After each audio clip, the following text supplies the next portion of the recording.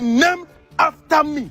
Amuneke Estate. This estate, and I will say it again, will be named after me, Amunkwes Estate. I'm the one who bought the first land as soon as this estate was commissioned. And I am the one who first built house in this estate when it was commissioned. You know what?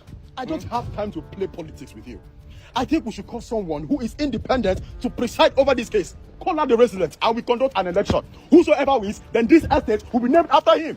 Ah. Yes. Is that the angle you want to go? Go ahead and Who is scared of election?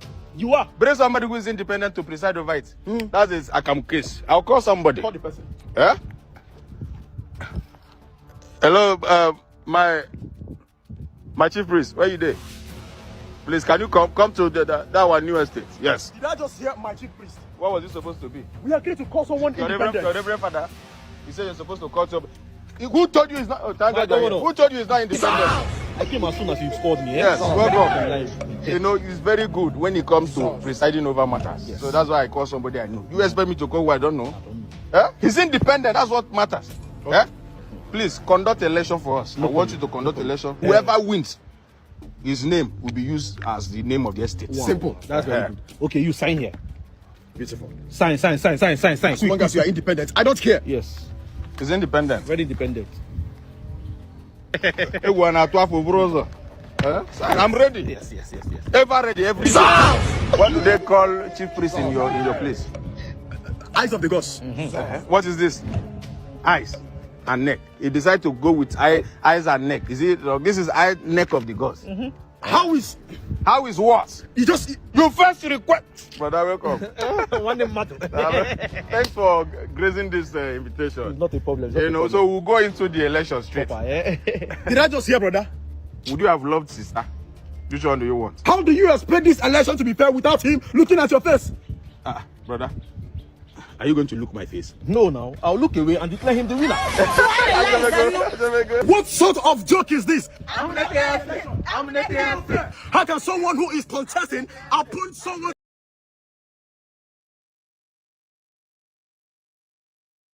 The vicious fighting in Sudan has taken a new disturbing turn. This week, the Sudanese armed forces lost control of a key province to a rival paramilitary group, as reports of harrowing atrocities continue to emerge. The vicious fighting, which has been raging for over 30 months, has left over 40,000 people dead, bringing about claims of genocide and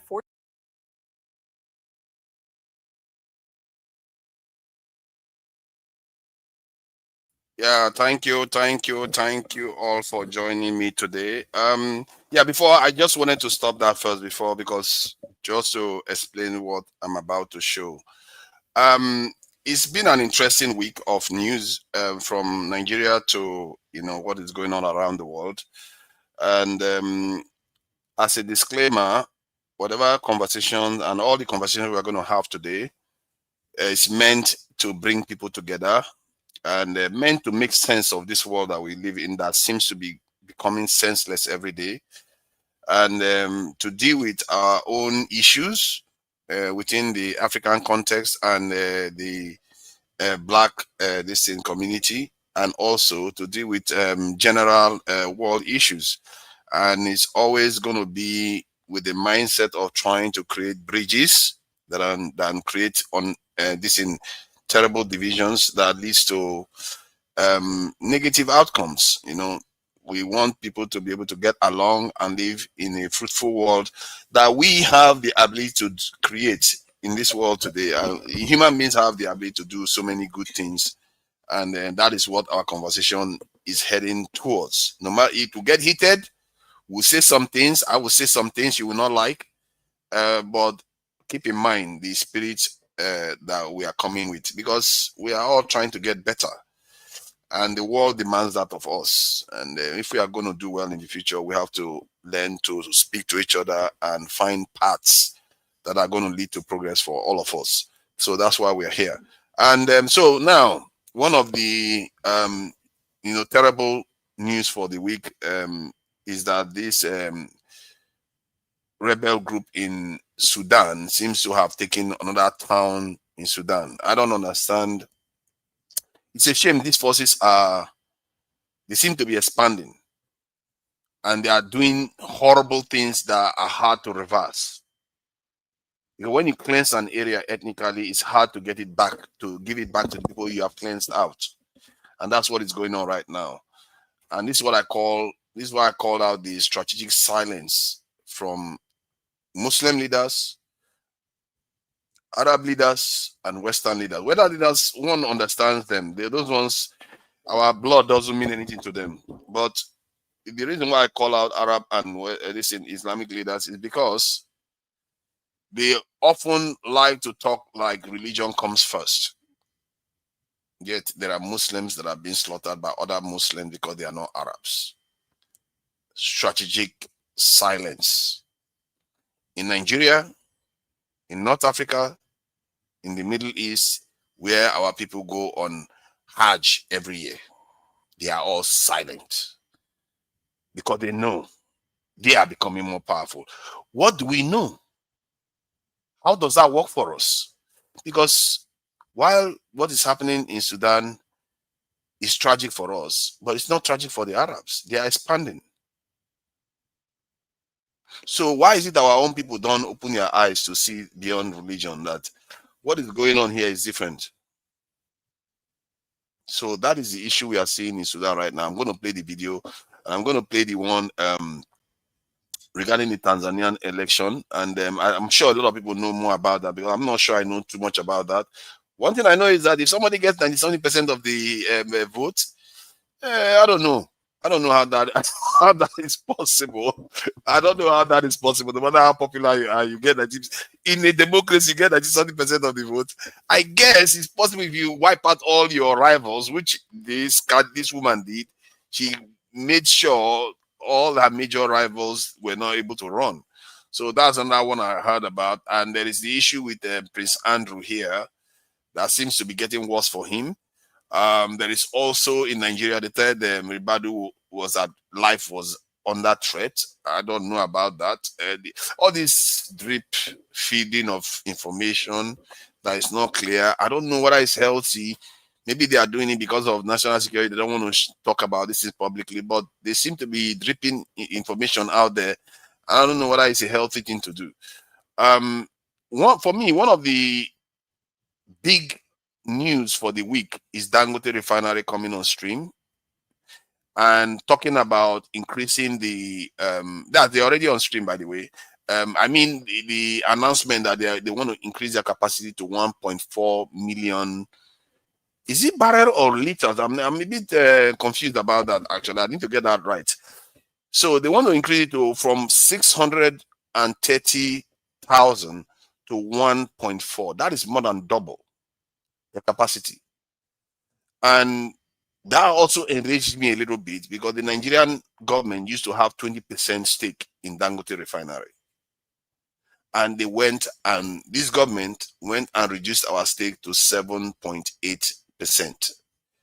That 20% would have meant almost completely wiping out the fact that we don't even have a refinery. Because that 20% expanded to a capacity of 1.4 million barrels.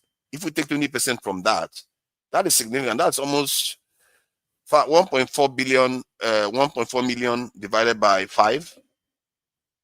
That is our capacity. That's more than 200 million. That's 200,000, more than 200,000. I mean, 200,000 barrels per day.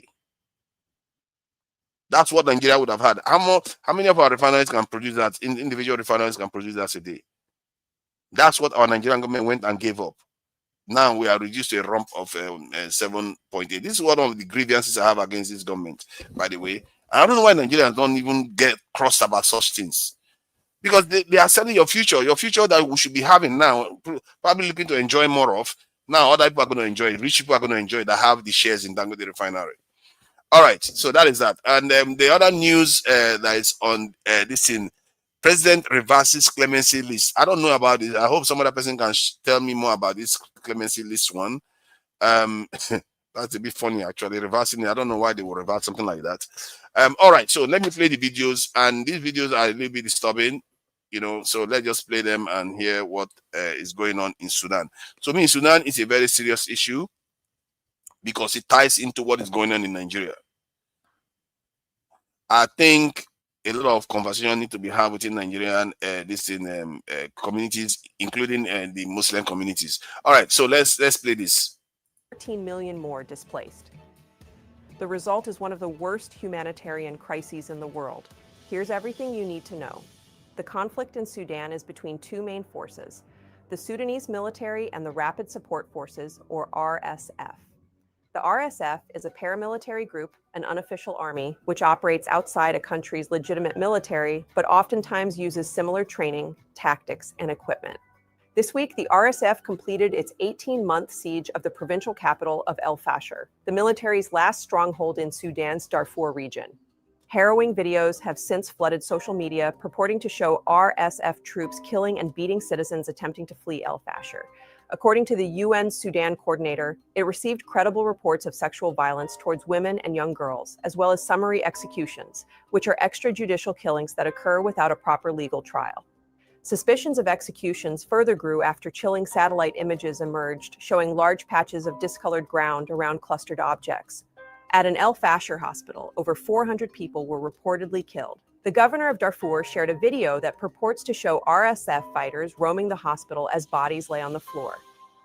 The Sudanese military and the RSF had previously worked together in staging a coup in Sudan in 2021, taking control of the country. However, the leaders of the two groups, General Abdel Fattah al-Burhan of the Armed Forces and General Mohammed Hamdan Dagalo of the RSF, had stark disagreements about the new direction of the country. The tensions culminated in April of 2023 when violence between the two groups erupted in the capital city of Khartoum after RSF troops were deployed around the country. In the 2.5 years of subsequent fighting, the two groups have been warring to take control over capital cities and provinces, leaving thousands dead, millions displaced, and parts of the country plunged into famine. The RSF has been accused of committing heinous atrocities such as ethnic cleansing of the ethnically mixed region of Darfur to build an Arab-ruled domain. In one of the Biden administration's last acts, former Secretary of State Anthony Blinken released a statement accusing the RSF of committing genocide.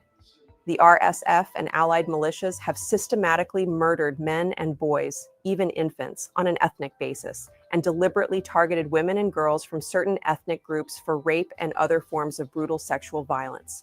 Those same militias have targeted fleeing civilians, murdering innocent people escaping conflict, and prevented remaining civilians from accessing life-saving supplies. Based on this information, I have now concluded that members of the RSF and allied militias have committed genocide in Sudan, Blinken wrote. In a video statement released by Mohammed Hamdan Dagalo following the capture of El Fasher, the RSF leader vowed to investigate any violations by his soldiers in the city. لكن الآن لجان وزارة الفاشر لجنة التحقيق تبدأ فوراً في تحقيق ومحاسبة أي جندي أو أي ضابط ارتكب جرم أو تجاوز حدوده في حق أي إنسان ده فوراً يتم القبض وعلناً أمام الجميع. Over a decade ago, the nation of Sudan split into the countries of Sudan and South Sudan following a years-long civil war. As the region of Darfur falls into the hands of the RSF, fears are growing that Africa's third largest nation will experience yet another split.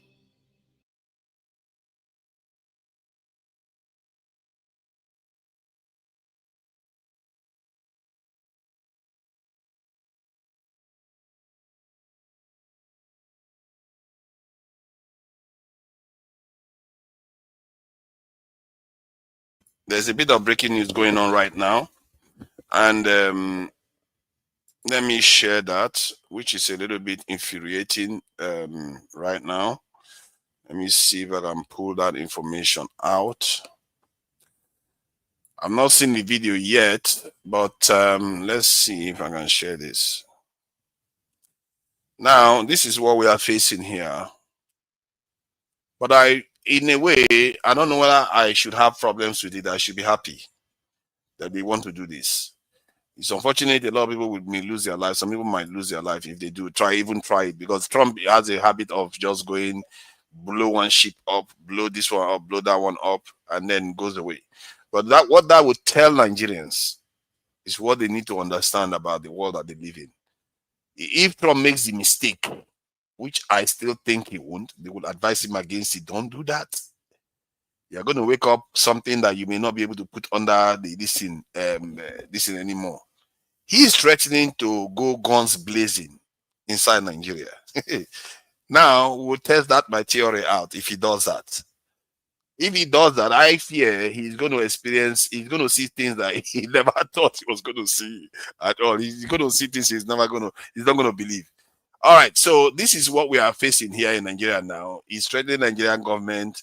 And for some reason, the Nigerian government is standing their ground. And the Nigerian government should be worried because part of the reason why they may be coming after Nigerian government is because Nigerian government, one, they are technically the two vice president and president is Muslim, and they are not supporting Israel, at least as enough.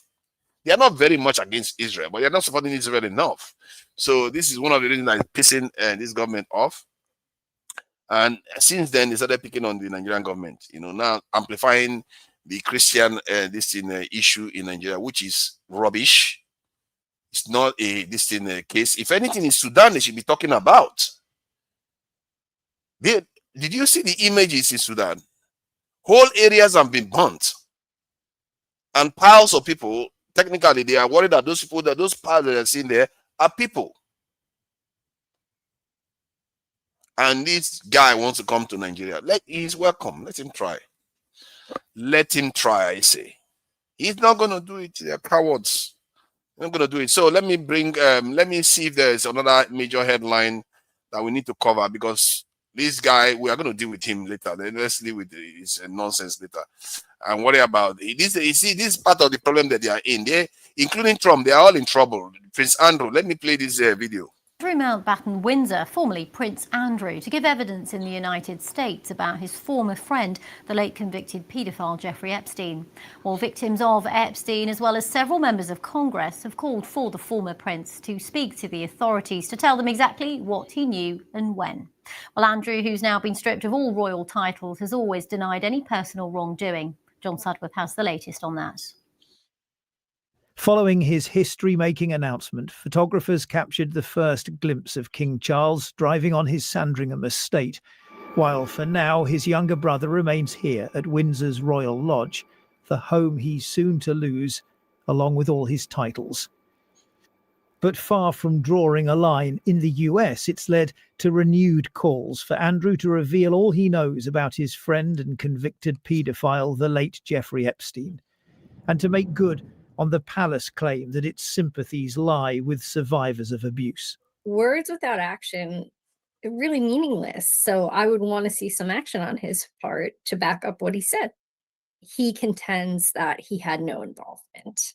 And so I think that a lot of us are curious as to why he's unwilling to cooperate and be questioned about his involvement with Epstein. If he has nothing to hide, then why is he hiding? Newly unveiled US court documents once again show the depth of the friendship. In an email sent in 2010, a few months after Epstein was released from his first prison stint, Andrew writes he'll try to visit him in New York for a couple of days before the summer, adding, "It'd be good to catch up in person." It's all leading to mounting political pressure too. Democrat members of the Congressional Committee investigating the handling of the Epstein case have been calling for Andrew to testify and threatening to compel him if he were ever to revisit the US.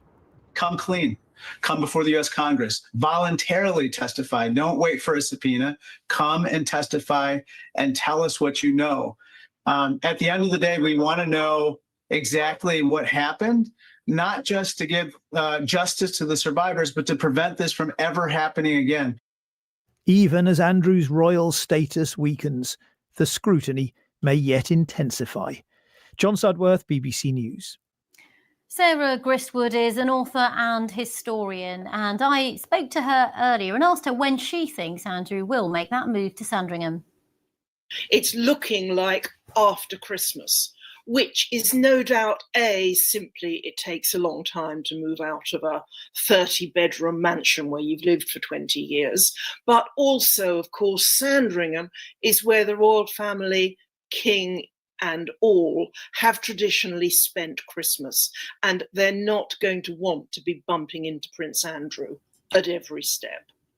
Indeed. Now, in terms of next steps, there's some UK media reports this morning which suggest that Andrew could be in line for a six-figure payout from the King to cover relocation costs. I mean, something like that, if it's true, is going to irk the British public, who already largely believe that he shouldn't be getting anything from the taxpayer now. No, I think the idea is he won't be getting anything from the taxpayer, not directly. This will come from King Charles' private wealth. I agree, on the one hand, there could easily be public thought of why should this man be subsidised? But on the other, from the palace's point of view, they're not going to want to cast Andrew out completely into the cold. On a personal level, he is still their mother's son, but also on a practical one. If they do, he's going to be looking for sources of finance elsewhere, and heaven forbid the thought of where he might find them. And in terms of what you're hearing from the palace, I mean, there's no kind of precedent for this in living memory, is there? No, really there isn't. People have been removed from a place in the succession in the past. Back in the days of World War I, when some of Queen Victoria's descendants were Germans and fighting on the other side. But something like this, no, it is genuinely unprecedented. Sarah Griswood there.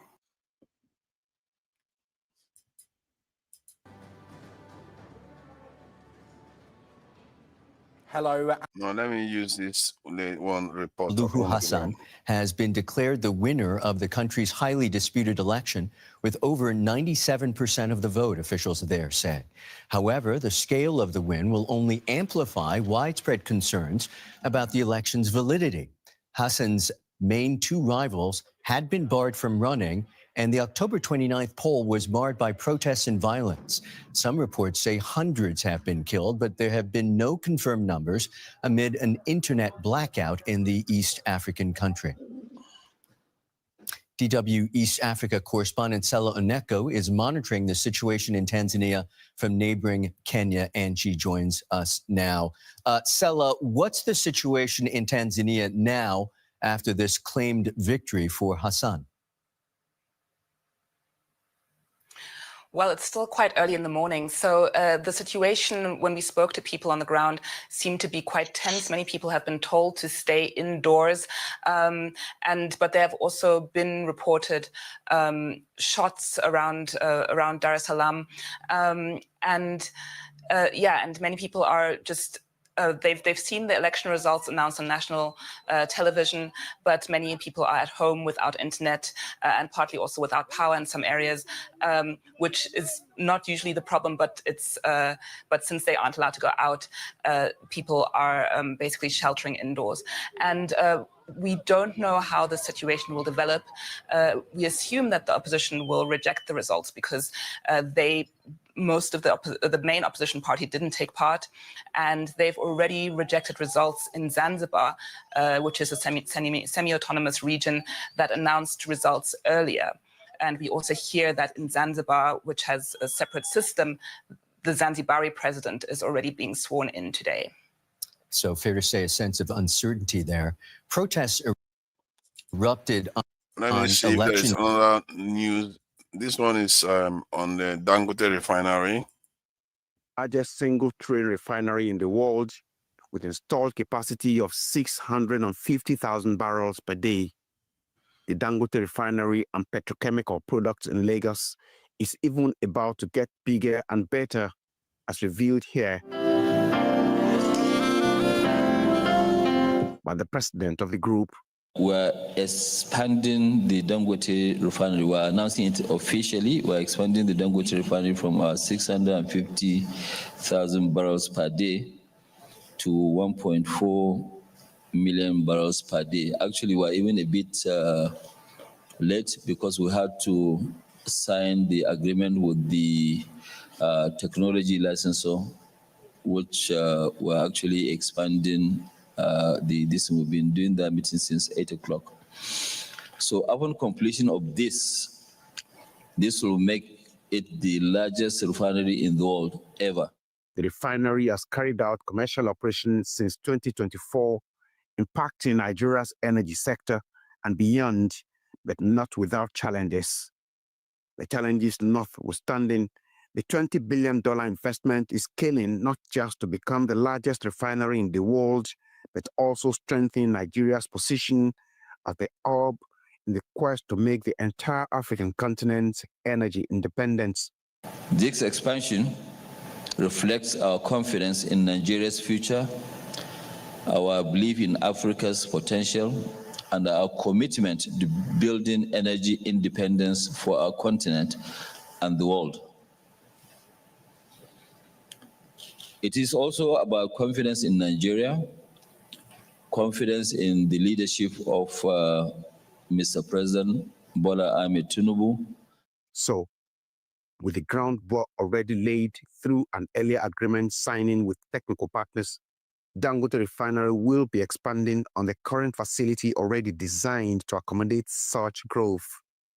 But there will still be some physical expansion, which will engage not less than 65,000 workers in its planned 3 years delivery time. Such a project will actually further unlock opportunities for local industries, just as we did in the last trajectory. Reinforces Africa's capability to build and manage world-class infrastructure. We will be expanding our polypropylene production from 900,000 metric tons to 2.4 million metric tons per annum. This will actually enrich the production of also what you call linear alkyl benzene, which is a key ingredient for the production of detergent and additional production of base oil. So we're adding quite a lot of areas. Next comes the critical question of funding. Part of the plans by Dangote Refinery is to list on the Nigerian Stock Exchange within the next year to promote wider ownership. List the Dangote Refinery and Petrochemicals Complex shares on the Nigerian Stock Exchange, which is NGX. And that is a step towards broader ownership and market transparency. We are going to list, and we want to give all Nigerians the opportunity of owning part of the refinery. You can buy as many shares as you can.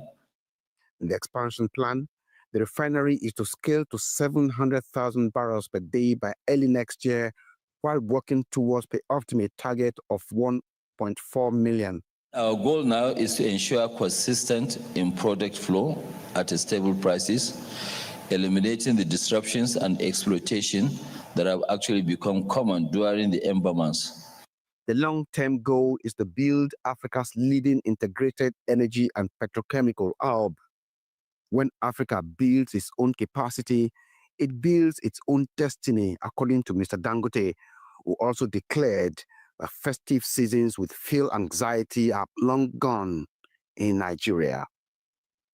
Tokumbo Oyetunji, Arise News, Lagos. So that is one good news. That's one good news one has to. Yes, go ahead. I know it's not my turn, but I think there's a bigger news that you forgot to mention, even a bigger news than the one with which one? Which one? What did I miss? The Venezuela story is a big news. I will not cover it. It's a the attack on Venezuela. Yeah, the military gathering right now in Venezuela. There's a lot going on there. We don't talk about it. But if they want to go there, why should they concern us? That there are black people in Venezuela that we need to worry about. Yes, there are many black people in Venezuela. And okay, fine. I take that one up. But we also are concerned that just like Gaza, for moral reasons, we know why America is doing all these things.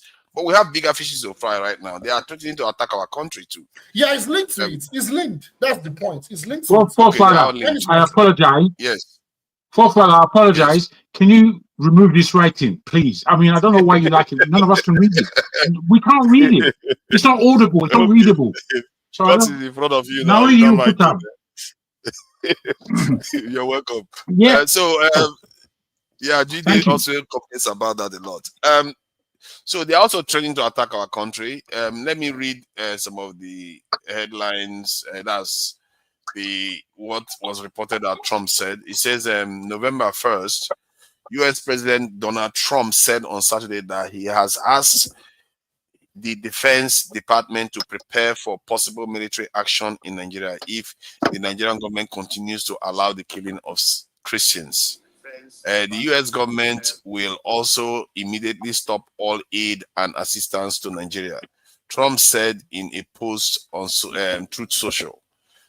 Trump said the U.S. may very well go into that now disgraced country, gun ablazing, to completely wipe out the Islamic terrorists who are committing these horrible atrocities. Okay, so that would be funny. Maska, I'm saying it's funny because it's very, very serious, really. What is it? What do you make of this headline that just coming through in less than 2 hours now? The headline about threatening Nigeria with military action. And you think it's going to actually happen? My read of Trump as a person,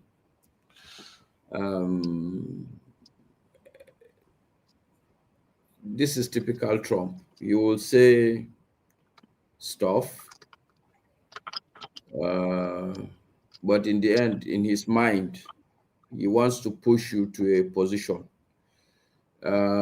In psychology, there's a word for it. I can't remember the word, but it's like when you, for instance, you want to negotiate or you want to sell a car, okay, or you want to sell a house. The person who is buying comes. The first thing you will say is that somebody came and priced this house $20 million. You're not saying that the man should bring $20 million. But already you are projecting the range for which the negotiation is going to happen. So if you say the last person that came and priced this house, he priced it $20 billion, you're already putting him in a certain position. And this is typical Trump. You say, we're going to, if Trump says, oh no, okay, we want to negotiate with these people, he's going to put the Nigerian government in a stronger position. But if I say I'm going to attack you, then you'll be happy for us to start negotiating. This is my read of the guy. Okay. He calls Zelensky, he talks and talks and talks. Like, if you look at all the crises around the world, this is typical Trump. He would want settlement, but he would rather probably sometimes support one side. He's telling Zelensky, these Russians, they can wipe you out. You know, like, and Zelensky is saying, well, they can wipe us out, but you two at some point you will feel the heat. And Trump is getting upset and his people are getting angry. But back to the point, I don't think Trump or America to start with. I mean, Trump's general attitude is like, I want to take America out of all these wars around the world. Isn't that what he has been saying? He's been saying that now, but he's not following through now, is he? No, certainly the man is. Where is America fighting right now? He's bombing Venezuela whenever he likes, and he's getting involved in the Middle East. When you have troops on ground, because when you say you're going to come guns blazing, yes, you're going to bomb some villages. You can send some fighters, they will drop bombs here and there. But as long as you are not going to have your troops on the ground, we all know that technically speaking, then you are not really serious about that war. That certainly is not guns blazing. If you ask, I don't think, my thinking is that, yeah, like you said, he may actually do it, like try to bomb a few places. Question is whether it's going to be enough to trigger Nigerians strongly enough. I feel like he does it in a very, very sparing way, like the way he's doing it in Venezuela. And most Venezuelans will not even feel what he's doing. They're like, well, you're just bombing a few boats here and there, pretending as if you're doing something. So I don't think Nigerian government are going to take him seriously, except he does something very serious. If he does something very serious, I'm sure Trump is not very serious about Nigeria. This I can tell you. He has no reason. This man, from his antics, we don't have. He's not a typical American. He called Nigeria a disgraced country, even. You know, guns are blazing. You know, that's what. That's No, the but man what that I he- say now, this is the same man that is. You forgotten. You people, your memory is so short. You know, he said shithole countries, and I'm sure he included us among. Of course. So, which one would you prefer, disgraced country or shithole country? I guess both. Both are bad, but the disgrace is less pointed. That said, Yeah. So the point I'm making, forefathers, I think that Trump is posturing. Not that it's an empty posture. That America as a country, there is a lot they should do. I personally think. Okay, well, let me stop at saying that I think he's posturing, but it would be difficult for them to say they want to come and invade the country. It's oh like, no, invade it. They don't have the capacity to. Yeah. So what else? If you are not invading country, then what are you doing? Destabilize it now. Destabilize, bomb it, and encourage the Christians to misbehave. And you know, quite a few Nigerians may try to misbehave. Well, it's okay. Look, I see the truth about this thing. I think we as Africans, as Black people, the starting point, I agree with all the people who are saying that, look, fix your home, fix your shit, okay? Because if you don't, this is the kind of things that happen to you. For me, I think that's where we stand. No matter how much you would say or do, this is the bottom line of everything. I'm not even looking at our leaders. I'm even looking at all of us as Africans, as you can call it middle class, you can call it elite, you can call yourself what do they call people that leave the country? Diaspora. Call it whatever it is. My theory is that the way Africa is today, I do not expect the people who they say are in multidimensional poverty to do anything. Their head is not right. Their head is not there.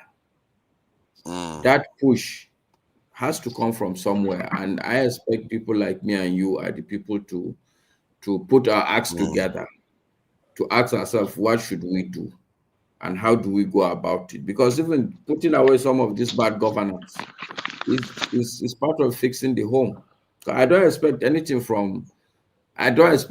to come from the current system that we operate. For instance, I tell people, when you go to primaries, for instance, we all know that people buy presidential tickets. Technically speaking, that's what happens. And the Constitution says you cannot be elected until you're on a political party. And the way this country is, as big as it is, and as hungry as people are, as ignorant as people are, for you to really win the election, you need that structure, people that talk about it.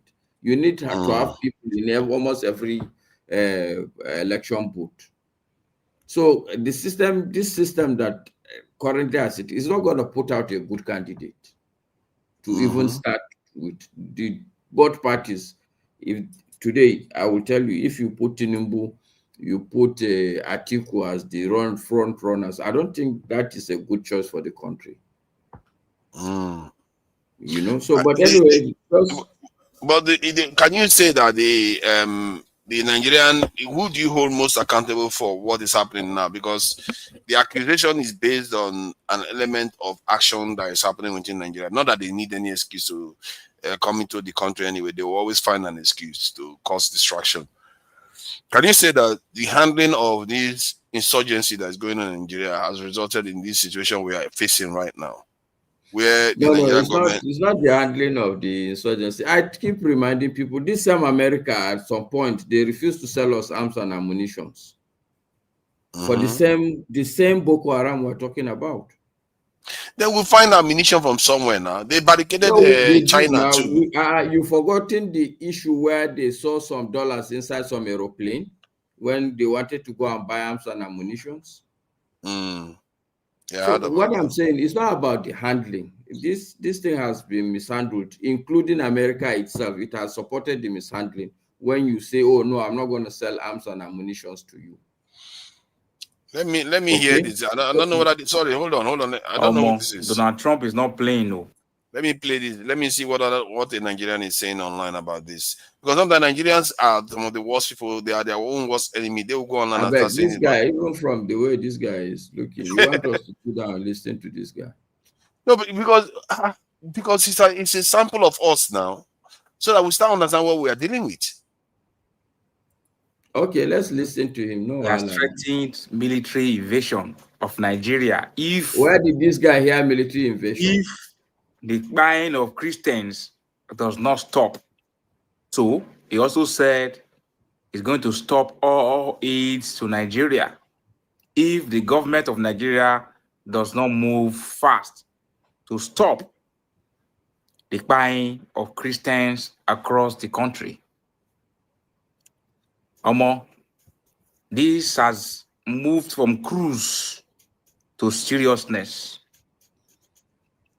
Abacha said, if terrorism lasts for more than 24 hours, government is involved.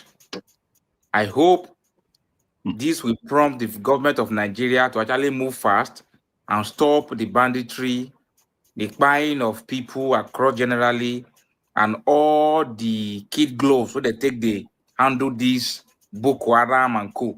I hope we take action. I hope the president is listening. I hope he will take action and stop the buying of everybody. If not, this is high alert for you. Trump said you should move fast. So, you see, this is one of the problems of having a weak state like Nigeria, the way we are. Anybody can try to do that. He will not dare to say that kind of nonsense about North Korea.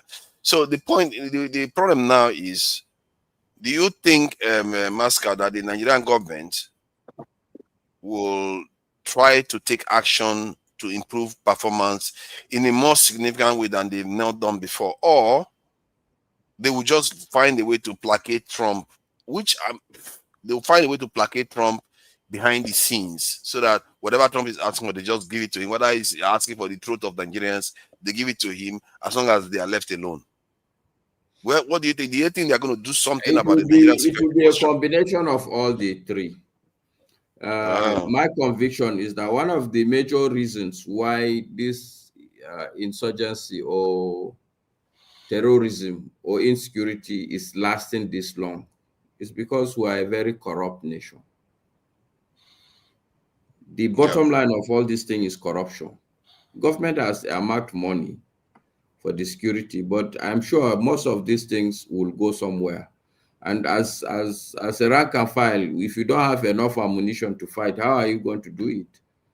So I think that the first positive result of this is that even the people who are siphoning the money will understand that, okay, the game is almost up now. So the government there will be a change. I can put that to you. I can guarantee that.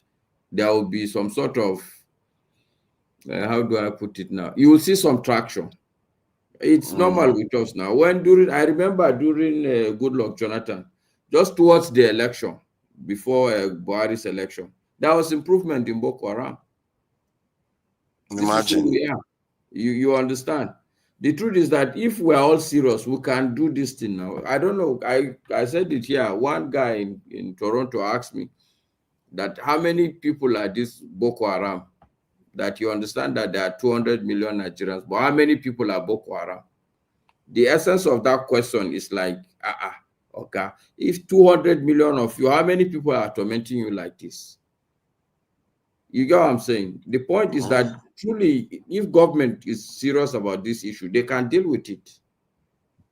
I don't see them. So, the problem with the Nigerian government is that you will see that traction on ground. The second thing, I believe also that the government, I'm sure America will ask for something in return.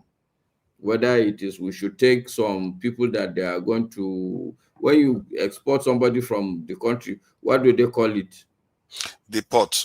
Whether we are probably going to accept some deportees. So it will be a combination of many other things. Some of the other conditions, me and you will never get to know it until maybe 20 years down the line.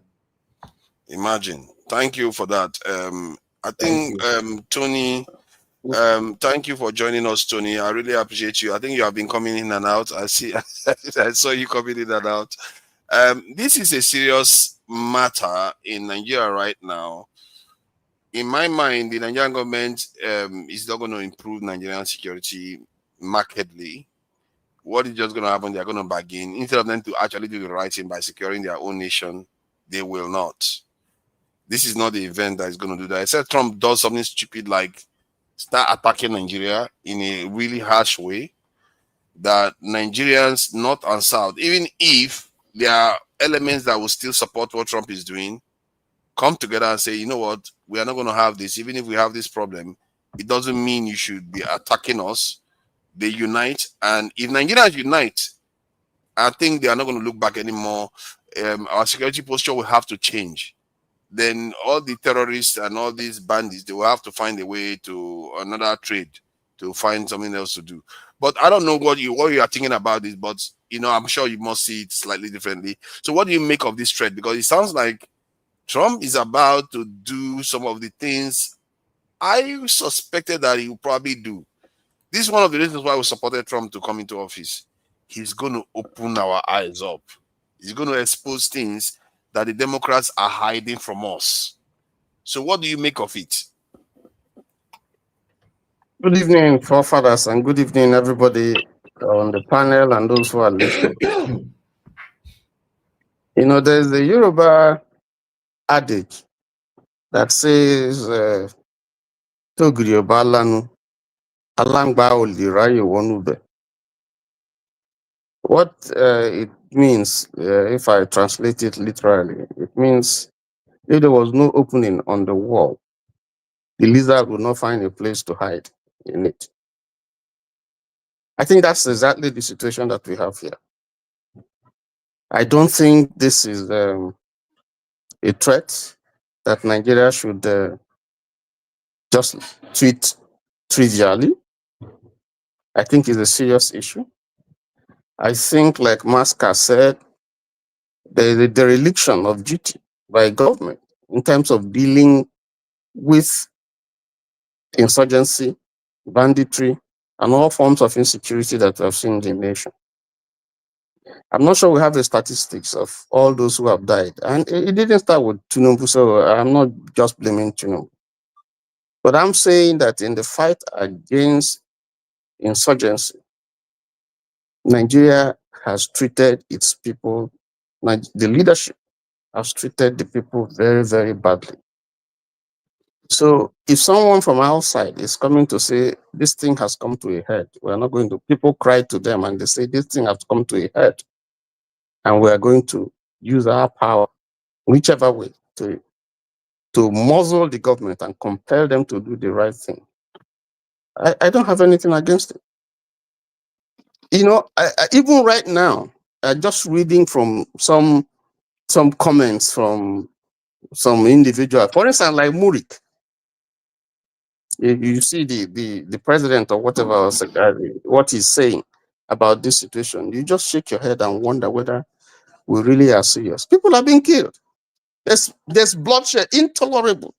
It's come to a stage where, I mean, you just can't tolerate this anymore. Nobody's going to sit down to just look at. They see pictures. We have embassies here. We have you know, news media here, and these things are all over the place. It's sad what's happening in our country. And to say that the government is part of the outcry of governors, of local government, of, you know, politicians, of all kinds of people, you know, the church and so on, and, you know, clerics, this thing is continuing with liberty. This is, I was looking at a ranking by one organization about, you know, military strength in Africa and the world, and Nigeria is rated number 3. And then in the world is rated 36. You know, but that's an aside. Just to say that this is a military that has distinguished itself internationally. This is a military that has fought to secure countries, nations, at the blood of Nigerians, at the sweat of Nigerians and their economy. And this is happening, and the army just looks like it's just a ragtag army. People are dying. Their welfare is not taken care of, and people, monies are voted, and people will take it and spend it. We've had some generals being disciplined. In fact, in the rumor that you're hearing, go on Oku, we hear of a general who is selling, who is alleged to have sold military equipment as scrap. So who is he selling it? Okay, That's the question.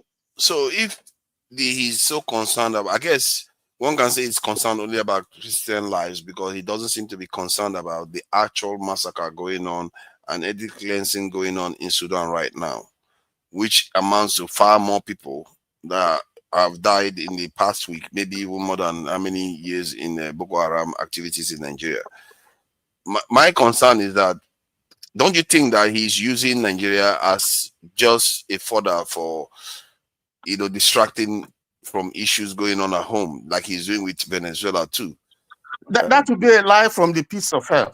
Because at You least think he actually cares about Nigerians? That's a lie from the pits of hell, because we have to look at history. When Obama refused to sell to Colonel jets to Nigeria, it was Trump that approved it. The same Trump that some people are accusing. It was Trump that accused it. When America, when the high command was in Niger before the coup in Niger, giving intel to Nigerian government as to vital information to fight Boko Haram. What did Nigeria do with the intel?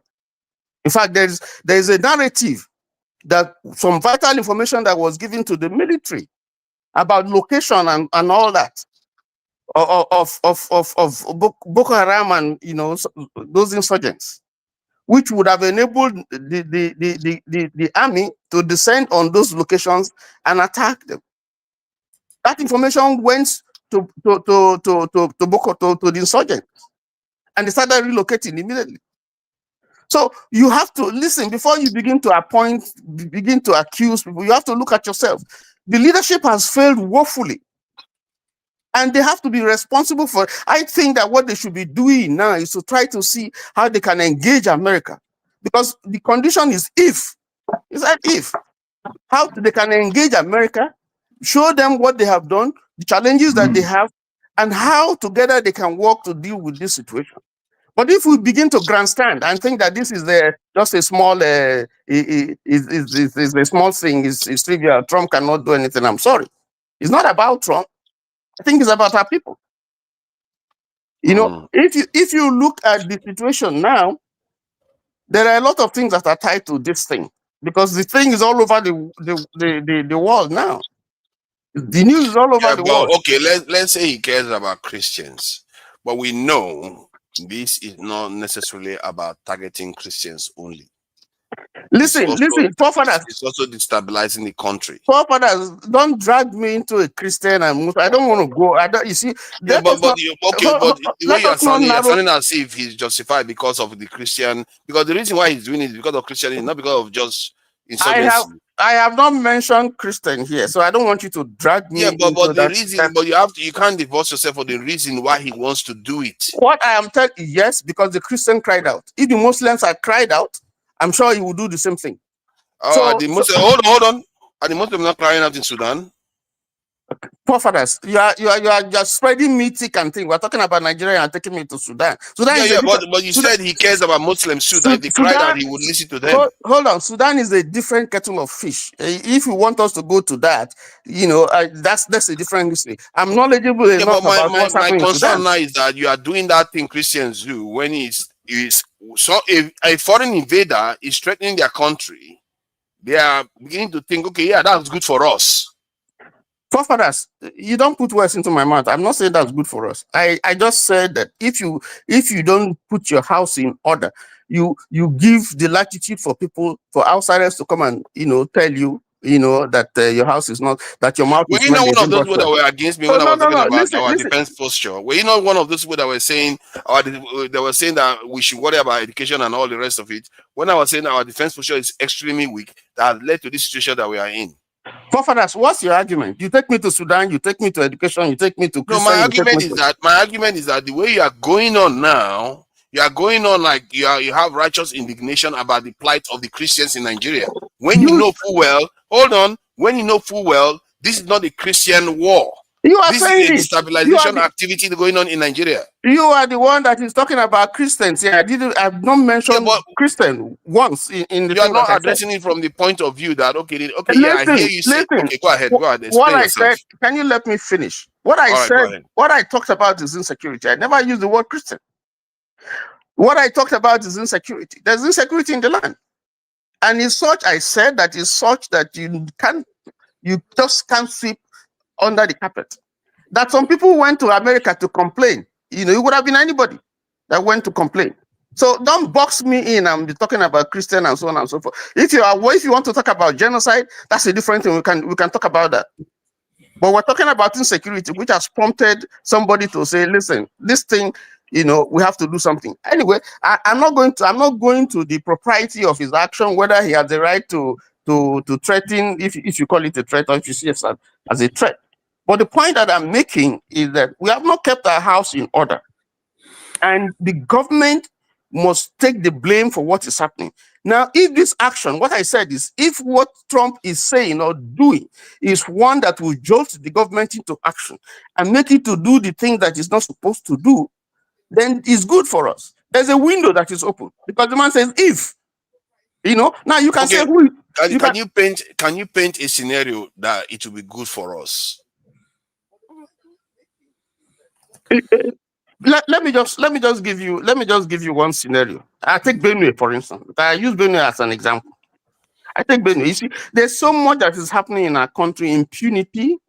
There are, you know, people who are not non-state agents who have taken over the country and they can ride roughshods over the country, carry arms. Nobody harasses them. Nobody does anything. You know, with impunity, they kill. The costs. You know, it's like a state of nature. So if you take Benue, for instance, you have a people who are Nigerians. Some of them living for years in IDP camps. They have been complaining. The governor has shouted, has complained, and so on and so forth. You know, people are being killed. People are being killed. Do something. And repeatedly, they give intel. They point to locations.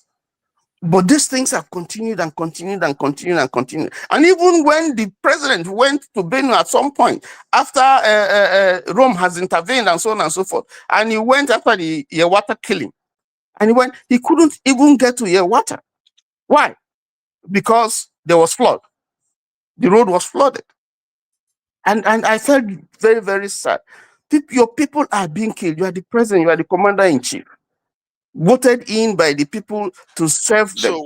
But what is the scenario where this one is going to be good for us then? That's what Now, what I'm saying is that when it bombs Nigeria, then they will go and fix the roads. Is that it?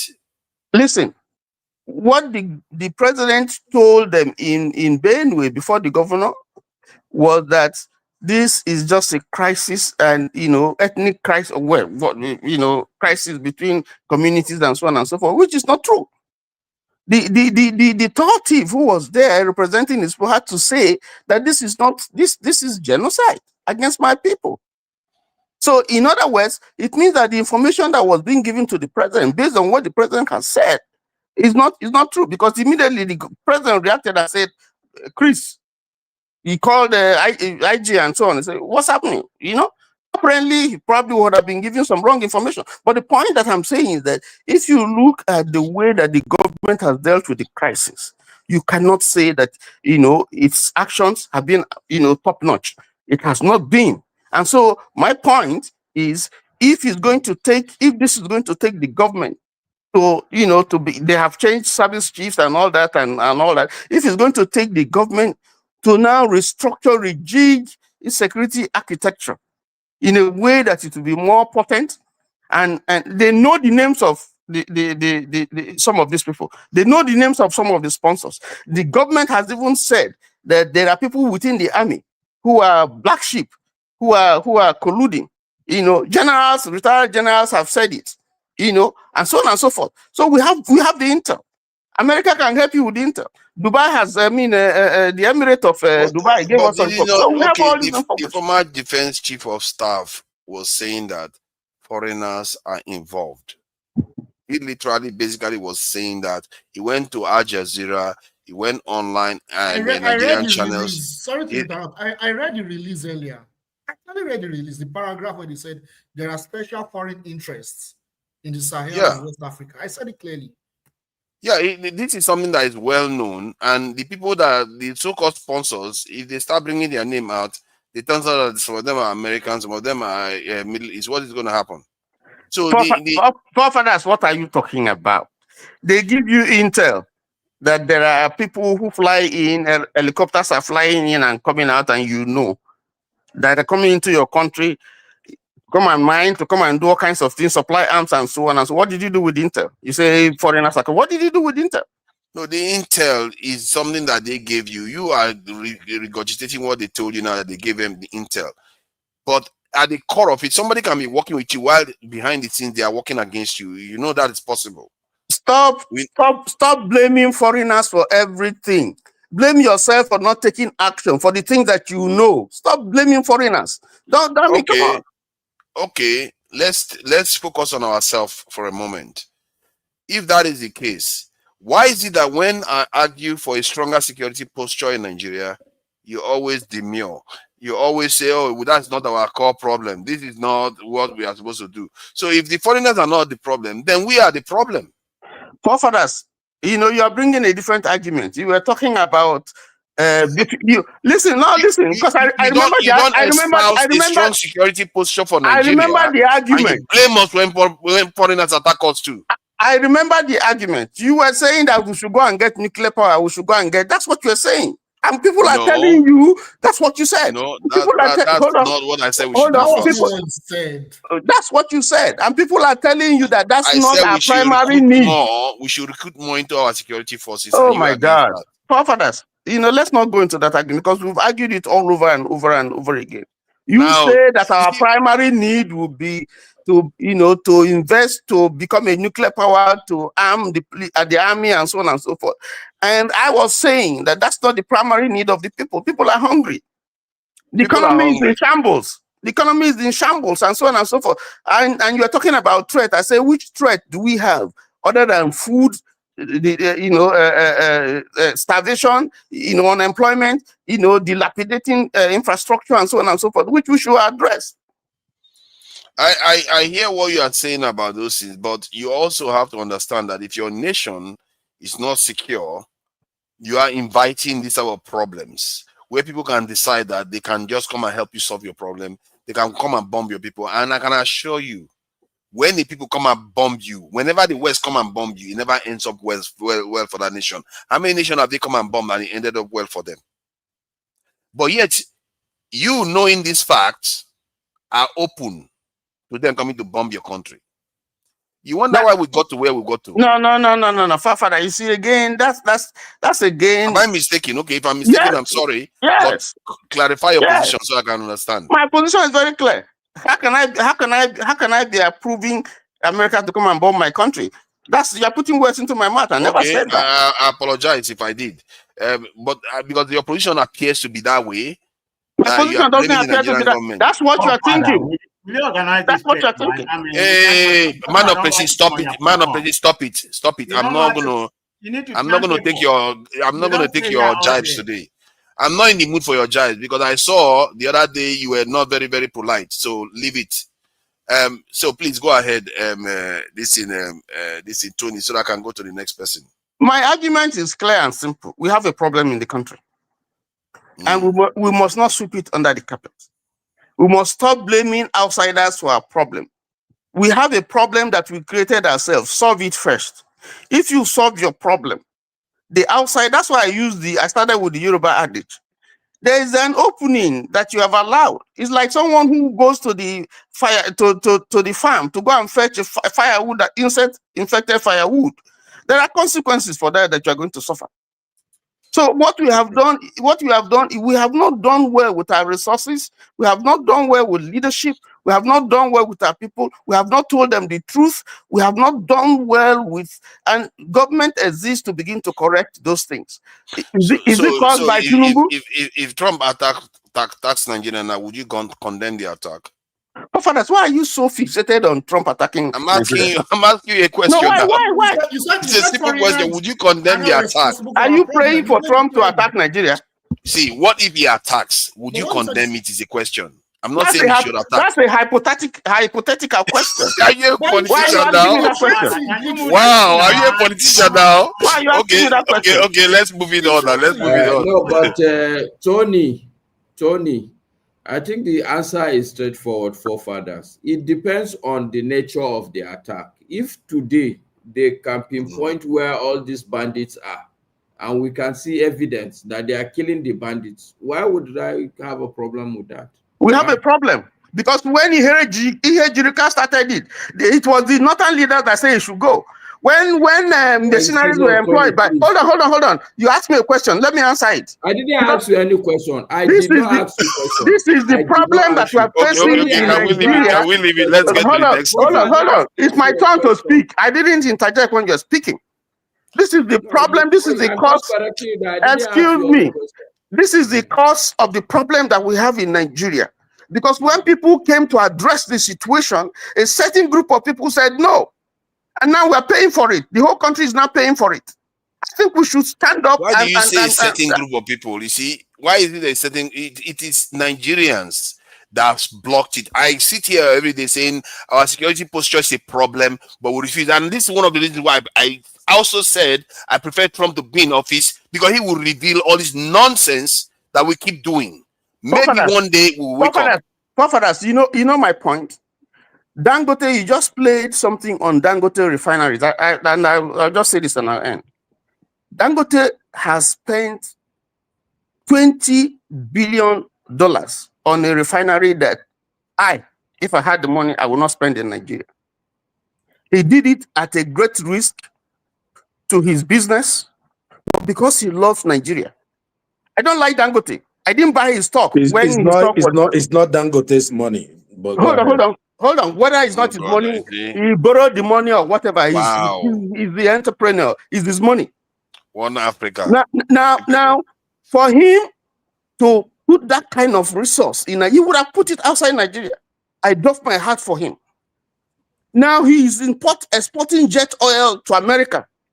He's selling to Aramco, and he's also taking fuel to Europe. That's a game changer, saving us, creating employment, saving us a lot of forex. I agree with you on that point, though. I don't know why he's shaking his head. We're going to find out. Go ahead. Now, I see that effort being threatened by a man who has set out to help, develop this country, in spite of all the challenges that he's had. That's one point. I'm saying that in what is unfolding now, if the Nigerian government doesn't handle it well, we stand to lose. So they must engage. Unfortunately, in most of our embassies today and high commissions, we don't even have ambassadors. For 2 years now. We must engage with who? We must engage with America. And You mean go and twerk for them? Twerk for them. No, Send your deportees to Nigeria. Hold on. We need to engage with them to explain our situation. If there are reasons why the government has failed or things that are hampering this fight against insurgency, then it's up to this is diplomacy that has to be done. So we shouldn't just sweep it and say they can go to hell or whatever. So I'm not saying America should go ahead and bomb Nigeria and so on and so forth. You're just putting words into my mouth. I've spoken for a long time. Let me stop because there are people who are waiting to talk. Thank you for that, Tony. I think it's Femi that is next, and Oga Ike then Jide. Femi, welcome. Thank you for joining us today. I really appreciate you for coming in. Let me bring Jide up too. So Trump seems to have this one is going to be serious. It's going to run even till next week, because I think when Trump starts talking like this, he's looking for victims to throw bombs at and see what happens there. So what do you make of this threat that is threatening Nigeria? Did we invite it on ourselves? And also, I will ask this question. It may seem unfair. Did the northern Islamic leaders invite this? Because there is an element of extremism, religious extremism, not just because you can say there is extremism in the south, which is a separatist one. They are facing those consequences too. There is economic, socio-economic issues in the south. But there is this extremism in the north. That this is real extremism, religious extremism that has not been tamped down, because we have heard of that schoolgirl that was also murdered just because she made comments that was offensive. So, and you notice that the northern elites, or the religious ones, don't speak out openly about this. Even Atiku, that put out a post to condemn it, had to retract it. Can you imagine? Somebody was murdered, you condemned it, and you had to retract it. Are they the ones that created this avenue for this extremism to become even stronger? That has led to this, that has invited this kind of intervention from the West now. In other words, it makes it even more, it gives it credibility, because some Southerners that are Christians, or even Northerners that are Christians, will start feeling, oh yeah, it's okay, let him come and do it, because after all, they've been killing us, even if the number shows that Muslims are victims. So you have to also see that we Northerners have to take responsibility for this mess that has just arisen. Am I mistaken? So I'm gonna apply a couple of things to this to be able to align my position. My position is clear, and I really don't give a damn about whether anybody agrees with me on this. I'm going to repeat for the things. I do not believe that the West, the US, anybody loves us that much as to suddenly make it sound as though they're going to be the Messiah. And in as much as I agree that our problems, they're things that we could solve if we really want to solve it. If we're really sincere, both the leaders, the followers, and not just Nigeria, just Africa as a whole. I want to align with something that TJ was already starting when he brought up the issue of Venezuela. Because for me, we like to say all politics is global as local, but the world is globally connected. A lot of things that are happening now are so interconnected. At my job, my former manager used to be like a middle Kida Air Force officer. I remember just before he left, I asked him a question. I'm Christian, for example, and he's one of these the people that are considered evangelicals in the US. Forefathers. In my opinion, and that's why I like to listen. Sorry, is it possible to sit up and face the camera, please? We have protocols and rules we follow these days. Look at this one. You're acting as if somebody is dragging you from beneath your leg. What is going on there? Face camera. It's the background. Forget about that background. It's the background. Forget about this. You're facing sideways. No, it's the background. I know what I'm saying. It's the way. I'm messing with some technology here. Anyway, so I asked him about, because we someone that are engaging. We align in some things. As should be, and we do not align in some things. I asked him if he knew anything about what's going on in just an example, because the question he asked me about Nigeria at times too, about if he knows anything about what's going on in Palestine and between the Palestinians and Israel, and he did not know anything. He knew nothing. The reason why I say this is this guy is kind of vast in a way, but it just reflects the kind of conversations I have and my understanding about how much Americans generally do not know about the world. That's for a start.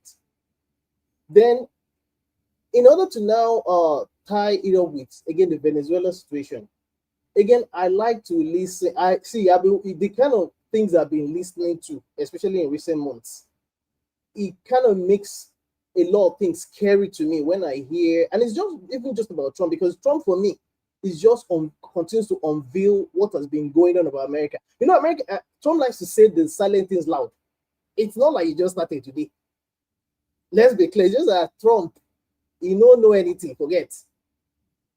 You understand? So it's not even about whether it's a Democrat or a Republican that's there. It's just something about American foreign policy and if you will, the CIA.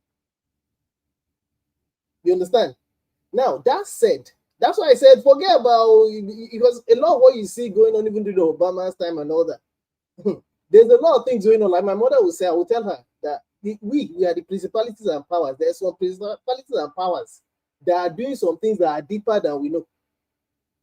So, in as much as I agree that we ought to blame ourselves, after all, for example, forefathers, again, let's use the Venezuela situation. Do you realize? Go do your research. Do not listen to me. Do you realize that a lot of what's going on in Venezuela, for example, and I'm still going back to Nigeria, a lot of what's going on in Venezuela, go check. Go look at the Chinese and Russian involvement. Go look at what they're doing and how all of a sudden, and of course, when you look at what BRICS is doing as well, how this is tied back to why America is now pivoting back to reclaim their dominance, at least in the Western Hemisphere, knowing that they're beginning to cede the Eastern Hemisphere to China. Now, let's now narrow it back to this issue about his recent threat today, because I saw it only after you started mentioning it. I went online and I was like, oh wow, really? See, again, why is it that even as of today, this evening that I'm talking to you, the so-called MAGA group, they kind of split, not just on the case of Epstein, because the Epstein thing, one of the things is very good at, if you may or may not agree with me, that's Trump now, is very good, he's very good at diverting people. And according to what Masker said, I think the word Masker was looking for was coercion or something like that. Yeah. Trump is very good at making you look this way when you should be looking at this way. Because a lot of what, and that's why even when you listen to the likes of Candace Owen and what's his name, Tucker Carlson, who are, you know, there's a lot of pushbacks now, and even among some of the Republican senators, including Rand Paul, for example, who are beginning to break away in a lot of things that Marjorie Taylor Greene.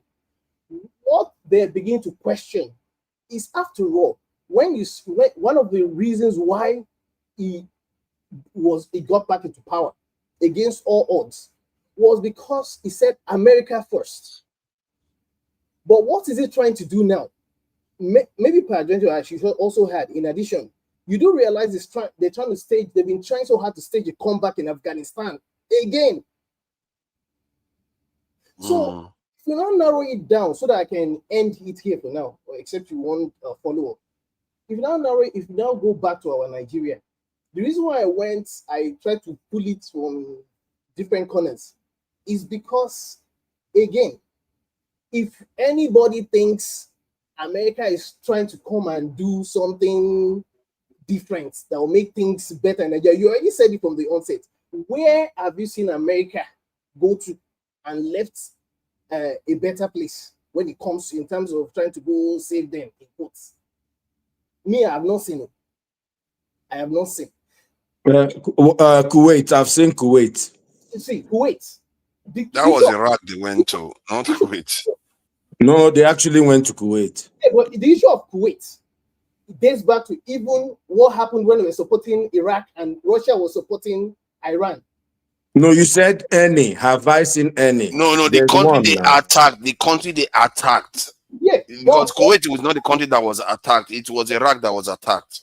Yeah, but there's even a lot more to even the Kuwait issue as well. So I mean, we can delve on that further. There's a lot that comes with that. I'll talk about it a little bit during my time, but go on. Yeah. So it's not me. I don't listen to surface things. I used to believe a lot of things before. Not anymore. But anyway, finally, just for me to learn now, I don't have a problem if it was Nigeria, for example. Irrespective, I don't like Tinubu. You know, I'm sure you know, you're aware of that. It doesn't matter who is there right now.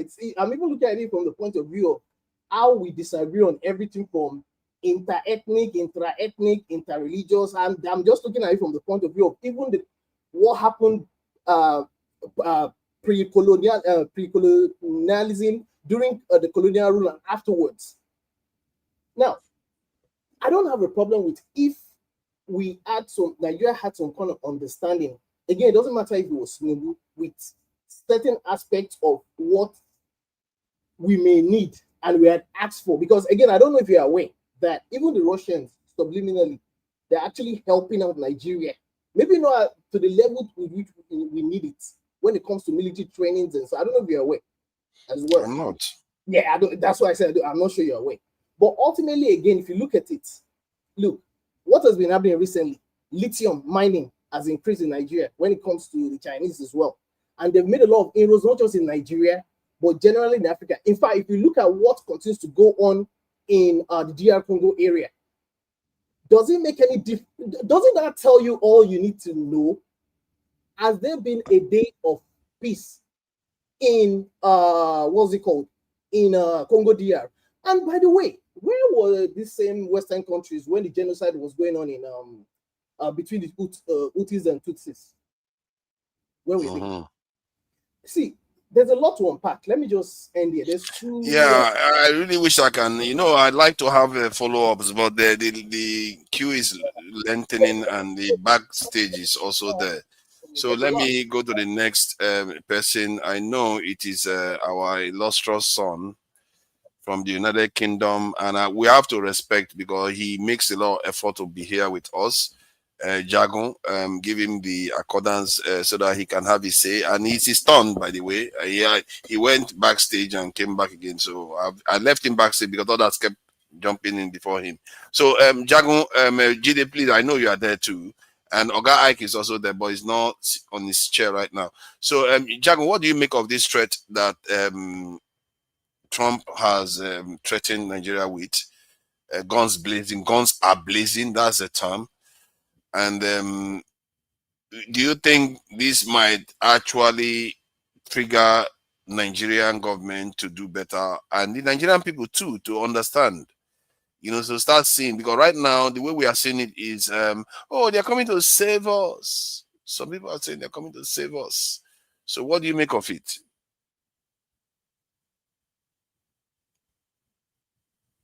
You're muted. Thank you very much, and good evening to everybody once again.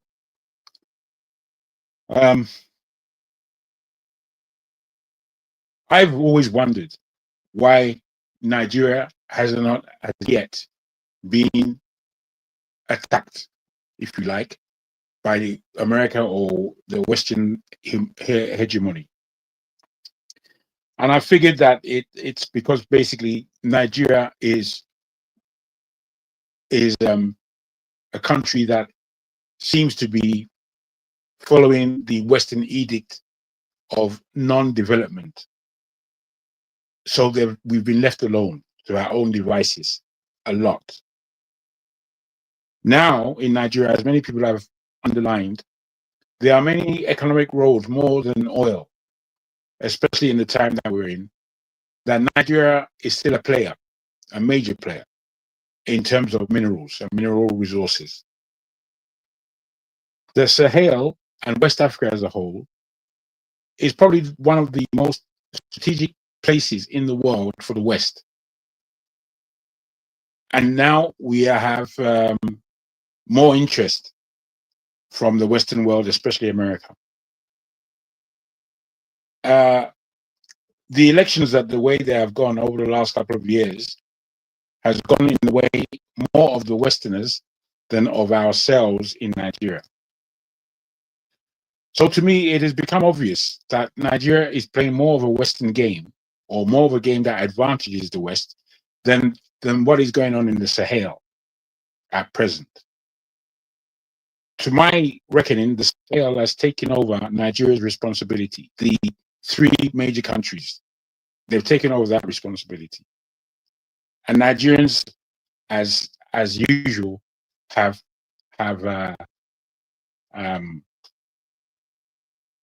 missed road in terms of what our politics should be. Nigerian politics is based on nothing but ego and egotism. And Nigeria is going to get what it deserves. It's going to be very unfortunate for us as people who love the country. If America has more hold in Nigeria, which they're going to gain, then it will be a loss for us. So my belief is that Nigerians as a whole, Nigerian politicians in particular, really have to watch what's going on the ground and what's going on in other countries. We heard an idiotic statement by our friend Kenneth telling me that I care more for Jamaicans than our own country. He wasn't able to put his mind in any point of sophistication of listening to what's being said instead of creating his own dual-filled narrative, which is what he always has devil position to talk about. The whole reason why I mentioned Jamaica the last in Dr. Damage's show was that we better understand that this level of operation is coming to meet us in Nigeria. It's coming to meet us. We're not going to be let off. The whole idea of smart cities is the whole idea of control. And we Nigerians are ready for control because we would accept anything other than what we have right now in Nigeria. We would accept anything. So the worse things get in Nigeria, the easier it is for the Western regions to take over our country. Every country in the world right now is under major threat of recolonization to some level or the other. And I'm afraid, Nigeria, that we aren't people that think. We're not thinking people. We're people full of rhetoric, full of city ambitions, and full of egotism and ignorance. And because of this, I think America would have some kind of advantage of coming into our country militarily. Whether they do that through Nigerians themselves, or they do it with boots on the ground, as it were, or just by bombing. There's going to be structures. There are structures. So what do you think? What do you think materially that Trump hopes to gain from this? Oh, bro, you see, America right now is not necessarily interested in politics. The way politics is being used in America right now is to gain advantage where they can financially. They need finances desperately. So do the rest of the Western world. They need finances desperately. They need to rebuild their how wealth. does he get it by bombing a country? My brother, I've just mentioned, lithium is not all we have. Lithium is just a beginner. So you think when he bombs Nigeria, Nigerians are more likely to sell him our natural resources? Brother, it just depends on who is engaging him. Because whatever happens in Nigeria won't happen without some level of power play or those who have power in the nation. It seems that Nigeria is a bank that we can always steal from, and the bank would always have more resources. Lithium right now, gold, tantalite. There's a few other ones that don't come to my memory at the moment that we have in abundance in Nigeria. And they're trying to make sure that they hold it, because not only is it valuable, but it's very useful in this particular time where technology is our mainstay. So all minerals that give life to technologies, those countries are being looked upon. You know that Jamaica has found, I think it's 100 million barrels of oil just off its shore. And then all of a sudden they had something called Hurricane, which one? Melissa. Yeah, That's in the whole country. Sad. Now, this can be seen as a natural disaster, or people that know would have an understanding that it has been manipulated in this way in order to create smart cities, which connects Jamaica with the rest of the world in terms of its technological variance and the level of control that they can have over the mineral wealth in that small nation. Now, if we feel that a country as big as Nigeria, prosperous as Nigeria, with the kind of potential that Nigeria has, is not in Washington papers. How do we fix, or how do we get what Nigeria has? I think that's us again being naive as to the fact that we are left to our own devices. So Nigeria has to wake up. Let me encourage you, but please like and share the video, because I'm not sure a lot of people are doing that. They are watching, but they are not liking the video. Like and share so that other people can be able to join, especially for such an important news. This news may be more consequential for the years to come than we like to think. Unfortunately, this was the week Dangote announced 1.4 million potential barrels of capacity that the refinery is getting, and now we are being threatened by a crazy leader. But you know, one way or another.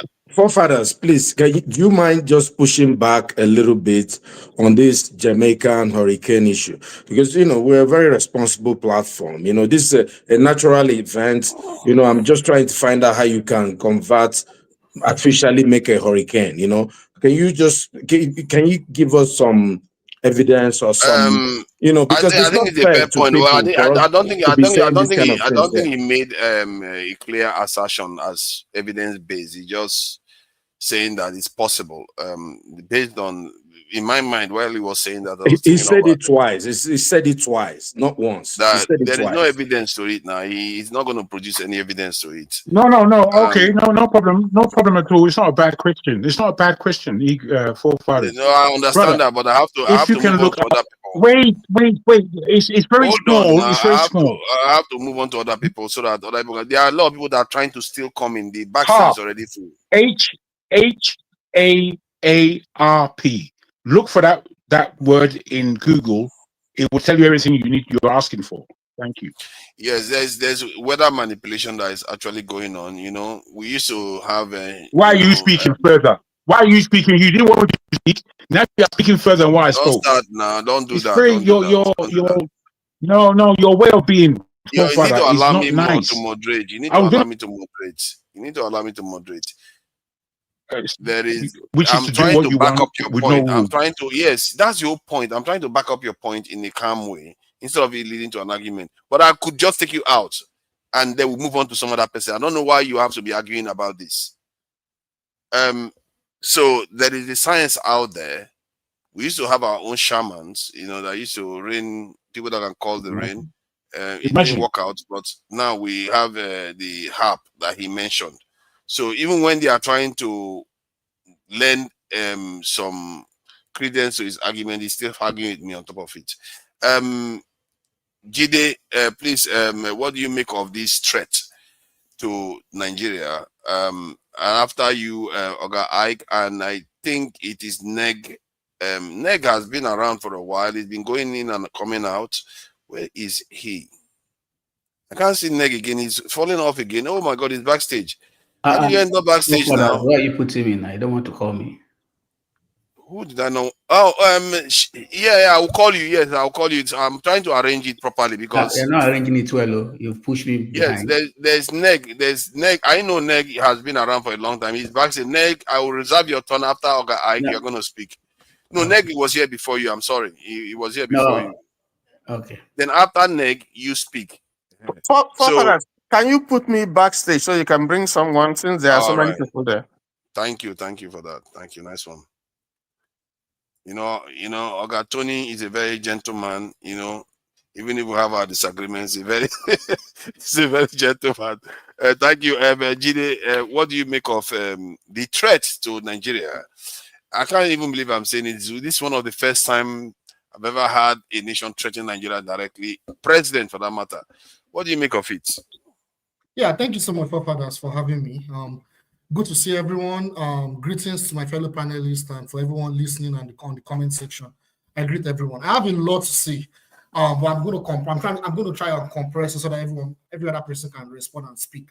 First of all, we need to understand the geopolitical context of why Nigeria is now being sought after by the US directly. So one thing we need to understand is in the United Nations, before then, our president, Bola Ahmed Tinubu, he actually collaborated with some Arab leaders some months ago in one particular Arab summit where he condemned what Israel was doing in Gaza, the genocide in Gaza.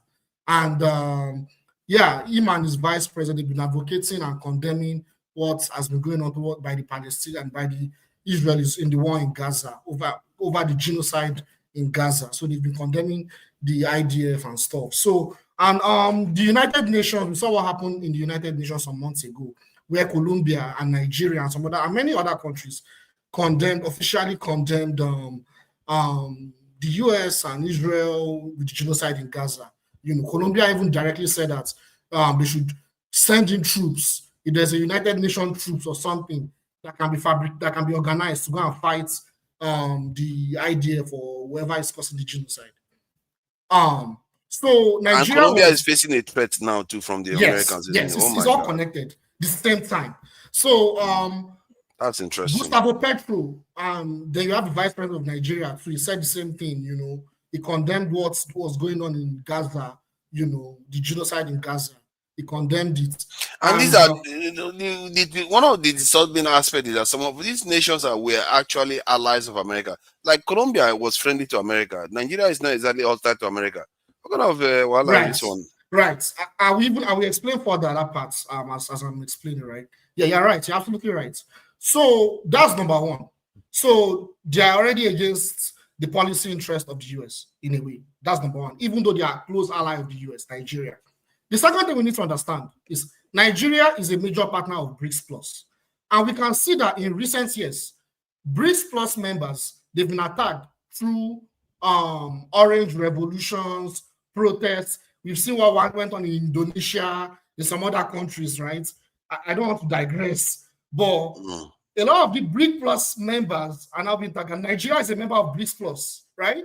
And you know, a major part of foreign policy in the US right now is they want their allies to delve away from China, influence of China. That's number two. Number three is everything going on with Mali, Niger, and Burkina Faso is very significant. It's extremely significant. These three countries have united to form a bloc, an anti-imperialist, anti-Western imperialist bloc to fight terrorism and to form their own sovereignty, right? Now, under the Democrats, they were trying to see, and even under the French government, the current French government, they were trying to see if they could use Nigeria as a foothold to actually sabotage and even, if possible, go into a military intervention against the Sahel, being the fact that Nigeria is the leading member of ECOWAS. And I think the northern elite kind of said, please take it easy, don't go to war. I mean, the Hausa Fulanis, you know, we have a strong relationship with Niger and all that. We know that story. So now, given these 3 points, we need to understand that there are three concessions that Nigeria needs to make for the US to step back and say, okay, we don't want to do this. They need to form stronger alliance with the Zionist entity and also with the US, basically just like Saudi Arabia and all the other countries. No, maybe not Saudi Arabia, but how other countries just keep quiet about what's going on with the genocide. After all, we're not South Africa, right? We're not South Africa. You just keep quiet. It's not your business, you know. That's number one. That's one concession that they probably want Nigeria to make. The second concession is they want Nigeria to move completely away from Chinese influence and from BRICS Plus. Nigeria should withdraw. That's the second. This is the second possibility. Yeah, but you have mentioned those before. Now you've mentioned the Japanese, the BRICS one. You've mentioned, yes. But from what I can see so far, the commonalities between most of them. Venezuela is because of Marco Rubio, because I think he's from Venezuela, you know, and he doesn't like the regime that is there right now. No, Marco Rubio is from Cuba. Okay. For some reason, he takes it very personal what's going on in Venezuela. Yes. There is also the nice one, Odi, one Africa. Sometimes he comes out with facts. We have to give him credit for that. Thank you for that. He does do that again. There is also Colombia, that is an ally of America, but the only thing that is common is that they were opposed to Israel's action. They are targeted. And Nigeria is opposed to it. It's like it's getting scary, whereby to oppose the genocide or the war going on in Gaza can bring America to your doorstep. That's scary stuff. Yes. And I think Tucker Carlson was saying the other day that Netanyahu goes around bragging around the world that they control America, that whatever they want, America will do. So you can see the situation where people are facing now. For the first time in American history, they are openly threatening Nigeria now. Trump has threatening Nigeria openly. Yeah, and that's quite a significant change. Yes, there's another thing we need to understand. There's something we need to understand. You see, this is a threat, right? It could mean so many things. It could be an airstrike later in the future, potentially. Airstrikes in particular potential installations or wherever they will do. Or it could be that they will completely withdraw. It's just a threat based on Trump's personality, and they will impose devastating sanctions. When I mean devastating, like the one we see that we used to abuse all those countries that are doing well, they're trying to make their life better with those sanctions. They will now impose it on Nigeria. I hope they do.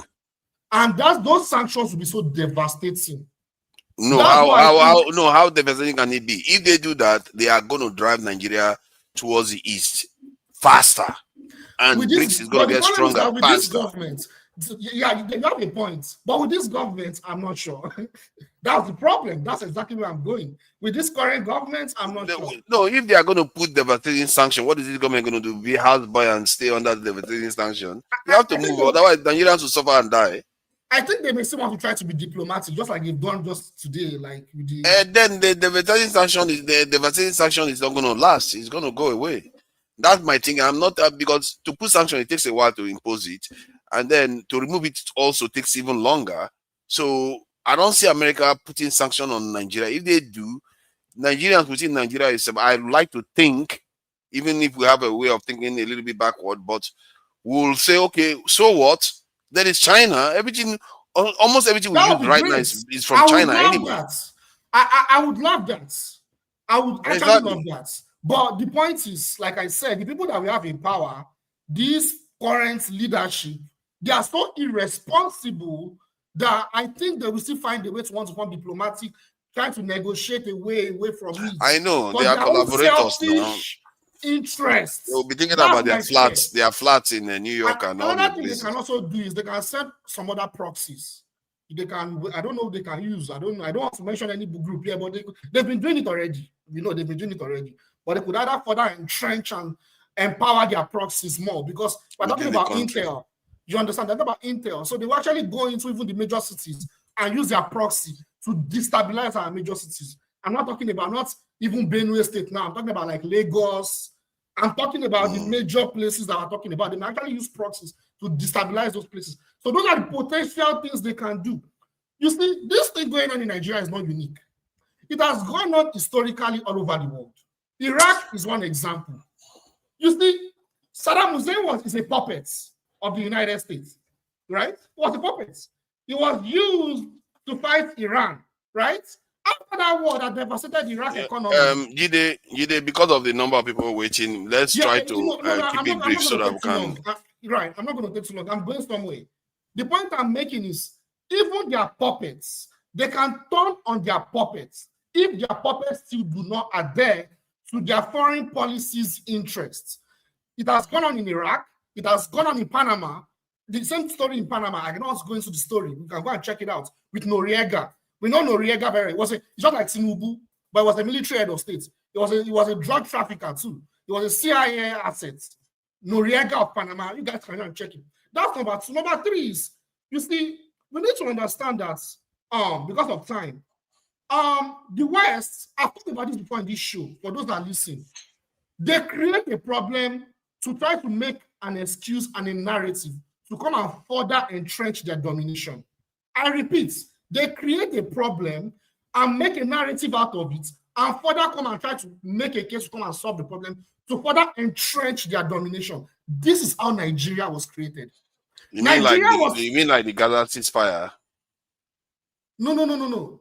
I'm talking about. They created the problem now. The Gaza ceasefire. Yes. Then now they are claiming that they are saving them from themselves. Yes.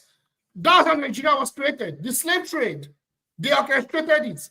They said they were creating a colonial state called colonial Nigeria at that time to stop the transatlantic slave trade. Everyone should go and check it. This is how apart from coming to civilize us, they were coming to what? To stop the slave trade. So that's my final conclusion is, you see, I've always been talking about Western imperialism in this show. Almost every time, people don't listen to me. Some people come and insult me.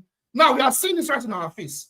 One thing we need to learn is when you are dealing with the West, even when you are not in a classroom, Gide, come on now, wrap up. Can I finish talking, please? Can you let me talk, please? Please, okay. Let him finish. He's So going to finish soon. When dealing with the West, with peace, prepare for war, like China, like Russia, like North Korea. That's number one. The second thing is, I've always advocated this and I'll keep advocating it. We need to move away completely away from Western influence and focus on our sovereignty and form alliance with Russia and China if we really want to liberate ourselves. I'll stop there. Thank you. Thank you. I appreciate it. And, you know, sometimes we take some of all these things for granted because it's often abstract, or we are not used to talking geopolitics because we don't talk it. We talk Nigeria all the time. And our illustrious son of Nigeria talk is here. Ike has been a foremost Nigerian nist. He actually believes in Nigeria. You know, sometimes the way he talks, people misunderstand him, thinking he doesn't. He actually believes in Nigeria. Oga Ike, now Nigeria is facing a gun blazing from Trump, threatening Nigeria with violence because he cares a lot about the Christians that they have been starving and depriving of industrialization for decades. So what do you make of this, Ike, that Trump has now threatened Nigeria? Good afternoon, good evening, good morning, everybody. First of all, I think we have to ask ourselves as Nigerians, do we have a nation? First of all, do you really have a nation? Do you really have a country? And if you say that you have a country, then another question will be, why should somebody else from outside tell you how you have to run your country? Why should somebody have to tell you what you're supposed to know or supposed to do? Somebody have to tell you, somebody from outside will have to tell you how you are going to do in order to safeguard your country. And I think that for us Nigerians, I don't think if any of us, if really that people, when they swear that if they swear that swear can kill people, I believe that if anybody here among us who will swear with his life tonight that the government of Nigeria doesn't know where these terrorists are in Nigeria, I think you are not going to wake up tomorrow if there is really, if people can swear and it works. Because this government or the previous government, they know where these people are. They are the sponsors of these people. They know where they are. And if you say you don't know, you are not trying to be honest to yourself, because you know that this government know where these people are. But why? Because they are the sponsors of this terrorist activity that is going on in Nigeria, right? And the intels that the government of Nigeria has been receiving since the time of Buhari till now, what have they done with it? Tony was asking you that. And you were trying to put so many questions upon his mouth. But it's a simple question. The intels that they have, what have they done with the intel? Who goes to tell these people that they are coming? Who give them the information before even the government, before they know they have all moved away from where the intel is? This is the same government. They are on mute. Yeah, sorry. Do we have any evidence of this intel? There is no point. Let me put this fact section. Yeah. Father, please, I don't have a lot of time because I'm almost closing in my office. I just want to finish before any other person can come in so that another people will take over. I am just telling you that this government has intel. They give them intel, not from this government, from the previous administration. What have they done with it? Because they are protecting their own people. And that's why we have this situation now that America have decided to tell you, if you don't want to do all the intel we have been giving you, if you don't want to do anything with it, we're going to help you to do it. So why are you afraid for America to come to do it for you? Because The government presently that is in power is an illegitimate government which never won an election. So it is a government that is built on a false foundation. The illegitimacy and the corruption that is in this government and propaganda that this government is built on, they do not have any power to do anything. They don't have power to rescue Nigeria. It is all about themselves. It is all about protecting the election mandate that they stole. That is all what it is all about. And that is why they cannot do anything. And America, that's why America or any other country can tell you boldly on your face that if you don't do this, we are coming for you. And if they are coming for you, you can do nothing. Because you have an illegitimate government who doesn't have the support of the population. 65% of the population of Nigeria do not believe in this government because what are they doing? Everybody in Nigerian government and the political elite in Nigeria, they are busy decamping to APC. They have abandoned government. They have abandoned serving the people. Everybody is jumping ship. Why are they jumping ship? What are their responsibility as a government? What have they done? Everything has been propaganda. Everything has been based on falsehood. They don't have anything credible. They don't have any credibility anywhere. So America has the right and the power to do whatever they want to do with you. And if we as Nigerians are telling ourselves the truth, where are the days when Nigerian army was defending nations of the world? Nigeria defended Gambia, Liberia, Sierra Leone, South Africa, yes. We supported so many countries in the world and we went and fight and we gave them independence with the blood and the resources of Nigeria. And now, after how many years as an independent country, Nigeria has lost respect anywhere. Because why? We put blind eyes to what is going on in the country because of it is our own. Eminoko, that's our own. You should not touch my people. We are living in a country where cows are bigger and more important than the human life. That is the country you have, where a cow is more important than a human life. We are living in a country where people who are farmers, now that what they cultivate in their farm, somebody should allow the cows to come and eat all of them. That's the country we are living. The farmers cannot go to their farm anymore. That's the country you have. So stop playing this politics of, oh, America is coming to invade Nigeria. If they want to invade Nigeria, let them do it. Because we don't have a government. This government is an illegitimate government. Because they have nothing to offer me and you. They have not been able to offer anything. What they have been able to offer Nigeria is corruption. Corruption at the highest level. So how is invading Nigeria going to offer us government? Now you have a foreign master that will come and do worse. How is that going to help us? Let me tell you. This government, nobody believes them. The people that believe them are the people that are eating from their crumbs, people that are eating from their table.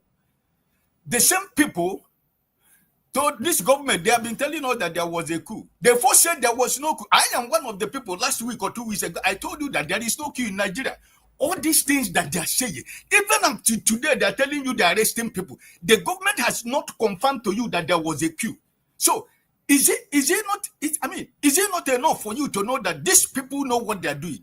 Everything is towards 2027 on the expenses of innocent Nigerian blood that have been spilled in the street of Nigeria every day. And we are here playing politics.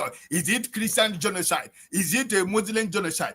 A people who will go to a town, exterminate everybody that is in that town, force those people to believe in what they believe, force them to practice their culture and their religion. What is it? People who will go to a place and change the identity of the people. What is that? What do you call that? People who will force people to join what they don't want to be. Their ancestral belief and cultures and tradition.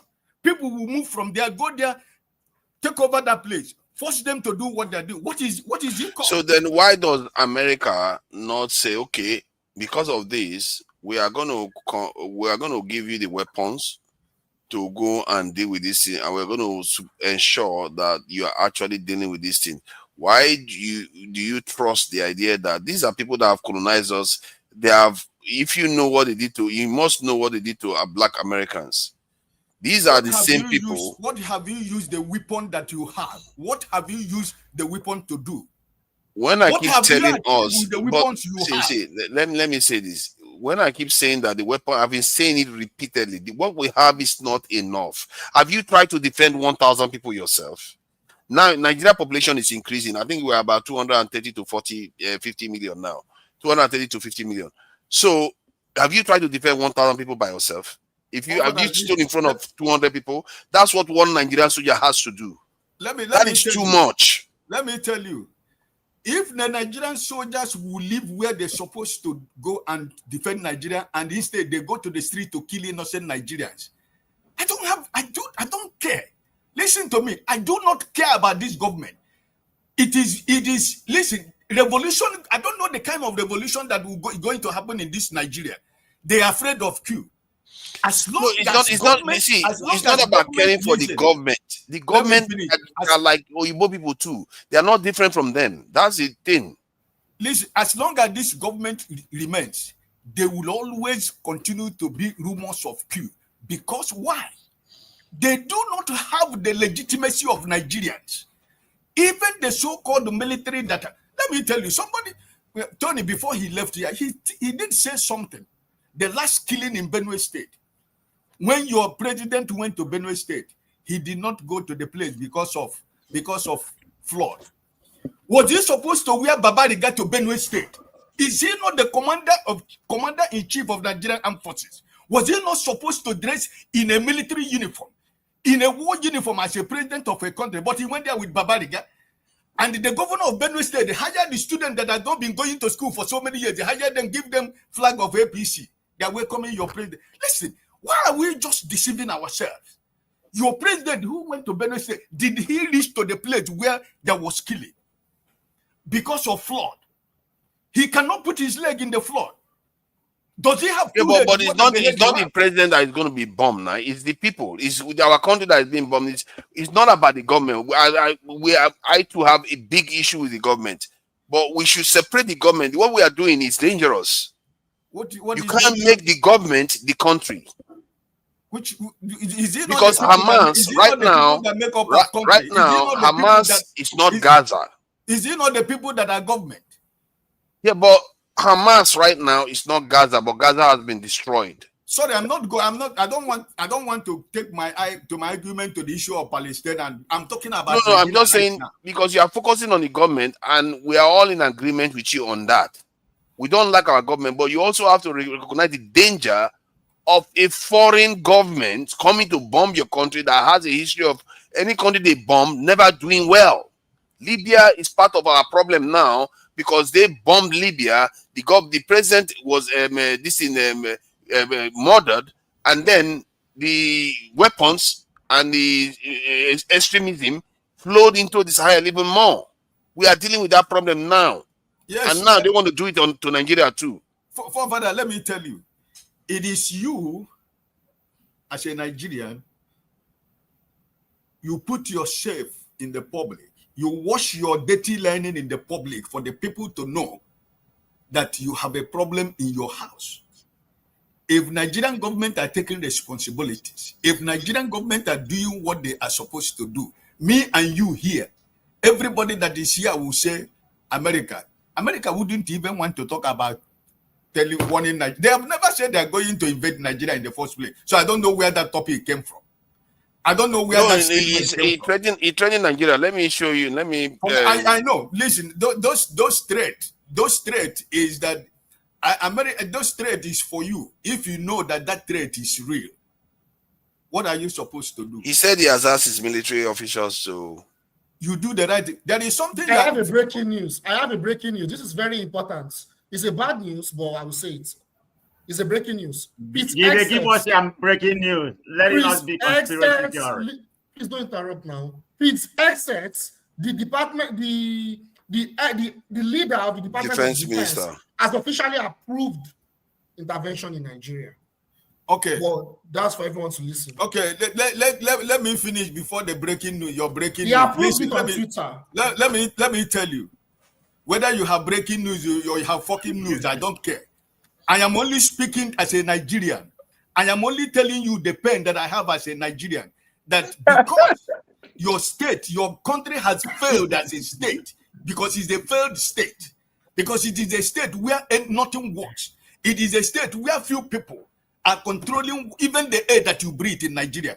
Is it not Mr. Wike who went to a conference with his children with taxpayers' money to Saudi Arabia, and you are here, you are living in the West, and you are shouting about America, who is America is threatening you because you deserve to be threatened. Because if you don't deserve to be threatened, you do the right thing. You do the right thing. And you do so you hold on, my prophecy. One, they are not doing this because they want to do the right thing. They are doing it for what? You understand that? Do you think they actually care about the Christians in Nigeria? The Christians have been suffering for decades. I know you will tell me it is about our mineral resources. There are mineral resources that the people in government. It's about ensuring that we never develop. What have you done? The mineral resources of Nigeria that the people. Why do we think like this? Why do we can't see beyond ourselves? Please, can we move on? We're not following the order. People are Why are we talking interjecting. about how we should replace Nigerian government? Jide, please let it go. Jide, don't interject so that Let me so that another person can speak. My point of argument is this. This revolution, this fear that this revolution that this present government is afraid of, is going to come. It's coming. I don't know how it's going to happen, but it's coming. And it's going to come in a way that at the day it is going to happen. No, the flight, all those their private jets, all those their helicopters, all those things they hide somewhere, it's not going to move anywhere. Because all of us will be in Nigeria to suffer the consequences of what they have done. So, are you going to continue to hear rumors of Q? Yes. Why? Because it's an illegitimate government. It doesn't have the capacity to defend. They don't have the capacity to tell America, go to hell. They can't. If you say it tomorrow, that government will fall tomorrow.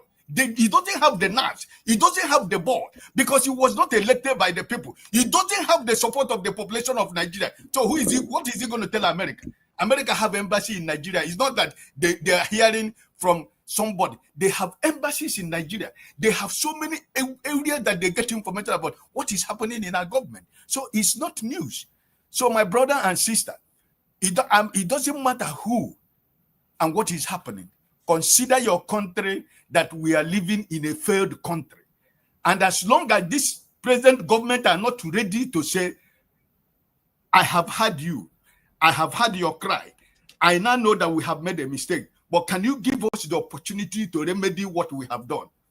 They will continue to live in falsehood and conspiracy in order to go back to 2027. They should beg their colonial master that I rest my case. Thank you for that. Let me bring Neg in and I thought it's my turn. It's my turn. No. Look at that. I think it's mine.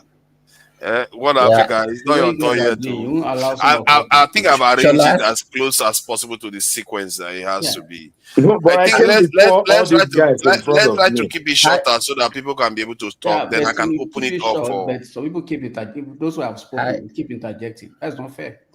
Hi, can you hear me? You wait for your turn. Neg. Yeah. Neg. I can hear you loud and clear. What I'm trying to do is try to open the conversation up so that we can be a bit more open. Everybody can talk instead of turn by turn. Because the turn by turn, if I carry on, it's going to go for 20 minutes each person. I'm going to try to do it 5 minutes. I will try not to I really wish I could talk to you a bit more because you have not been here at least often. This is my debut. Actually, this is my debut. It's your debut. That's okay. So, okay, you're welcome. I will allow you guys to allow me to talk a little. Yeah. We have to treat you like a debutant, as they call it, debutant. Me too. You're welcome. Me too. But this is a serious day, though. This is a serious day to be debuting because I'm telling Nigeria. you, I don't remember Nigeria ever being threatened with military action by any power. So what do you make of it?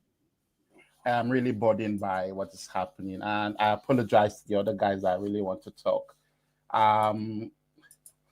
What I want to say is it's very difficult to talk about Nigeria without actually going back a little bit back to history and seeing what has happened. I'm relatively young compared to most people on the panel, and what I would like to say is what is happening now was always going to happen, and Nigeria as a country in itself is not sustainable with the way we have managed our country over the past years. When you go back to as far back as 2013, 2014, just before the Goodluck Jonathan's election, I was serving, doing my youth service then in Kaduna, and I was serving around the southern Kaduna area. And all these atrocities that has come to light now was already endemic in southern Kaduna as far back as 11, 12 years ago. So just hold on before I carry on the story. Like, share, and subscribe. We have at least 140 people watching, and we have only 13 likes. Go now, stop what you are doing, go like the video so that other people can be able to be alerted about the news. And this one is actually serious news on Nigeria being threatened. They need to be alerted. I want to see those likes go up. Stop. Like it did not even cost you anything, and I noticed that nobody has even bothered to even contribute to the channel. This is how these places get funded, you know, and it's very, very important that you fund all these things, because you can see this media that we have out there, they are all bought and paid for. They are all bought and paid for. People are coming here to have their own say from their own homes. If you don't fund it, who is going to fund it? You can't even bother to like and share. Sometimes I feel like our people, man, come on, man. Please go ahead. Yeah, okay. So essentially what I'm trying to say is when you go back to history, I mean, many years ago, 10, 11 years ago, when I was doing my youth service, this issue that is currently coming to light, the atrocities, the killings, has already been endemic in southern Kaduna. And it was only a matter of time before it spread to other parts of Nigeria. I remember while working in the hospital as a doctor in southern Kaduna, every day we were taking in patients with different forms of injuries, rape victims, people that were stabbed, killed, some dead patients coming with all sorts of evil injuries. The stories I was hearing from the villages, pregnant women being torn apart, delivering their baby, killing them, smashing babies' head on the wall. And try to keep it a bit more PG. Yeah, no, not on point. The point is correct, but the language, try to moderate it a bit. Well, it's all right, I understand. So essentially what I'm trying to say here is the atrocities have always been there. And at that time, the question I asked myself was, I can't believe that these atrocities were being done by Nigerians. Because I was born in the North. I'm a Northerner. I'm not sure many people on this forum are Northerners. I'm from the Benue Kogi axis. So, and I was born in Kaduna, and I grew up in Kaduna. I did my youth service in Kaduna. So I know these things. I know how these things have happened. So if anybody tries to come out and say there is no genocide against the indigenous people of North Central, those people are being unfair and being very wicked. These things have been happening for years. Villages have been changed, have been killed.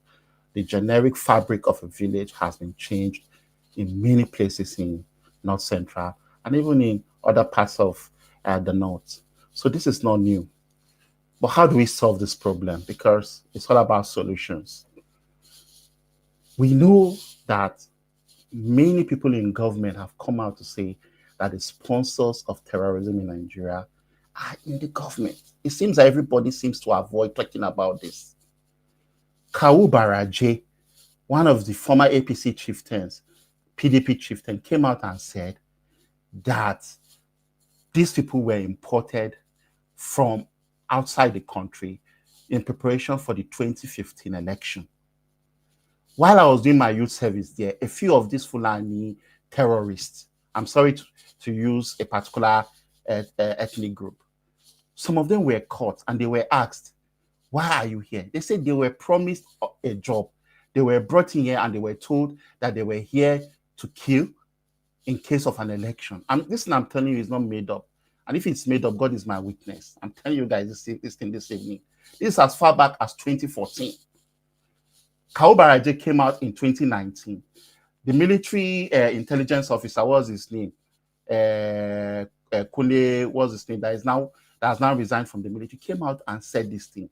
The sponsors of terrorism are in the military, are in the intelligence service, are in our government. But everybody seems to avoid this fact. Now, how do you fight against yourself?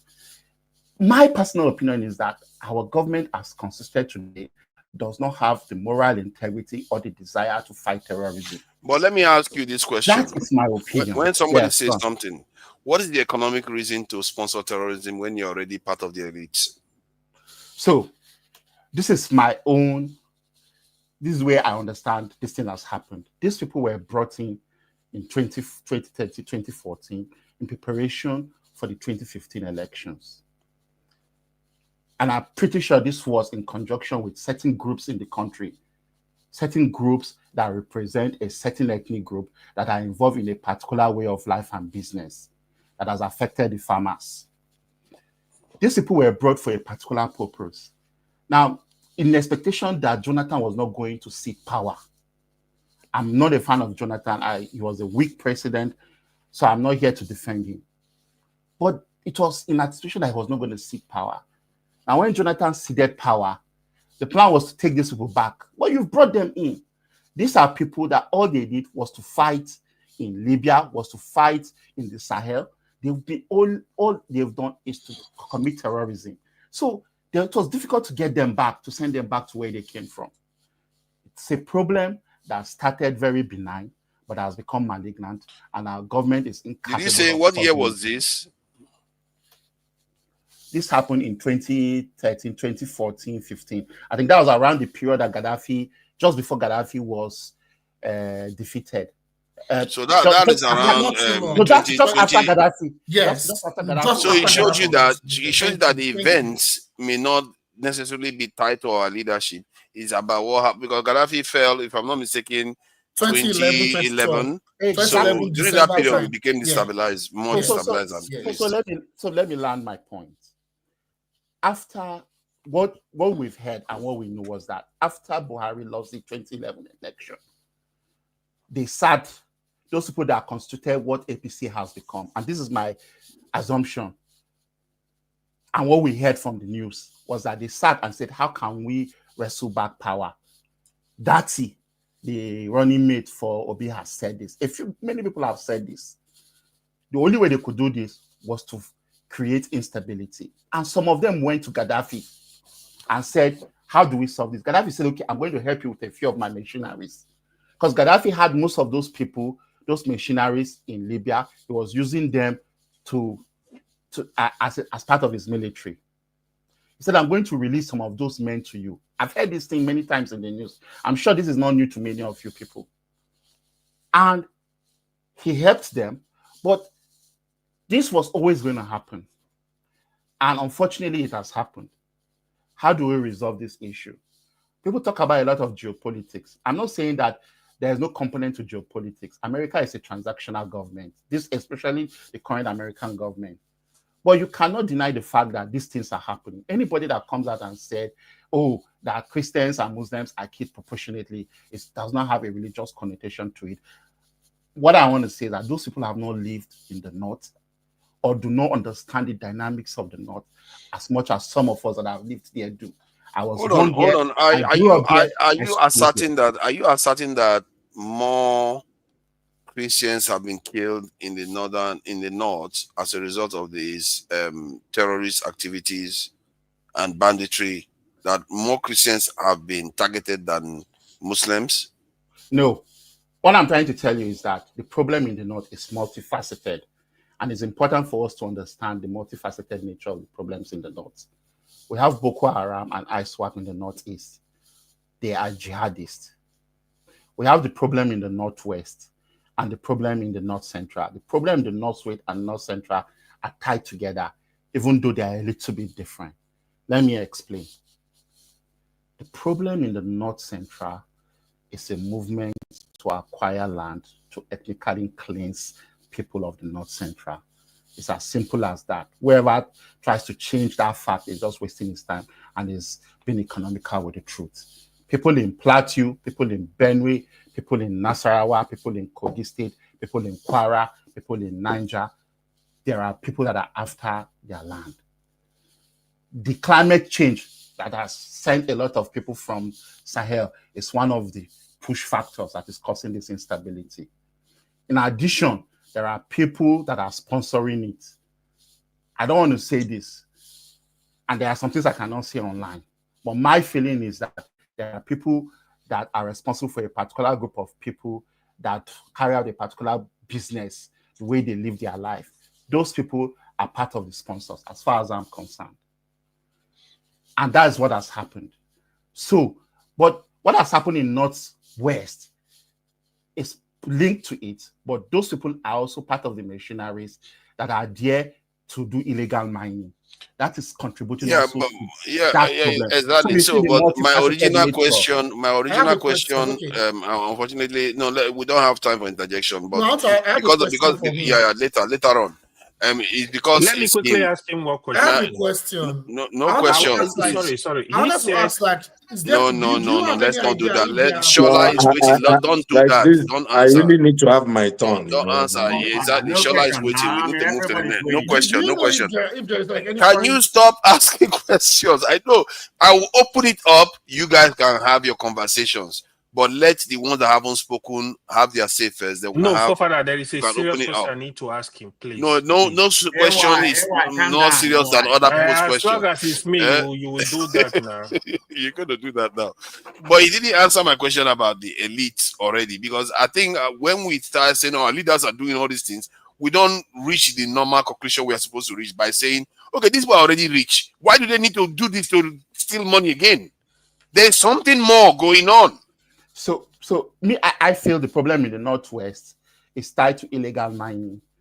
And of course, there are a lot of accusations about our previous military generals that are linked to it. But of course, also, there are people like the illegal Chinese people that are in Nigeria that are part of the mining operation. And the only way to continue the illegal mining is to create instability. I mean, for God's sake, none of us here will claim that we have more intelligence than T.Y. Danjuma, that came out clearly and said, fight for your land. If you don't fight, you all will die. You will die like animals. The military are part of it. T.Y. Danjuma said it. Why are you trusting in the man, the one that also led us to a civil war? What are we talking about? If he was so clever, why is Nigeria like this? Is he not one of the major personalities in Nigeria?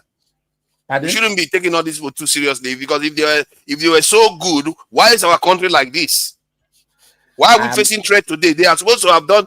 North Korea won't face this rubbish threat. If North Korea faces this threat, I think Trump too will be hot under the collar. But let's move on anyway. I think our problem is most times we try to antagonize the messenger and not look at the message. The message is very important, and this message is coming from multiple sources.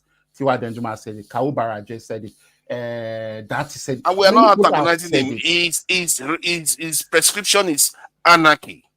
Basically, that's what he was advocating. So I'm not saying that. Solution. I'm not saying that anarchy. Statesman. I'm not saying that anarchy is a solution. But how do you? No, I'm saying Danjuma, not you. Yeah. So, but me, my submission, the question I want all of us here in this chat to ask ourselves is, how do you expect people that are powerless to defend themselves? The government has not shown any desire to defend them. There is always a denial going on. But how do you expect those people to defend themselves? The only way they can do is to cry out to whoever is ready to listen. True. This same problem can be tied down. I just want to link this to Sudan, because this is very. I agree with you. And I'll do it in 1 minute. Yeah, Shola is looking at you with bad eye right now, so be careful. I want to link this problem to Sudan. All right. See, the Sudan problem has been going on since 1956. It started with North and South Sudan. Then just about when the North and South Sudan were about to have an agreement to break up the country, people in Darfur region that were being used by the government of Sudan to oppress the South Sudan people. We're talking about the Janjaweed militias. Those people are nomads by nature. They are like our own indigenous Fulani people. Those people were armed to the teeth by the government of Sudan to carry out a genocide on the non-Arab people in Darfur. That's how they killed those non-Arab people in Darfur. Now, those people became so strong with a military of more than 100,000 people. And now they've become a problem to the government that are in Sudan. When we talk about that, the Americans are the only, or the Westerners are part of people sponsoring instability in Africa. That is completely false. We all know that UAE is part of the people sponsoring the RSF militia, the Janjaweed militia in Sudan. So hold on. I think you are misreading this thing. I'm trying to find that video of a former CIA official that was online saying that when they go into country, they don't have to necessarily create any group. They just look for one that already has grievances and amplify their action. That is what they do. And that statement that he made, it wasn't very long. He was talking amongst other people. I really wish I could, because the video was very long, so I can't find that particular point of the video where he said that thing. It's a well-known thing. So the idea that because they brought Fulanis, the Sudanese government were using the Janjaweed to fight, they were fighting a civil war. And they were targeting Christians then. And those Janjaweed now have become malignant and are the ones causing instability in Sudan. The point I'm trying to make is that if we don't do anything about what is happening in Nigeria, our case will be like Sudan. This is not a doomsday prophecy, but this is just a clear playbook of what happened in Sudan that is going to happen in Nigeria. It was all about climate change, farmer headers clashes. The Janjaweeds were the headers. The government armed them to the teeth. They were the Arab headers, and they killed and eliminated and genocided all the farmers that were non-Arabs in Sudan. Yeah, that is not proper, really. I think we need to move on. In summary, that is our destiny if we don't do anything about it. Simple. Yeah, Thank you, guys. our people are very, very ready to become, foot soldiers for people that are going to oppress them. Welcome, Shola. Thank you for your patience. It's been an interesting day. We didn't think we were going to be talking about this. So what do you make of the threat to the country? And let's try to keep it brief so that other people can speak. Then we'll open the conversation. People can actually be able to interact. I can't wait for that. Thank you for that, panelists and all viewers and listeners all over the world. I don't want to talk about the problem because we know the problems. I just want to talk about the solutions. Number one, for a foreign country to threaten another country, to me, that's not acceptable. That is one. However, I put all the blame on the government, and not just this particular regime. All the previous regimes, they all brought us to where we are today. They never developed that country. Because I remember in the 1960s, when you look at South Korea, we were better off South Korea. In fact, at the time in UCH, used to be used to be a center where the king of Saudi Arabia would come in and get treatment.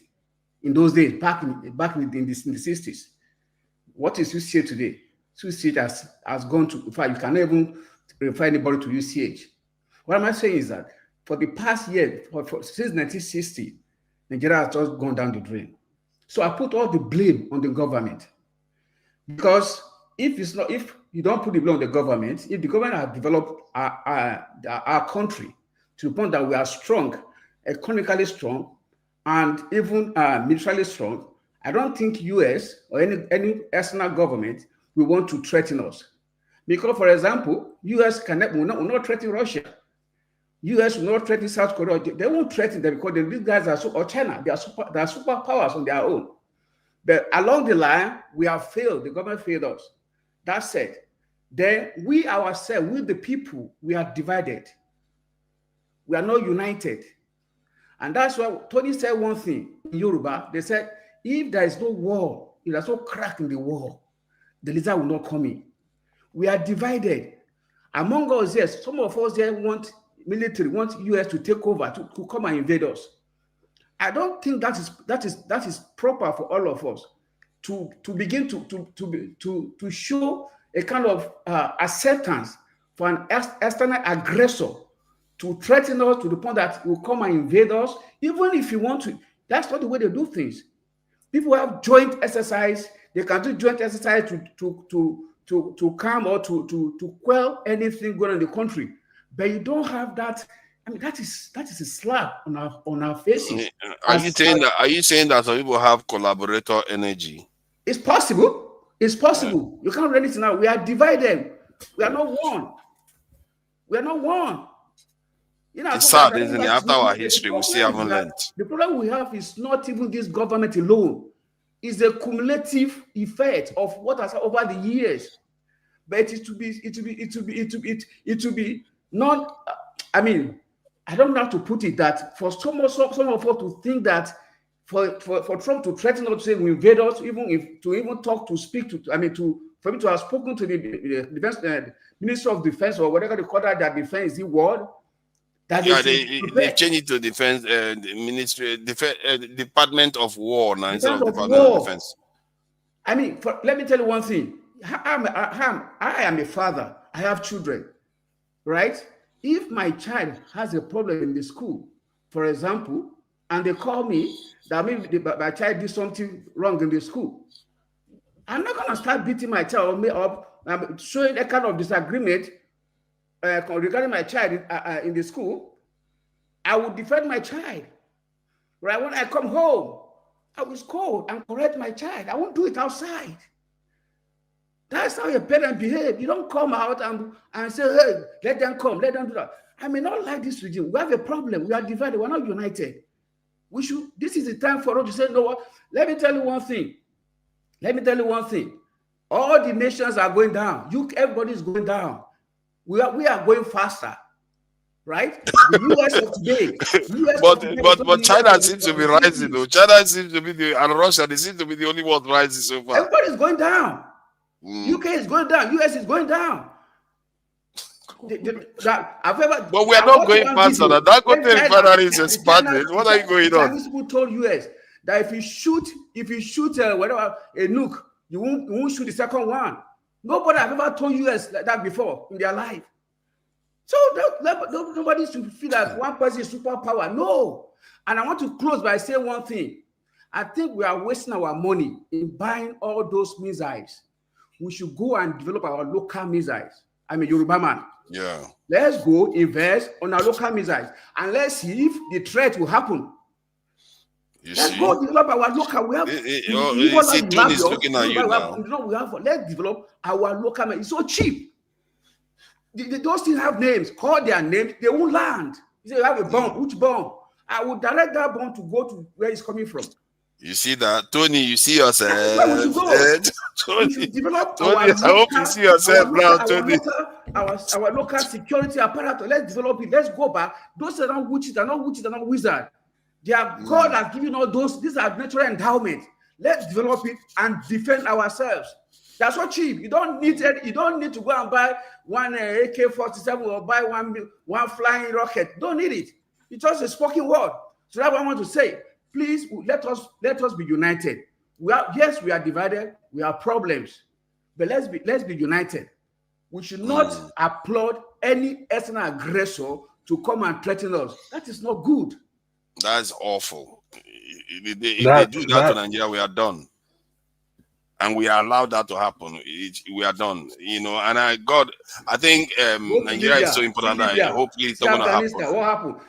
You can see the beginning of the war, but you can never see the end. We don't know the end, how it's going to be. Thank you. That's a powerful one. Thank you. Nice one. Thank you. Man of prestige. Who is that interrupting man of prestige? Oh, it's comparable Why are you facts calling now. me man of prestige? Don't you see my It's name comparable here? facts now. Okay. I'm the one. I comparable said thank you, Hey. Shola, brother Shola. Yeah. No, I was just kidding around. I've been quiet. I've been here for almost about 2 hours. Yeah, to be fair, he has been very patient. Go ahead. Yeah, let me go straight to the point. Let's put this in context. I'm not against foreign intervention when what's happening in Nigeria, but the problem you have to ask: what has the Nigerian government been doing since 2014, 2013, or whatever? And we know the former president we have, Buhari. He was a silent genocider. So let's call it what it is. He was a silent genocider. He enabled whatever, whether he actually, spoke it publicly or whatever. He was a silent genocider. So this problem we have didn't start from today.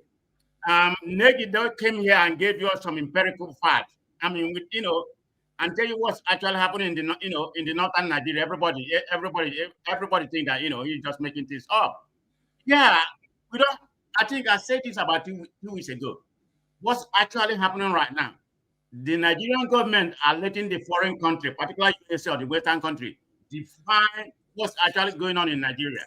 They have not been defining what is actually going on instead of tackle the issue. They are waiting for people to say something. Let me give you some empirical fact, because Nigeria don't even have the data to show you exactly what's happening. They can.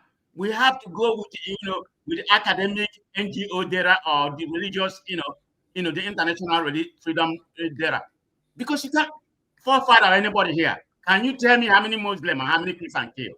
You don't know, because there's no data in Nigeria. You can go by foreign data they compile for us. That means they are defining the Nigerian problem for us, and this is where we are right now. If you have to go by the figure, they portray. I'm not saying Nigerians are not dying, Muslim or whatever, but let me ask anybody here: have you seen Christians, going to the north or whatever, killing the Muslim? Is it not one-sided? Is the Muslim killing the Christians and killing the Muslim? So we have to go with the data we have, according to this data that was. Sorry, repeat that again. Have you seen Christians, whatever they call, I don't know the name, I can call it for the Christian side, but we know what we call it from the northern, from the Muslim jihadis, and we know what jihadis can't, they may try to redefine. That is where I think you are 100% correct, and I really wish other people that talk. How many Christians? No, hold on. This is important. I really wish other people that talk on this topic, that's how they approach it, because the only time you see Christians reacting is often in reaction to an attack on especially on their villages or something like that.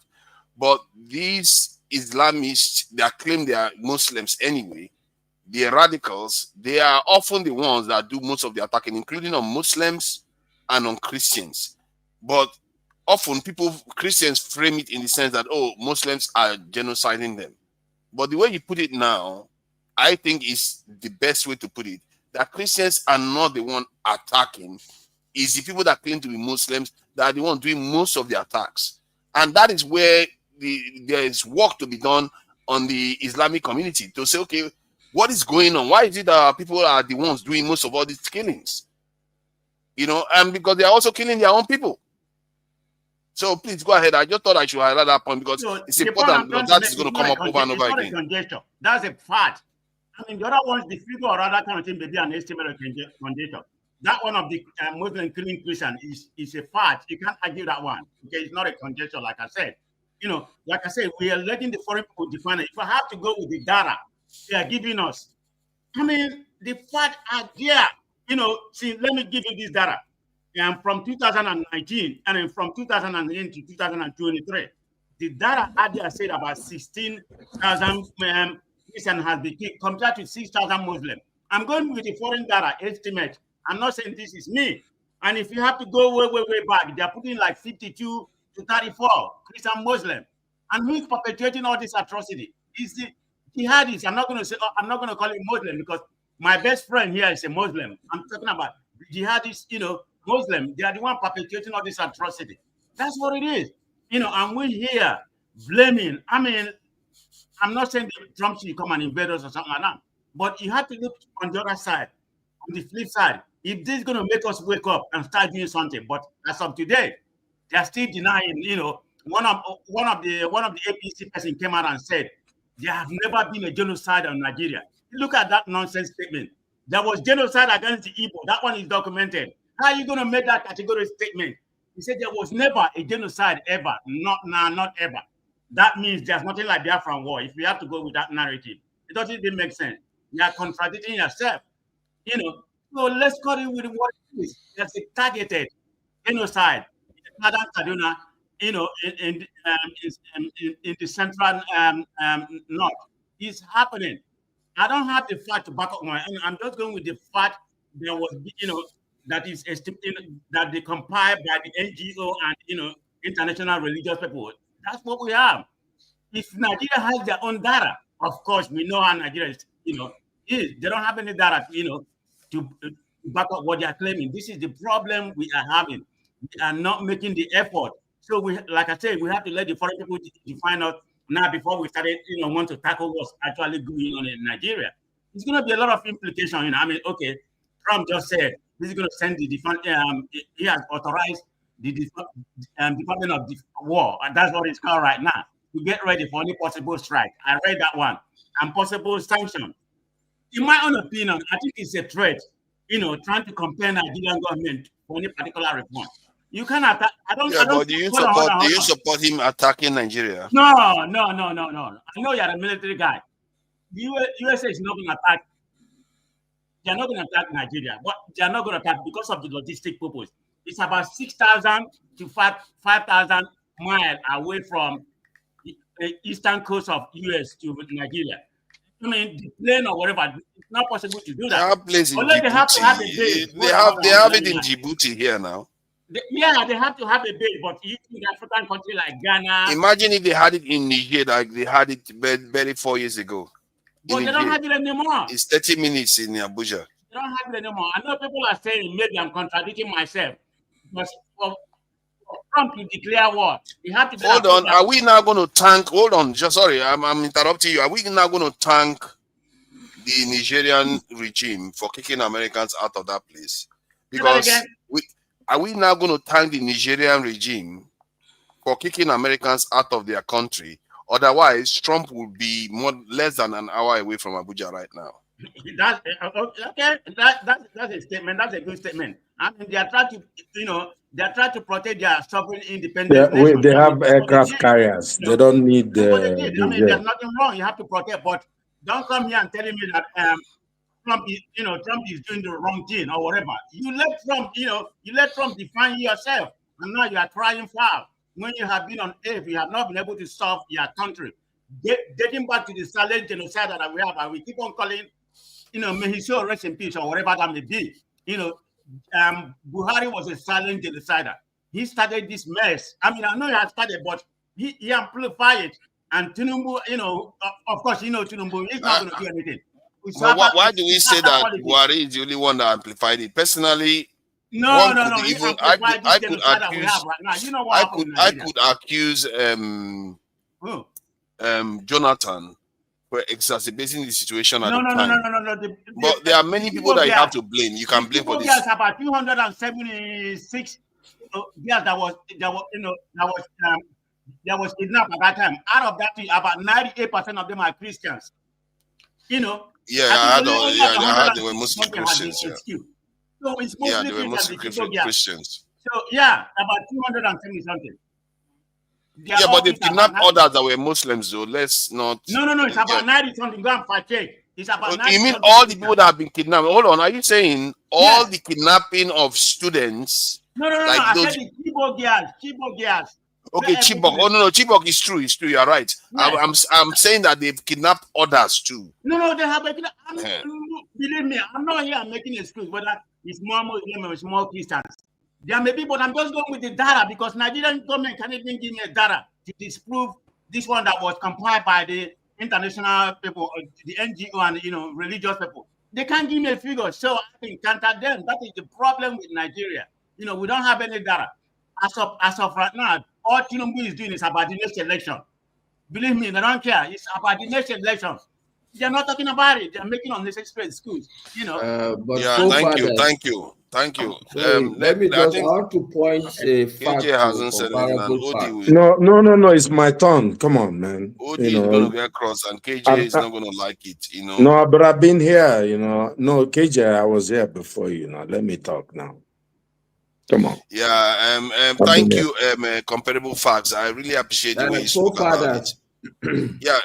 No. Let me. He's in Nigeria. He's in Nigeria. Let's give him the Nigerian privilege. He's in Nigeria. We can't begrudge give him the Nigerian privileges. Comparable fact. I just wanted to point out to you that the Chibok girls were kidnapped under Jonathan Goodluck. Okay. So maybe kidnapped under Jonathan, but who kidnapped them? That's the point. No. You see, the fact it was Boko Haram that kidnapped them. Okay, are they not jihadists? No, I agree with you. What I'm just pointing out, there's no argument here. I'm just saying, listen. The point I'm making is that the Chibok girls were kidnapped under Goodluck Jonathan. Correct.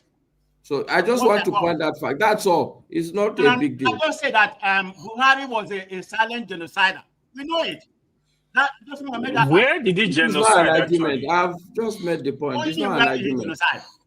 We shouldn't be using that genocide flippantly. Can you give very us serious example? Not because he didn't say, I said silent genocider. Okay, silence, my turn come now. on, man. Let's not do that. I'll take that in the. I'll take that in the stride. Okay. Well, hello everybody. Thank you for joining us, One Africa. Yeah. And for your corrections. Oh, you're very welcome. So, I'd like to, someone was asking how Buhari is a genocider and all that. It's easy when it was Israel. If you remember forefathers, when everybody was Palestine. I said, talk about Nigeria. There's genocide going in Nigeria. There's genocide going on in Sudan. But nobody wanted to say that.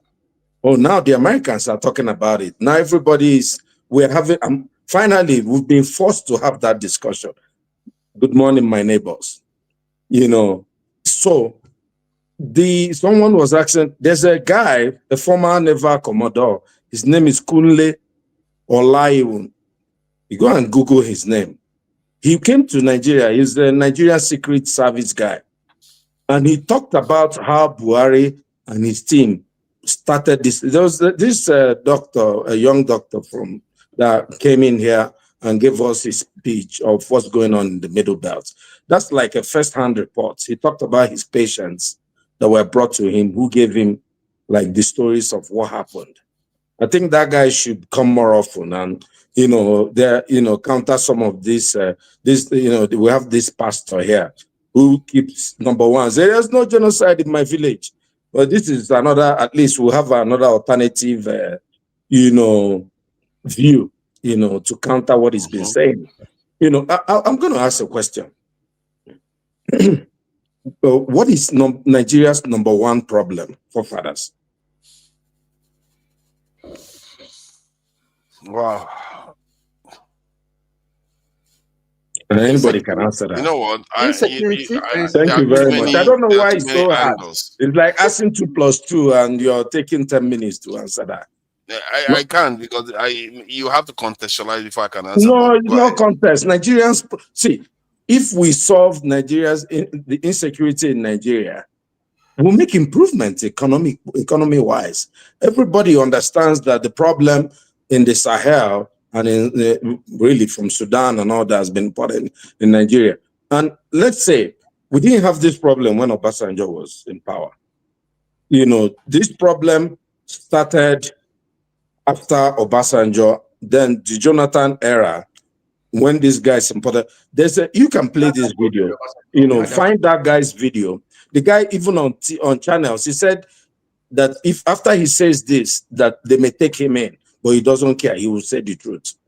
He talked about in details how they imported these guys from the Sahel and how Buhari, they got intel. This was 4 years ago. And they were asked to go deal with those guys, and the government will say no. And many times, so we're talking about how many years, at least 10 years, we've had this insecurity. What's been the solution? Let's say you're a boy, you're in primary school, primary 5, and you live in Benue. You're not living in California like the pastor here. You don't know what your future is, and people come to your village to kill you, and you see somebody trying to kill them back. What will you say? I'm not a fan of foreign intervention, and meanwhile, shout out to Nwachukwu, of foreign intervention in our country. But there's a root to this. There's an origin. This started in this. So Buhari did his own, and nobody should tell me Buhari was not a genocider. Well, this is the problem with the Southerners. Many people say, "Oh no, I don't want to be the bad person." Oh, Buhari was actually. Go and ask the Autumn. It's Autumn, right? The Benue guy, not this Reverend Father here. Autumn was screaming every day that they don't want to do anything. They don't want to do anything, and they refused. Tinubu came 2 years ago and said he was doing Muslimi. Erufai came and said they did Muslimi in Kaduna. He said the reason. What was the reason? To teach the Christians a lesson. He said it is on TV. And now someone is the Christian. See, Trump didn't invite himself to Nigeria. People went to Washington and lobbied to get Trump to come to do all these things that we're talking about. And the truth is that we don't know where this will end. And, what's his name? The other guy's prediction about Nigeria becoming Sudan is scary to me. And I don't want that for my country. I love my country. I don't want this kind of problem. But, what else are we going to do? What options do we have? Let me ask you a question. Then you can now ask me. Do you think that Tinubu, let's say Tinubu has 2 terms, will be able to solve security problem in the next 6 years? Then you can ask me your question. I don't think he's going to solve it, because if he wanted to solve it, except something triggers him to do it. If he wanted to solve it, he could have started doing it a long time ago. He's kept the capacity of our recruitment the same. He's not done anything to recruit more into the security forces. That said, the question I wanted to put to you was that, is it not a mistake to think, like you use the statement that this person wants to kill you, this person come and save you, to see that if you don't understand that person that wanted to kill you in the first place was sent by this person that came to save you, so you realize that both of them are your enemies. Is that not the problem? Oh no, I absolutely, I'm not blind to that fact. I'm just, I think this is where a lot of Nigerian people's imagination fails. No, I'm not blind to that. Both of them are the same. Hold on, remember, I think earlier this year, that we had this David Hunde. I don't agree with him on all the things, but he talked about an op-ed that was written by Michael Rubin. This was written in April of 2025. About this, he wrote an op-ed. He invited Marco Rubio to take Nigeria as an issue because of the. So what am I saying? There's been alarm bells ringing all over that this was going to be an issue for this government. This is not new. There's no way that op-ed that was written by Michael Rubin, that was mentioned by David Hundeyin, didn't get to our security operatives. It clearly outlined what's going on right now. Go and pull up that op-ed. You can pull it up and read it. It talked about everything that is happening now. This was in April. We're in November now, 7 months ago. So, but since then, what has happened? We had CDS, that just left, right? That Tinubu fired. The man, now everybody is now singing, talking about him as if he's one hero. Chris Musa. I'm like, is he not one of them that said Nigeria needs prayer or something? like a defense chief. No. The reason why, in a way, I appreciate him, he did call out the Western and many countries. He talked about how they refuse to sell us weapons. No. You see, this is the problem. You see, we discussed. There are two things. I purposely asked you those two questions. There are two questions. I asked, what's the number one problem? Then I asked if Tinubu could be able to solve the problem in 6 years. The geopolitics is correct. Look, I can dive into lectures with Jide. I don't agree with Jide in anything, but I did agree with him in his analysis of geopolitics. And I do agree with him.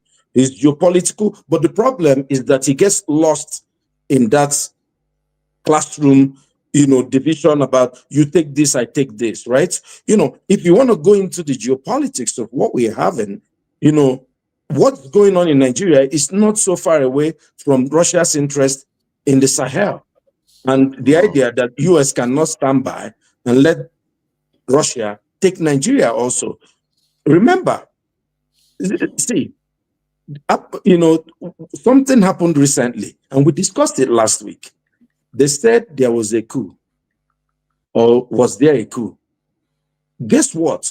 Guess the people on the list of that coup. You know why you people are not talking about that coup now? Well, let me not go that route anyway. But did you see the list of the people in the coup? The list of everybody. I think they were mostly northerners, from what I gathered. No, it's actually, northerners. It's really northeast and middle belt. That's the people that wanted to take over the country. Now, imagine whose interest they would have been playing. Are you thinking that this is not a trigger? Because Trump has moved so fast. They have told Trump about this.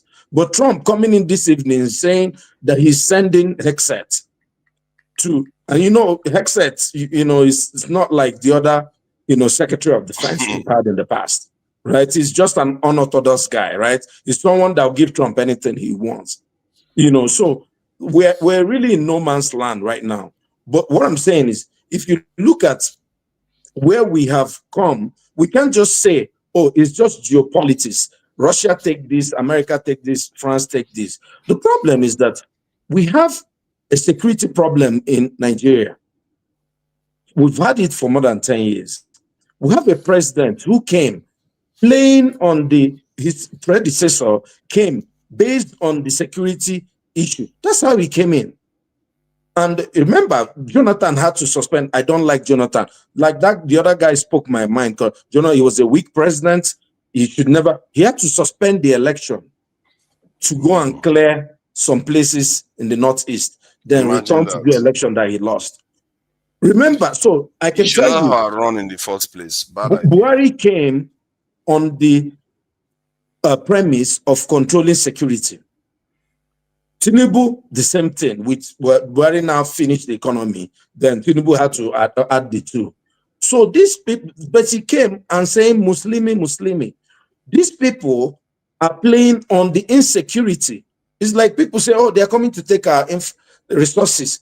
Well, the resources are being stolen anyway, whether it's Trump that is taking it to DC or Wike and his children are taking it to France. What's the difference to the ordinary person who lives in Jalingo? It's no difference for them, whether it's a white man that is taking it or it's our own people.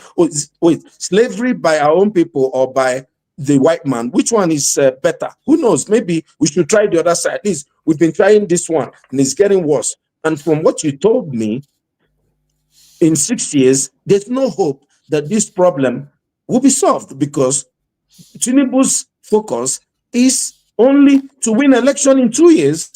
That's all his focus. Or everybody is moving. See, I'm not infallible because there are some moves he has made. Like I just heard that he put a tariff on importing petroleum products. That is important. They should have done it a long time ago. He has also commissioned the Nigerian the Ajakuta steel, some part of it, to start producing ammunition for the Nigeria. I don't know how far that has come, but you just never know. Nigeria has been producing light arms and all that. You know, there's nothing new. And you know, see, forefather, part of the thing that you don't live in Nigeria. I go to Nigeria, fairly often, and I'll tell you, why you talking about the 15%? You go to Nigeria, I don't live in Nigeria, now. but I deal with Nigerians every day. You said you're happy, or they should have put 15% tax on petrol. Don't say that in Shomolo. Don't go to Shomolo. The reason why is to stop them from importing petroleum so they can buy from Dangote. Why would you want to be using foreign exchange to be importing petroleum products? Let me tell you something.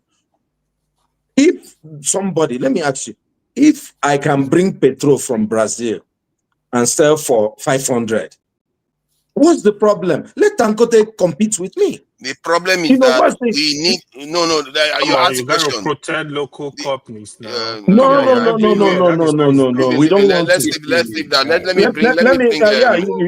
bring KJ on. No, otherwise, let me land. KJ is a gentleman. It's not like Shola. Shola doesn't take nonsense. But you can't do this to me.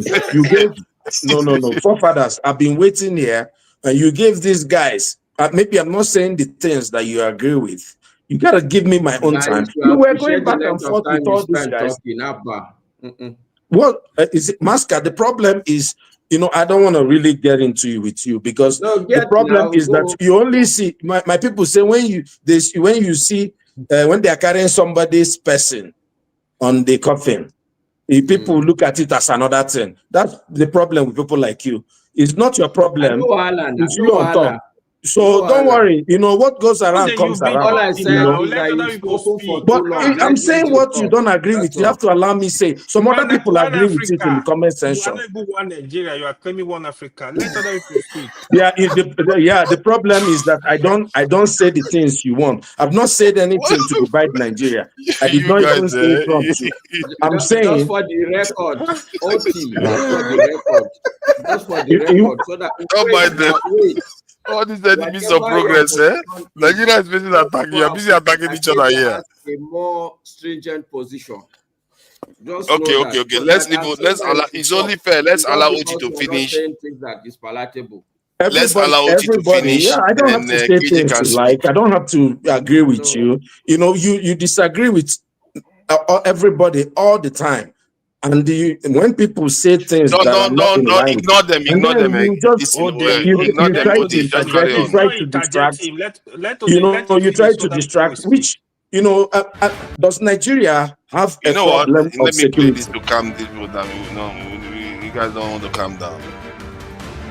This is the Nigeria we are fighting. We are going to be fighting for soon, if necessary.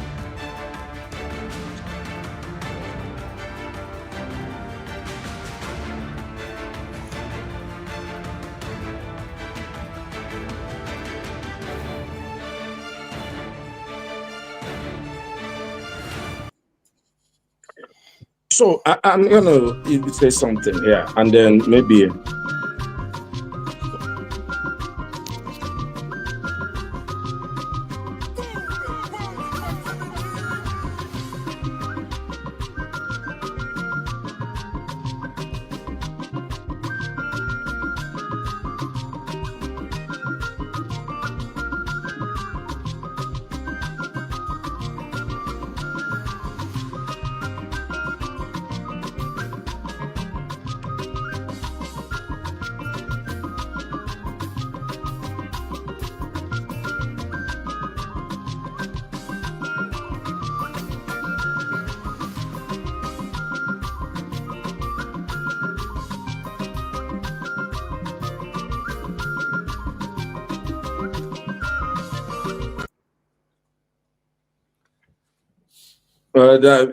I'm gonna still go ahead. You're trying to, distract me. But I'm not gonna be distracted. This is, is it? Okay. Yeah. Look, let me just wrap up. See, you can see. You see, in this platform, when people like me say something, we want to break Nigeria. But when people, and I'm not saying anything divisive about Nigeria, I'm just pointing out the truth.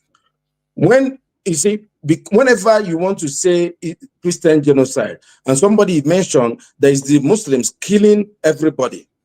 People like AY, because he's Muslim, people like Maska, because he's Muslim, will always say, oh, no, try to distract. Oh, no, he's trying to do this. Why do we do this as a people?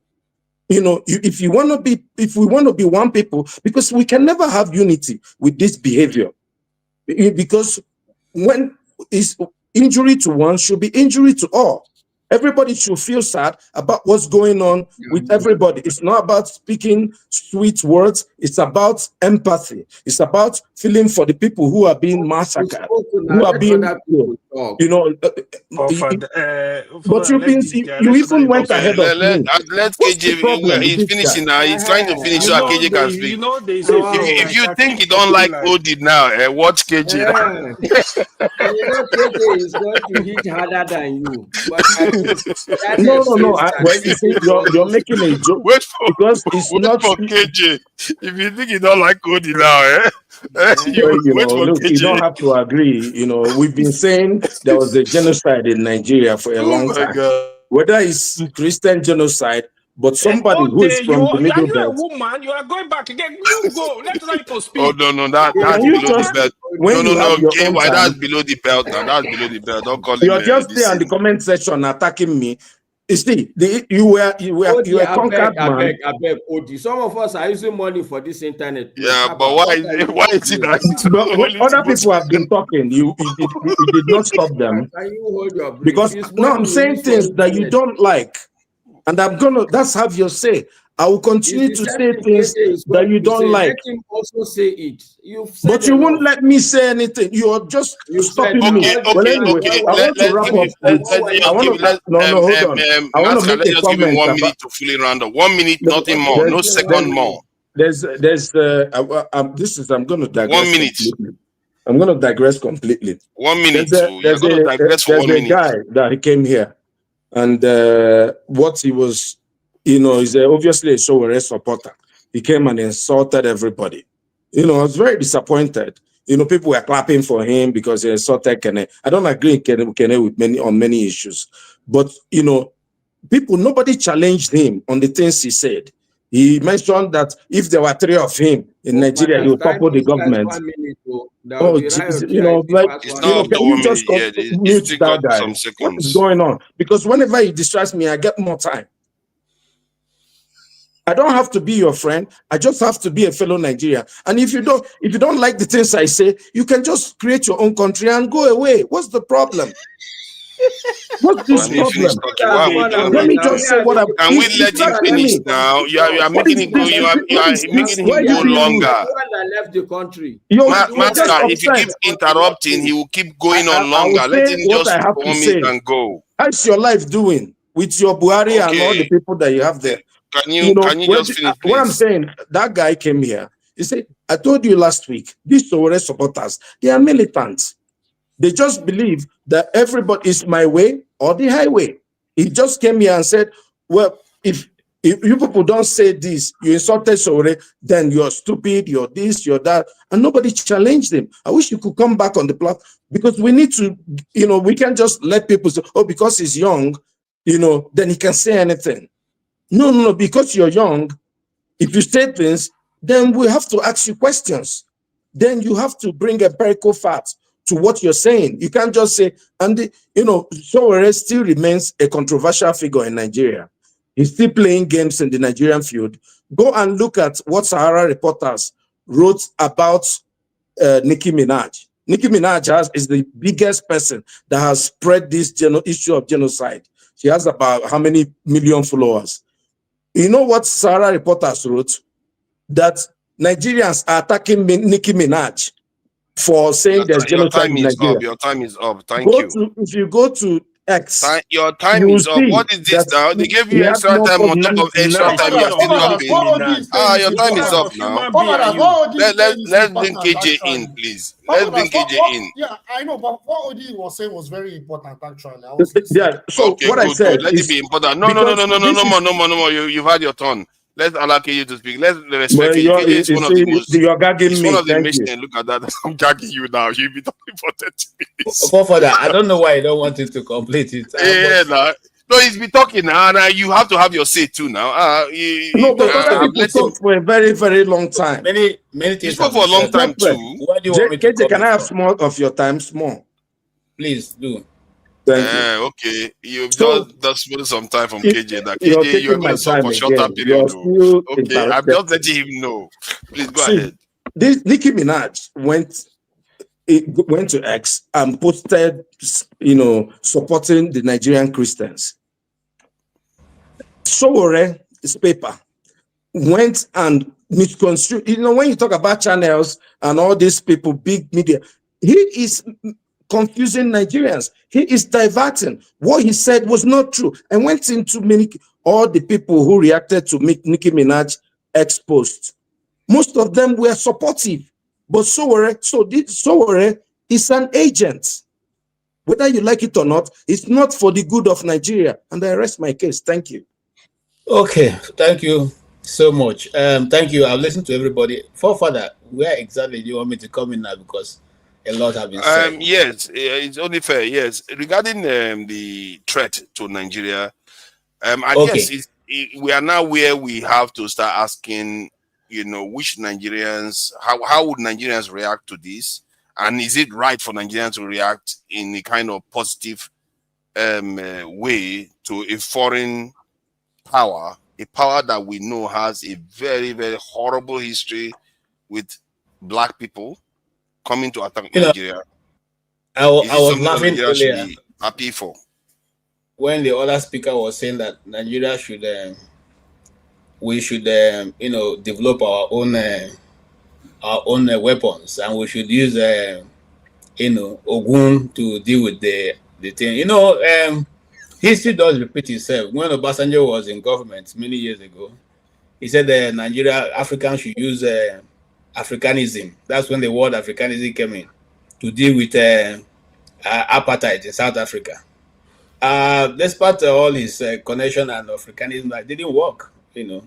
Apartheid remained and went on until it was eventually sorted out. So I would say that portion of his discussion may not work.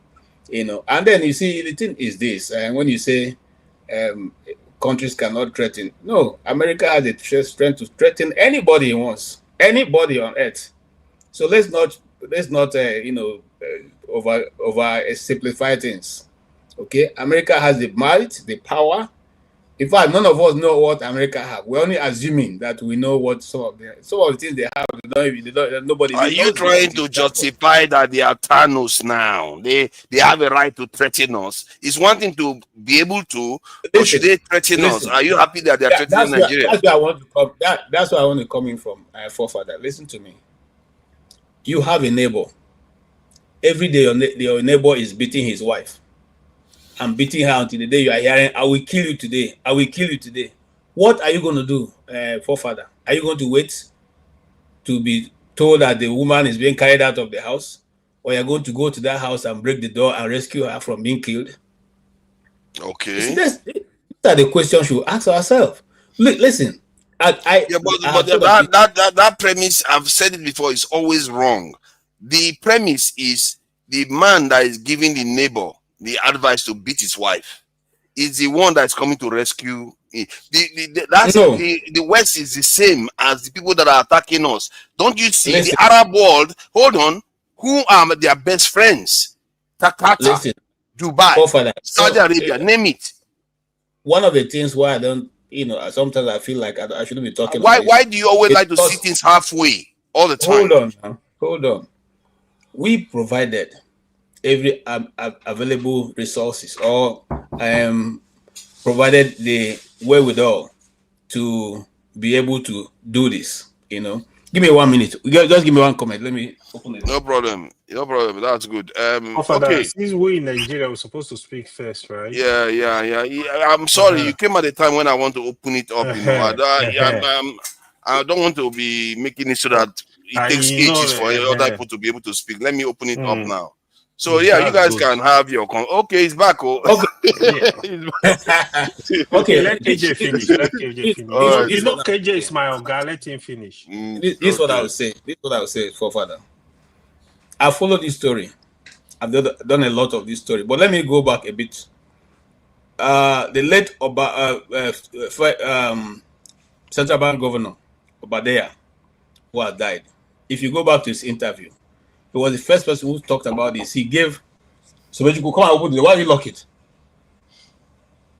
This topic Now, is very important. He gave a very, sorry guys, go ahead, let me try and deal with it. Yeah, don't worry, take your time. Your turn still remains. Let's let him deal with his this situation. He's going to be back very soon.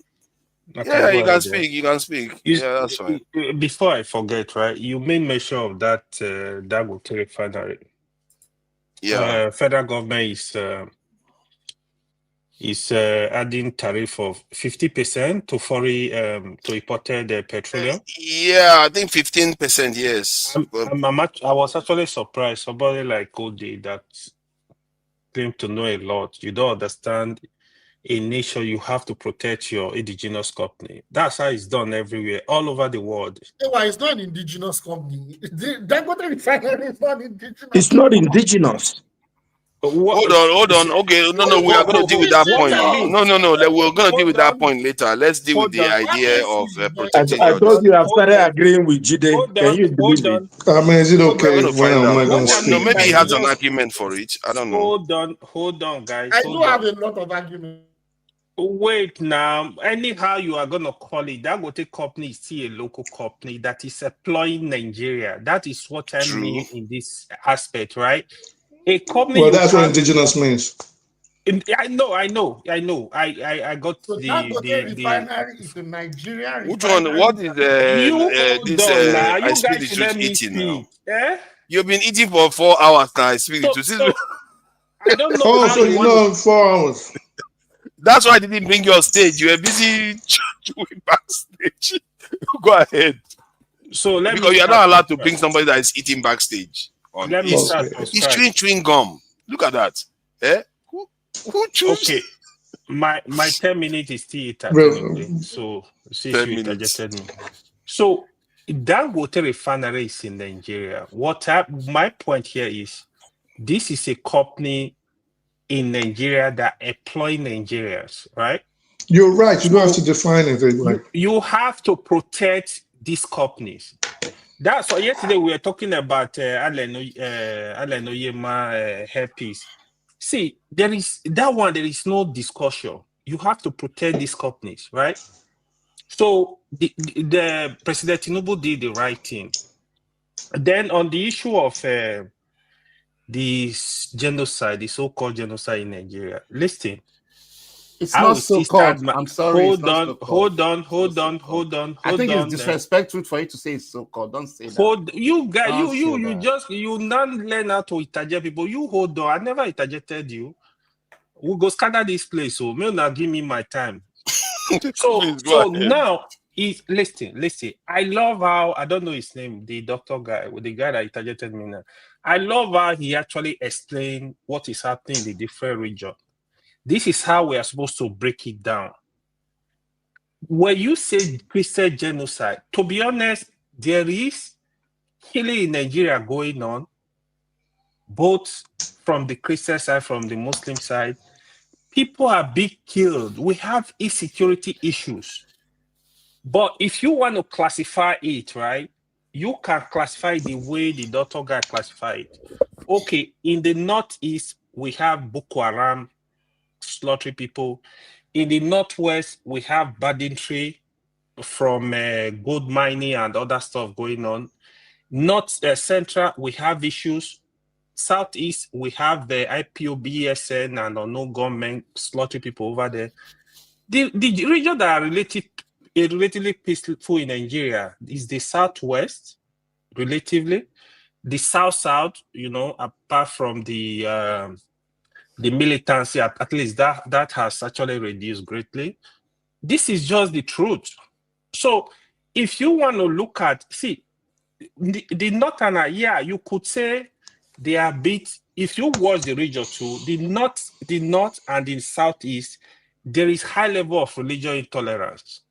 Unlike when you look at other regions, this is actually true. You know, the way Nigeria should look at this, so we don't push this country into crisis, into bigger crisis. We should look at this as we have security issues. The government, they've not done a lot to help Nigerians. Look at the kidnapping going on now. Like, they don't even target single people again. They just stop a bus. They will take everybody into the bush. They don't ask you questions.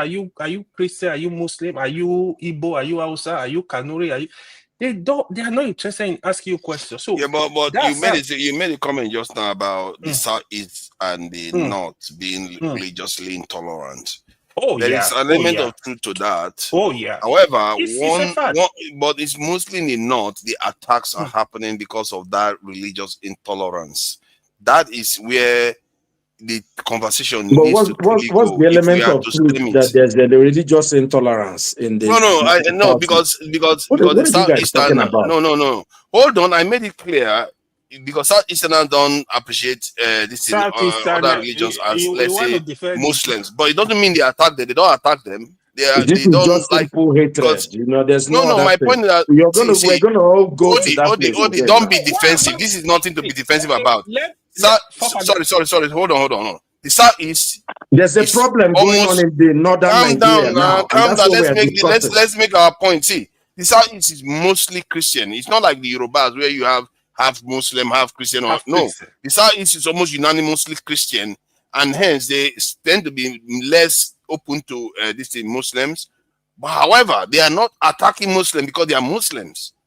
That is the difference, and this is something I feel like we have to acknowledge and start dealing with in the northern part of Nigeria, especially given what is going on in Sudan right now.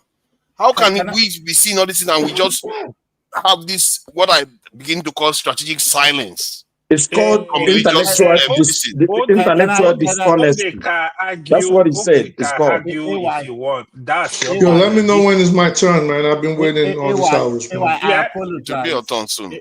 No, it's not going to be turn by turn. It's going to open. I'm going to open it up. Oh, hell no. It's not going to be when it's my turn. You're going to say you open it up. People are going to keep coming. Nah. If that's the case, I can start arguing. You know, I'm good with that. I'm good for that. So you're going to let me speak? You let everybody speak. No. I think I will let the panelists vote. I will let the panelists vote. Nah, you're going to let me speak. You can't say when it's my turn. You now say, go ahead. We start from the beginning. I apologize for stopping you. I really apologize. I'm very sorry. But I need to give a quick rebuttal to what you've said. I don't think the issue in the North Central is issue of religious intolerance. I think it's not what is happening. If you look at a state like Kogi State is a highly mixed state in terms of religion. You've got virtually people from the same family that practice Islam and Christianity, and they live in peace. You've never heard about any religious issue. Even in Benue, you've never heard any religious issue. What is happening in North Central is an invasion. I need people to understand it's different. Fulani. Okay. Can I just quickly just land this way? Fulani. Leave that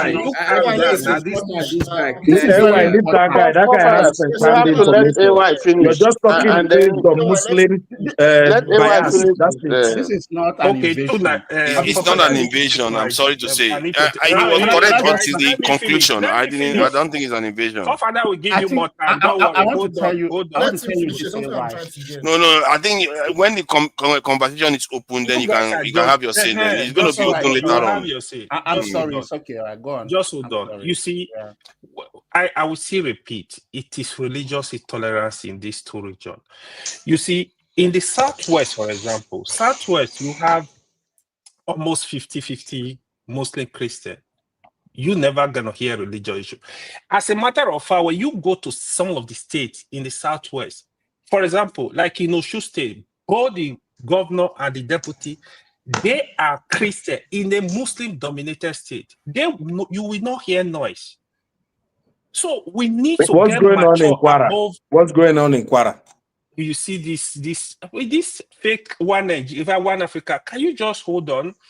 So no, I'm just bringing what's going on in Kwara. You said you're talking as if nothing is going. No, you talk too much. Are you a woman? You talk too much. Hold on. No, I am. You didn't know. Hey, Hold on. So you're please, talking based on don't call Islamic him bias. a woman. It's not polite to be calling Yeah, a man. it's been let me start from scratch.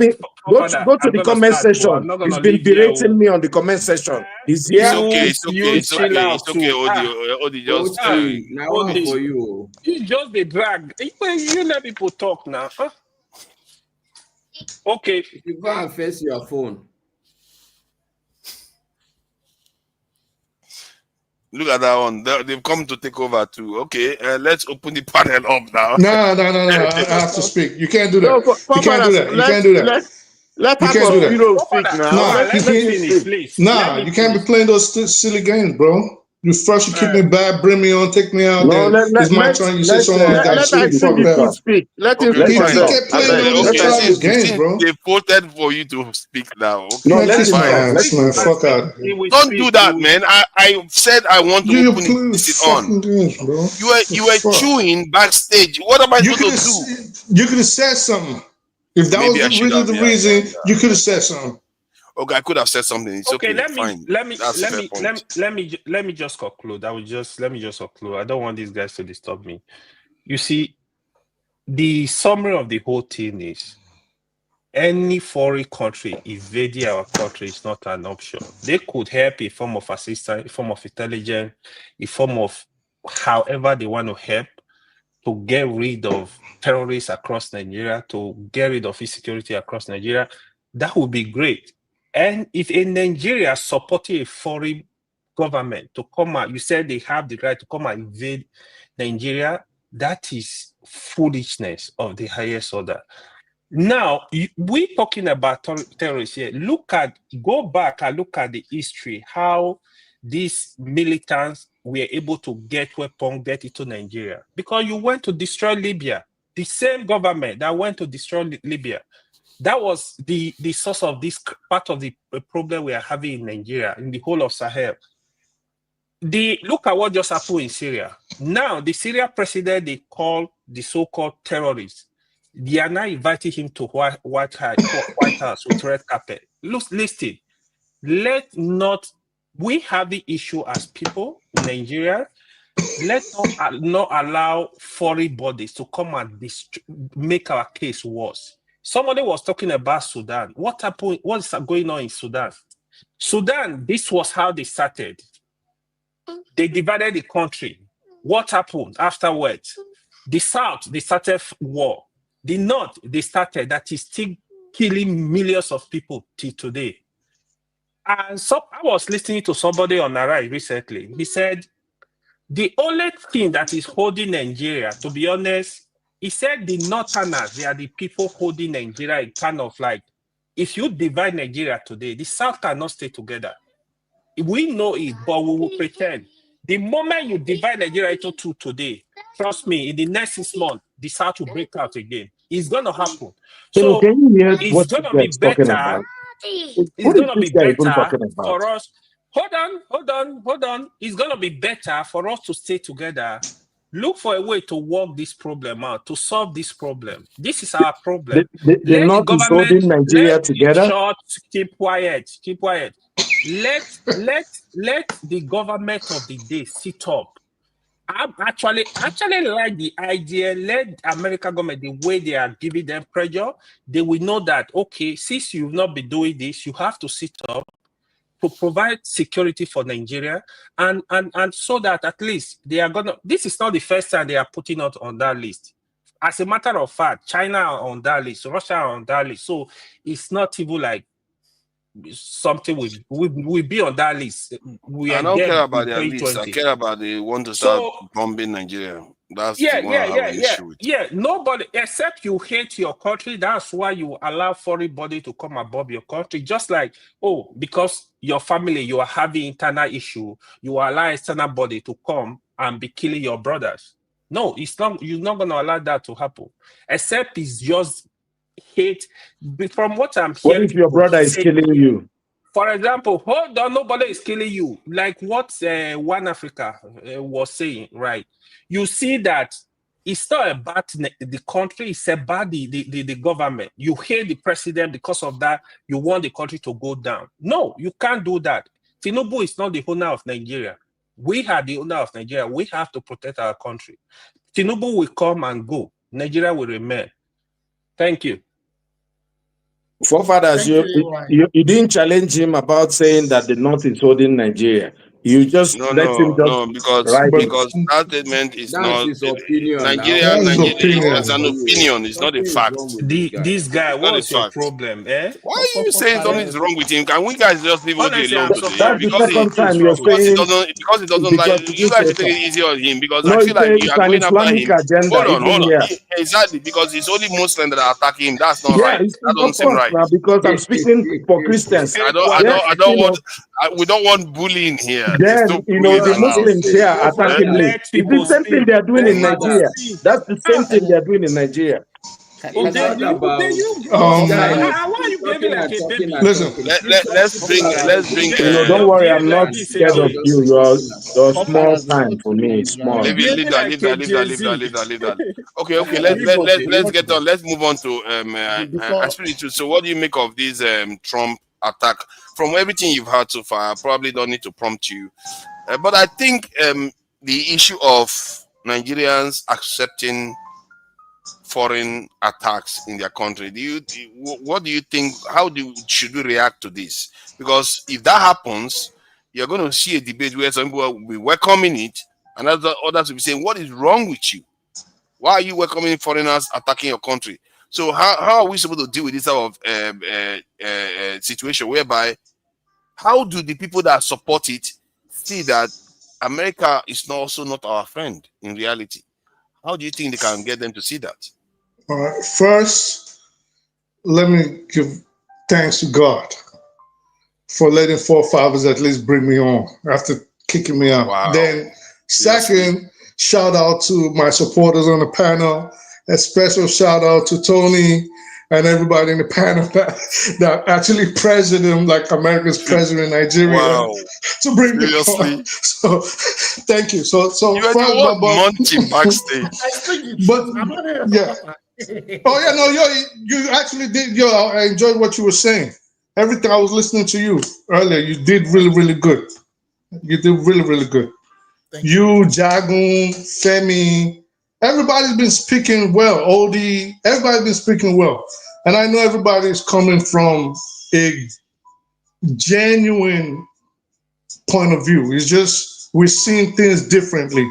And we've all been affected. AY, you too. Don't think I didn't recognize you. You too. You spoke very well. But we all are coming from different perspectives, right? And we all hurting. That's just the truth. All of us want the best for Nigeria. I mean, that's why we take our time out of our lives. We come here, we discuss, we argue, we fight, we still come back. Because we recognize that in the end, we're still brothers. I don't think any of us here genuinely hates each other or will want to see the other person hurt. And it is for that reason, I think, even though there's still room for us to argue, for us to fight, for us to get mad at each other, we have to be very wary of allowing invaders come into our ancestral home. We have to be very wary of that. This is not the time to start pointing fingers. We've done enough of that, and no matter what we do, a lot of us are not going to see eye to eye, especially if it comes to like religion and a tribe and things of that nature, because we've seen it from different angles. It's like the dude that just came in that's his first time, but forefathers claimed he's his old buddy. What's his name? The guy that just left. That guy will have a different perspective from you and I because he actually lives there and we don't know what he's been hearing. But that said, forefathers, there was something you kept saying, and I want to question that. And if you'll indulge me, you kept saying when it comes to the atrocities in Sudan with the Arabite Sudanese murdering their fellow citizens, you were asking why the Islamic world has not spoken against it. What do you want them to say? Knowing that UAE is actually suspected with good evidence to actually be backing the atrocities being committed in Sudan. What do you want the Islamic world You know what I to say want to them to them? do? The way they reacted to when Qatar was attacked. One attack to Qatar. We're talking about months and years of killing and genociding of a population, and they remain quiet, mum, as if they don't see it happening. And especially if it's one of their cousins that are doing it. They should have responded. Until today, they haven't said anything, including the Nigerian Muslim leaders, by the way. They too have a responsibility to speak up, because they cannot pretend that they are not watching, because they have a responsibility to their own people. Their own people are Muslims, and that fate may await them. UAE actually sponsored the RSF. You don't The know that. UAE is involved in But that's it. what I'm saying. Now that's what I'm saying. If that is the case, then why are they not coming out? Then if they don't say anything, then our leaders should say something. Because those people, they don't care about us. Why is our leaders not saying anything? So the reason, one second, so I don't get thrown off, because I got thrown off with They are not useless when it comes to killing Christians and speak out of turn. So the reason I brought that up, is, I would say, fair enough. I don't know which body you want to speak. Maybe you want them to speak on a governmental level, on a diplomatic level. I'll say, okay, I don't know how that's going to work out, but fine. But the reason I brought that up was the hypocrisy I was pointing out earlier in the show. And it got some people ticked off, and I think some people saw where I was coming from. Where I was saying, if we want to say that Christians are being massacred in Nigeria, now, please, again, I know some people have issues with comprehension, maybe the way I deliver my language. I'm not saying they are not. I'm saying, if we want to say Christians are being massacred in Nigeria, the original Christians come from Palestine. They are the Gazarians, they are the people from Jaffa, they are the people from West Bank, they are the people from Hebron, they are the people from Haifa. These are the original Christians. The Palestinians, they ended up they were originally Jews, converted to Christianity, converted to Islam. I know a lot of people don't even get that, because when you speak to them, they don't understand this fact. Now, these people have been getting murdered for 2 years straight. We could go back 75 years, but let's stick with since October 7th, 2 years. Christian artifacts that are thousands of years old, original Christian churches. The last Christian church in Gaza got blown up, a 2,000-year-old church got blown up about a few weeks ago. You don't hear any complaints. Are we then to say, why isn't the Christian world? Because this is why I brought this up, to understand that in between all of this that is happening, there's still an underlying hierarchy and racism in it. So the Arabs are not speaking on behalf of the Black Muslims. People were not complaining that there's a genocide in Gaza of Christians, which there was, which there still is. They keep getting killed. RAPD. But the Christian world is speaking out heavily. To you, on this show, that is not true. On this show. Yeah, but in the larger world I'm talking about, not necessarily on the show. I spoke about it, and I'm just trying to tell you the hypocrisy, right? As per Nigeria. I spoke on Gaza, the Christians. I speak on it all the time.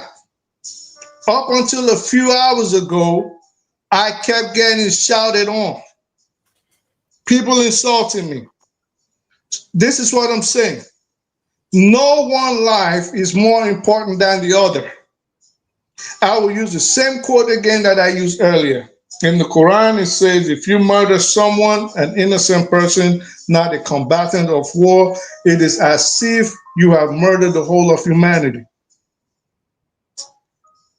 Why can't we, at this point, not fall for the divide and rule? Because I'll tell you what will happen if we should go into Nigeria. If we go into Nigeria, it'll be Liberia, Sierra Leone will be a child's play. The world doesn't even want it. You don't want 230-something million people running amok all I have over a the question world. for you when you finish, please. Right. So it is bad enough that Nigerians are even causing headaches in countries they go to. Can you imagine if they are just running wild, unregulated? I don't even think America wants that. And I think another mistake people are making is thinking, well, if America comes in, we can probably get independence. I'll tell you where you're going to be disappointed. Al Jelani used to work with ISIS. He had a 50 million bounty on his head from the United States. Today, he is president of Syria. He was in the White House last month. America gets on Nigerian soil, they are going to work with the strongest group on the ground. It might also be those Islamists you guys are thinking they're coming to rescue you from. If the Islamists are the most powerful people they find in Nigeria that are giving them a headache in terms of if the resources is their goal, they will work with them. And the rest of you that are thinking, well, they're going to divide it north and south, Christian and Muslim, I think you will be sorely, sorely disappointed. I speak the truth. Yes, sir. What you just said now is the most important point in the entire session I've listened. Just that point that you made. Nobody has made this point.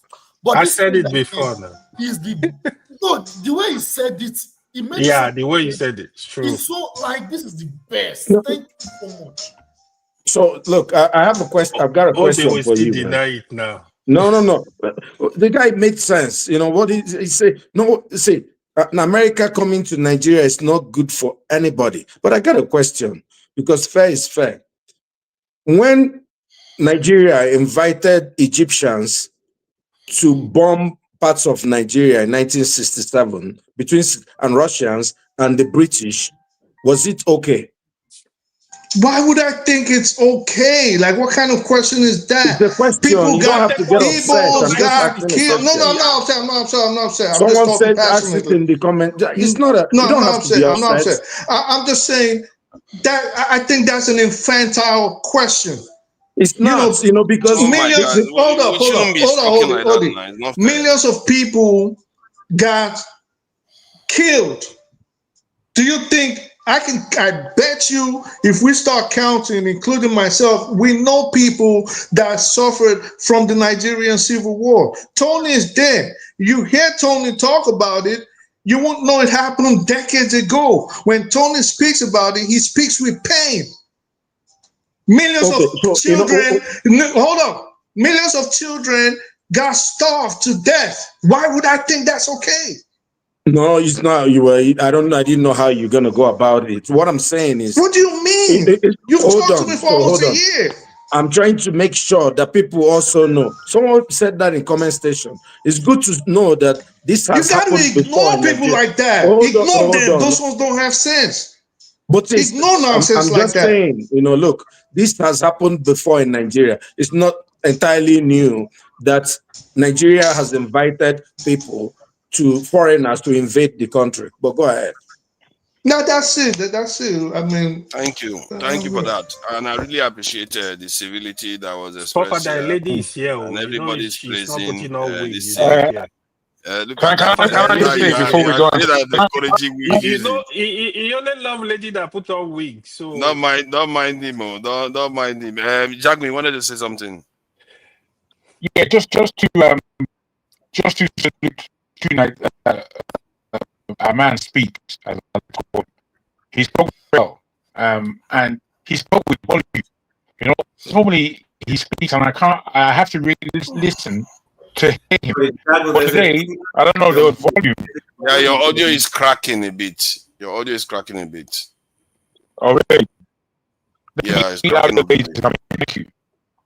Anyway, forefathers, I just want to make a point also. When that guy, I think it was the doctor, when he was talking, AY, you should have allowed him to talk because he was about to say something very important. And I said it here.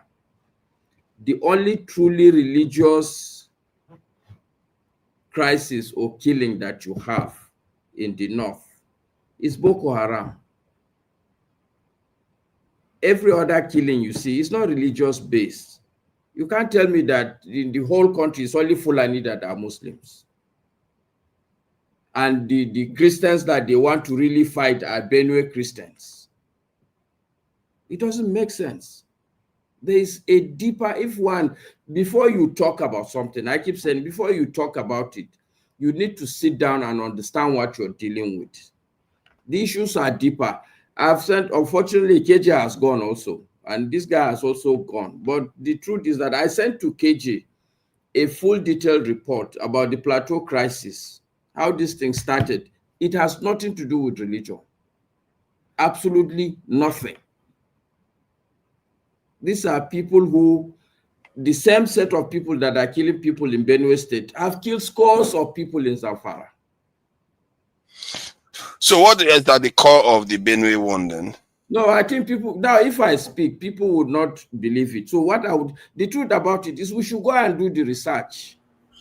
No, but Master, you can't say this and not tell us. You can't give us half information. It's not half information. I'm not even giving you any. Listen now, Chim. I'm not giving you. I've told you the reason why I would not go further. But if you insist, I'm saying it's half information.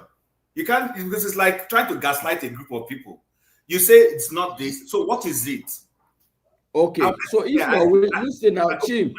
Listen. It's okay now. No wala. If you want to listen. And I'm not saying that my version is a verified version.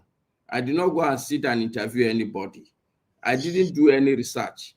The mere fact is that I've been around since God knows when. And I was lucky. I move around a lot. And I have people across divides. In fact, as I speak to you, I have a significant part of my family in Benue State.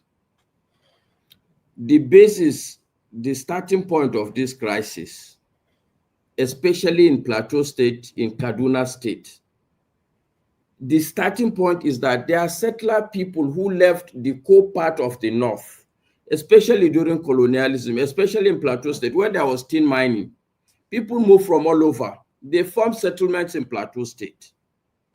After a while, because of consciousness, people start dragging political positions. The starting point of the crisis in Plateau State was when somebody was appointed, I think in some commission, and the people, local people said, no, this is a Hausa man, we don't want him.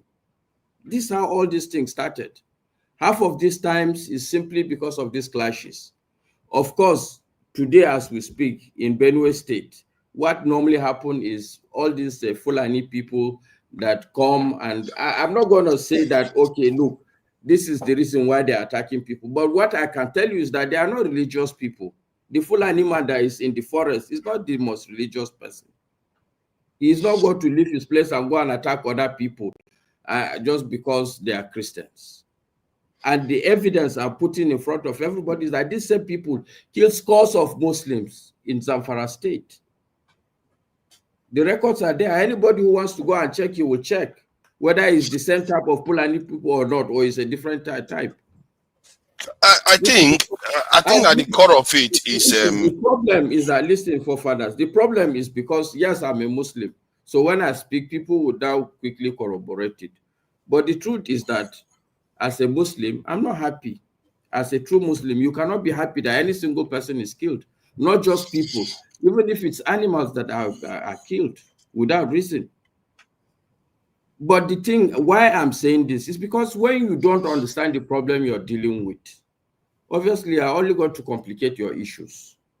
Because if we think that this is a religious issue, and the truth, I've given the story on this same platform. Yeah, but Masca, there's a religious element in it whereby, let's say, the bandits are not motivated by religious this, but there is still the Boko Haram and the other terrorist organizations that are also doing those things there, and is leading to a loss of life, not only of Muslims but also I of can Christians. tell you that Boko Haram does not go to Plateau State. Boko Haram does not go to Benue State. Yeah, we are talking about not only because even in the north there are Christians that are also being attacked, even in Borno State.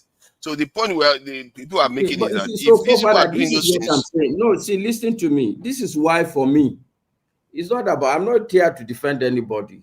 I can't go and start defending somebody who is killing somebody. How? From what? On what logic? This is not what I'm doing. All I'm saying is that we should endeavor to do our research. The other guy that came, he was about to say that no, he said invasion. yeah, but do you support? Do you support like just hear me out. You yourself, you said it's not invasion. Did you not say that? Yes, of course, it's not invasion. I was talking about it's not a genocide. On what basis are you arguing with the man that it's not invasion? How do you mean? I don't understand fully. The man said it was. When Ewa said religious intolerance, the man said, no, it's not about religious intolerance. It's an invasion. In the south. He actually said that. Okay, yeah, because they are looking at it from the point of view that the herders issue is a form of invasion, that especially in the middle belt area, that they are taking their land and displacing those people. Because some of them still live in this thing, what they call them. All you have to do is do reverse engineering in all the things you've been saying, forefathers. We are talking about Sudan. Who is in Sudan that is a Christian now in the crisis? Okay, now that's my point. Let's not modulate. The same point that me and you are making. Yeah. The point I'm making, the original point is that you are not letting me speak. What I'm saying, forefathers, is that half of these issues we are dealing with, it's not really religious. And a good example, I'm just saying that the same thing you're talking about, if you take Sudan, for instance, today, they are all Muslims. Yeah, but if it's not religious leaders should be able to speak up and say, oh, you know what we are seeing and all these people are not listening. But we are not. Maybe you are right there, but they should be coming. They should come online here. They should be coming. If they are not going on channels TV or TVC, they should come online and let's see them. Also, this argument you are making. Whether hold on, you see, we are distracted now. Whether it's religious or ethnic, is there killing or genocide? It doesn't have to be a Christian genocide. What if it's an ethnic genocide? Is that not a thing? Is that better? Exactly. For me, anyway, I feel like if something like is happening, people need to come out and start standing up against it publicly. So, you see, the problem I see us all get into is a very simple problem. And I can understand why. Because half of the time we are talking in foreign languages, we are struggling with identification. One word that we want to use, one word to slap on every issue. I don't care what the word will be. All I'm saying is that let's understand that the guy said it. It's not one single problem you're dealing with. It's not one single problem. And if you foolishly think that you're not dealing with the point that I'm making. You're not dealing with the point that I'm making. That like you see how we in the south sometimes we also quarrel with each other all the time. Like you see Yoruba, Delta, the southern part of Nigeria now. You see the south. Sometimes you see southern like me now. Sometimes I will be arguing with southeasterners. Oh, you did this. But you don't. Hold on, I'm from the south now. What's wrong with you? Okay. So when I say that in the north, that you should expect a certain amount of, let's say, with all this stuff going on, that okay, what is going on in Sudan? Why are brothers that are Muslims like us being attacked in Sudan, or that are the same race as us being attacked in Sudan. Because some of them are actually Nigerians, remember? Because Nigerians, we have at least 2 million Nigerians in Sudan, and any of them that encounter these RSF people now will be eliminated too. But you don't see our northern elites, because the southerners, you cannot excuse them because they are not very conversant because it's with what not is going on. Christians that are being killed. Exactly. No, But because this if is you for me, hold on, you are not listen, listening. No, hold on, Okay, hold I'm on. See, listening. I'm it's listening, not fair. forefathers. It's not fair to expect Go the ahead. southerners to be the first to talk, because one, if you are going on the marketplace, you have your children, you mind your children first before you mind other people's children. That is what happens. You will expect the people that are in direct charge of those people to be responsible for speaking out. Because how can we speak out? It's almost as if we are feeling your pain more than you do. As a matter of fact, a northerner has said that to us before on this thing, that why should you feel our pain more than us? Hear you, forefathers, but hear Oh, me out. forefathers, good morning. Good morning. Wake up. Oh, look at that. Okay, so the point I'm making, forefathers, and I think Ovia has been making that point severally. Okay. The fact of the matter is that we as Black people, I keep saying that, we as Black people need to have that understanding that it's us against the world. I'm a Muslim, but I have no doubt that today, if I go to either Egypt or Saudi Arabia, the first issue is that they see a Black man. They are not going to start even asking me about my religion first. They will ask me, how is Africa? People have asked me in Cairo, how is Africa? Like they are not in Africa. And the second point I'm making, which Ovi keeps making, is that our brain, now all of us are arguing Christian, Muslim. All of us. And in our minds that because a white man is saying that he's a Christian, he's going to come. He's a savior. Why do you think that the Muslim man will be a different person if the Christian is thinking like this? The fact of the matter is that we have mentally been colonized as Black people. We see first ourselves as Igbo or Hausa or Muslim or Christian. This is the fact. This is the bottom line. Like you and AY were attacking me. It's easy to say. Then we need to deal with the issue, because no, but he was attacking me. I think it will be far more powerful. Do you know how powerful it is? No, let me say something. Do you know how powerful it is? There's something very important I want to talk about now. You gotta let There's something very important. Hold on. See, it will be very, very powerful if another leader comes out and says what is going on in Sudan is unacceptable. I've sent you a video that Sunusi spoke about Boko Haram on CNN 10 years ago. Yeah. But the fact, okay, so the fact of the matter also, listen, no, but it's not even the fact that he spoke. He's isolated. He's not the general person speaking.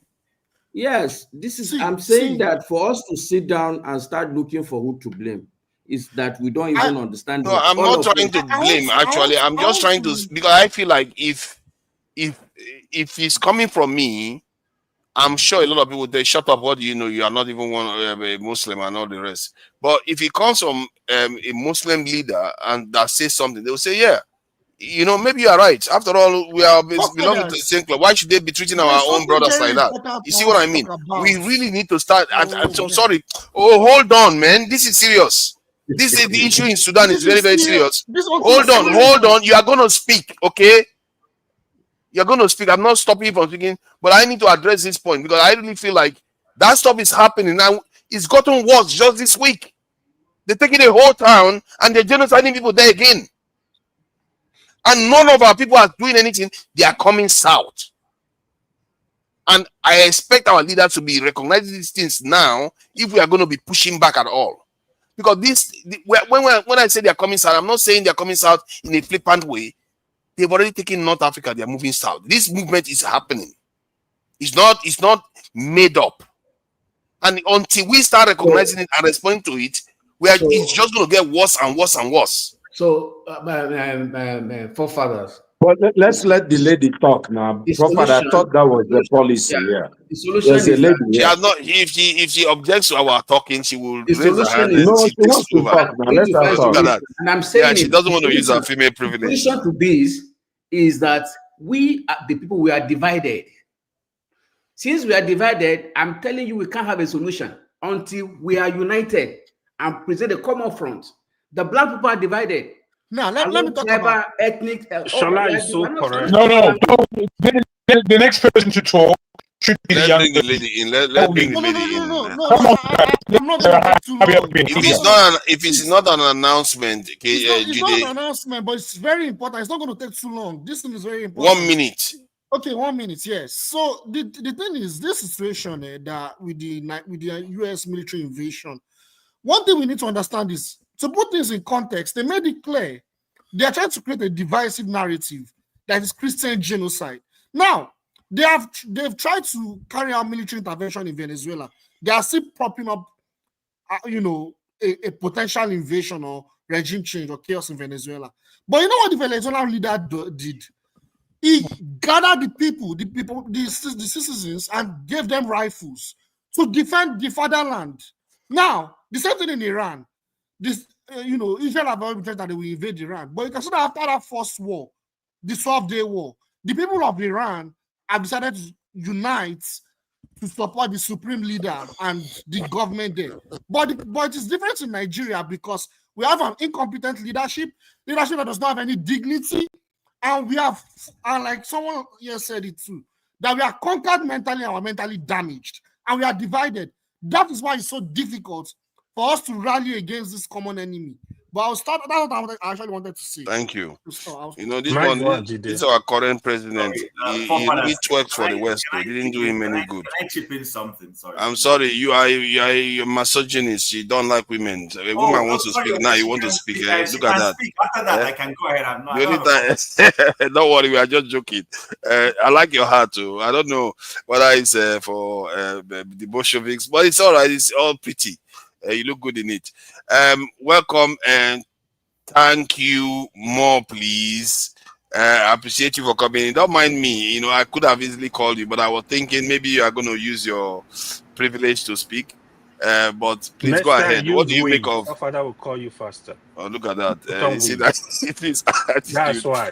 But I'm just giving you the secret. Look at that. This issue of Trump threatening Nigeria now, where do you stand on it? You've had the conversation, so I will allow you just give us what you make of it. Yeah, so thank you so much for giving me an opportunity. So I would like to say that I've listened to a lot of people on this issue, and honestly, I'm afraid for my people.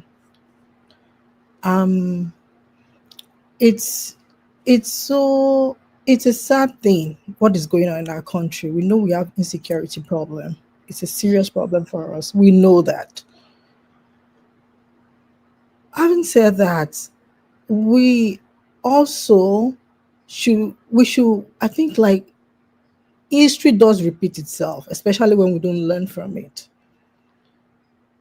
And I feel like part of the problem for us as a people is because we are not being taught history in schools. Our real history, I mean. I'm not talking about the refined version. I think that is a serious part of our problem. Because even though we are going through all this problem, like a lot of other countries are going through that same thing, even here in America. So, but I would say that as divided as America is, you would not see Americans inviting foreign countries to come and invade them. They will unite. They will come together.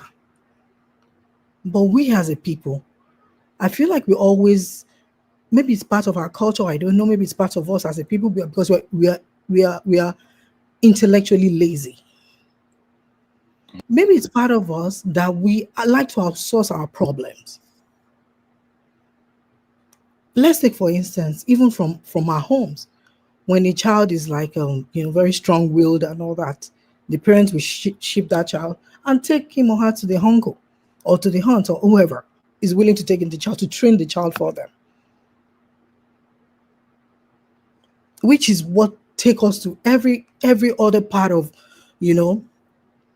our daily lives. We always want to outsource our problem, not solving the problems itself. Now we are welcoming, we are saying that it's a welcome development for another country to come and take us. I even heard, it's just mind-boggling. I heard people saying, come and rule us. We need America to come and rule. What kind of a, how do you even think of that? What kind of a people is this? Come and rule us. His name is Kenne. The person who said that, if you want to be sure. Like, it's a lot of Nigerians just saying that, come and rule us. We need strong hand. Do you know history? Have you learned from history? Have you seen pattern? You want recolonization of us. And we wonder why someone would say, I know that video that you talked about earlier, that someone was saying that we can't rule ourselves. We don't have the mental capacity. And this is part of it. This kind of conversation is part of it. Like I said, Americans they will unite. They will come together if a country is trying to invade them. They don't get, even though America is so bad for Black Americans, they will not say, oh, we are happy because this country is so bad for us. It's a welcome development that you're coming to invade us. As horrible as America is to them. But we as our country, and that is why we lack patriotism. And that is why our leaders are the reflection of who we are as a people. We blame our leaders. If they pick each and every one of us, we'll behave the same way as Wike is doing. We'll behave as Tinubu is doing. Nigerians are naturally oppressors. They have that culture, don't they? It's just embedded in us. Where they like to show off to each other, like I'm better than you. It's not a culture; it's a complex. Yeah, it's mind-boggling. They are invited. They are saying it's a welcome development. Come and invade us. They're looking for Messiah. They're always looking. My people are always looking for Messiah. When it comes to religion, they are looking for Messiah to help them to solve their problems. Miracle. Messiah that does not see them as human beings. Have you seen the people that look like us in their countries? They call them one third of a human. That's what they call them. But you want them to come. In fact, that is when our country will be better, so that they can take all these Emiloko and Kiniko away. It's not going to happen like that. It's not a child's play. Also, do you think that Tinubu should be grateful to the Nigerian leader now for kicking American military bases out of there? Because they would have been a bit closer to Aso Rock, right? Now, if they were in Niger. Fathers, and you see them, a lot of them, they're happy what Ibrahim Traore is doing. He's fighting for his country, but they want to invade you. You're inviting Western. You are not fighting as a people, clamoring for whatever is happening in Burkina Faso or whatever is happening in Mali or Niger. We are going to fight tooth and nail. They will want to, you that you are in another country should come home. Always wanting something that is just not going to work, that is never going to move forward, and waiting for somebody. That is why after the election, the last election, they are waiting for somebody to tell them to go on the street. They are waiting, just waiting. He said we should not go. Can you imagine that? We sound like conquered people. Yeah, but hold on. When you mentioned that, it just jogged my memory. But the woman is just in Tanzania winning 97% of the vote. Our politicians, are they good at rigging? I don't understand it. Can somebody make sense of that? If we are so captured with ourselves, she contested. If we are so captured on everything, are we good at rigging at all? Because our politicians, Tinubu basically limped into Aso Rock with 36% of the vote. This lady won 97%. Egyptian president, this in Kagame, they all win 97% of the vote. So our politicians not terrible at they are so terrible at everything that they are even terrible at rigging elections?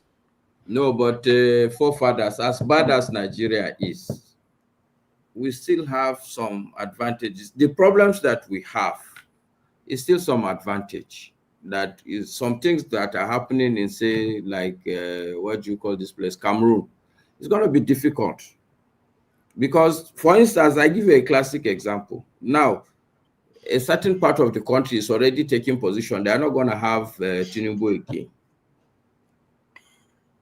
So even if he's going to rig, he can't say he has 97%. It's not going to happen. But anyway, gentlemen and lady, and thank you, lady, for coming. I really appreciate your comment. I just want to say good night. But I will leave us with this parting shot. Okay? That guy, the younger guy that came, I can't remember his name, that lambasted us. You know, Solid. I think all of us, it's a wake-up call, sincerely speaking. All of us need to wake up and ask ourselves very difficult questions, sincerely speaking.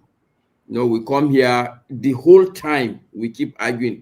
Half of the time we're arguing to find where we can blame a problem, to find a label we can put on our problem, not to dig deep and understand our problems and begin to proffer solutions. I think if we continue on the trajectory we are going to continue, our grandchildren will be insulting us and slapping us even. They will be punching us. Good night, everybody.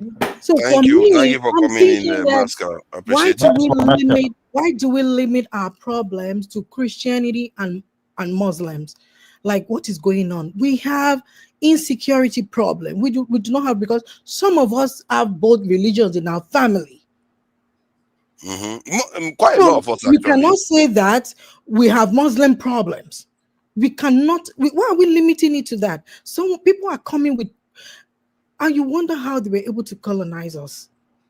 Because you wonder, they are coming with, when it comes to religion, I don't know why our people always take off their critical thing. You even see the most educated person that has so much knowledge about, that is vast in knowledge. When it comes to religion, they take off their critical thinking cap.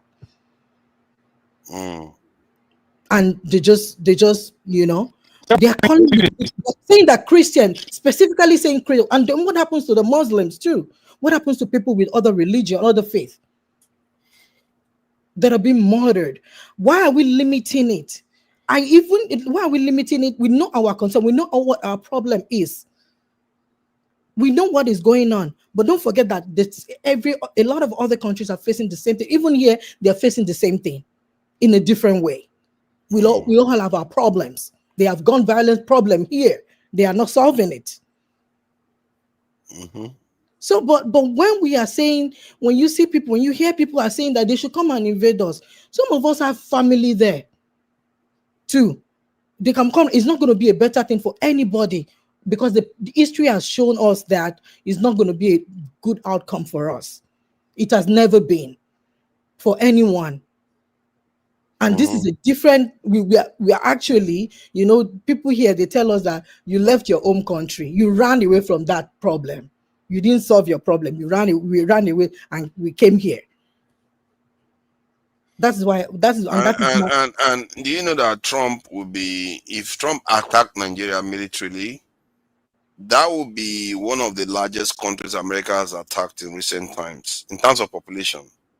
Even Iraq and all the other countries, they are relatively less population. Even Iran is less population than Nigeria.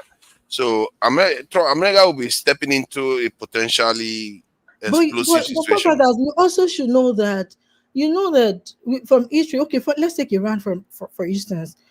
You see that when in the 50s, I forgot the president name that was there, that, you know, that wanted to nationalize their oil, and they toppled the government by, you know, bringing in, by, you know, supporting some, you know, we know how this, Mossadegh or Mossadegh, we know how all these countries are today, because American foreign policy is not good for anybody. What they're it's not good for anybody. It's not good. It's not. They are not coming to Christianity. They are fighting in America here. They're fighting for Christian nationalism, the same version of Islam that you don't want in Nigeria. They are advocates for, because it's your religion, then you're okay. because they're coming to save Christians. I have to say, Christian nationalism seems to be more righteous. In a way, I like the Christian nationalism. It's not righteous. No, hold on. I hear what you are saying. I know for us, it's not good, but like the Candace Owen approach of Christian nationalism. No, Christian nationalism is not good. Even I here. know Christian nationalism is not good, but I qualified it by saying the Candace Owen kind and the Tucker Carlson. No, not the Tucker Carlson kind is somewhat like that too, whereby they see morality as part of their Christian nationalism. Christian nationalism normally don't care about morality that much, but they see that. That's why they are against the Gaza and this thing. While Kirk wasn't. Let me tell you. I don't want us to dive into American politics because this is not American politics.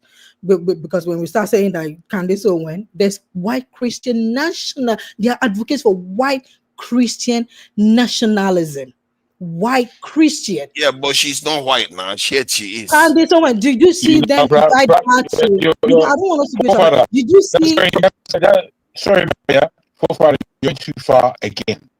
It's something you heard. Your audio is breaking up. No, really. Forefathers. Ike is asking for the link. I think he wants to get it. Bring me back in, please. Okay, I will bring it back in. Forefathers, what I'm saying is, people like Candace, did you see them invite her to maybe to Charlie Kirk, even as close as she was to Charlie Kirk and all that? Was she invited? You see other people that hold on, conservative blacks. Did you see them get invited to the cookout?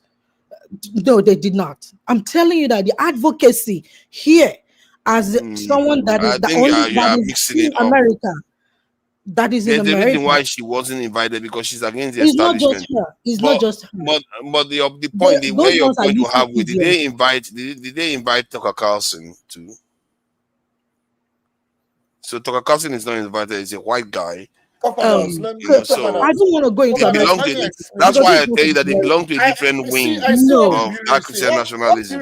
I don't know why you don't understand American politics. You don't. So let me explain. You'll be surprised. You know, the UK created America. You don't. So even within the right. Can you let the conversation move on, please? There's just people that have spoken and they are speaking again. It's only fair. It's only fair. Yeah. Let's bring. Let me finish my point. My point is, us as a people, I think instead of us being intellectually lazy and try to outsource every of our problems, we can actually solve it just like every other person. But when we are advocating, what I understand the gravity of our problems, I understand what we're going through, and it's touching every one of us. They said he go touch everybody. I don't know how they just say he go touch everybody. We are all in this, but I am saying from history we know that inviting foreign powers who are the ones that actually put, just like everyone has said on this panel, put us in this situation for their advantage.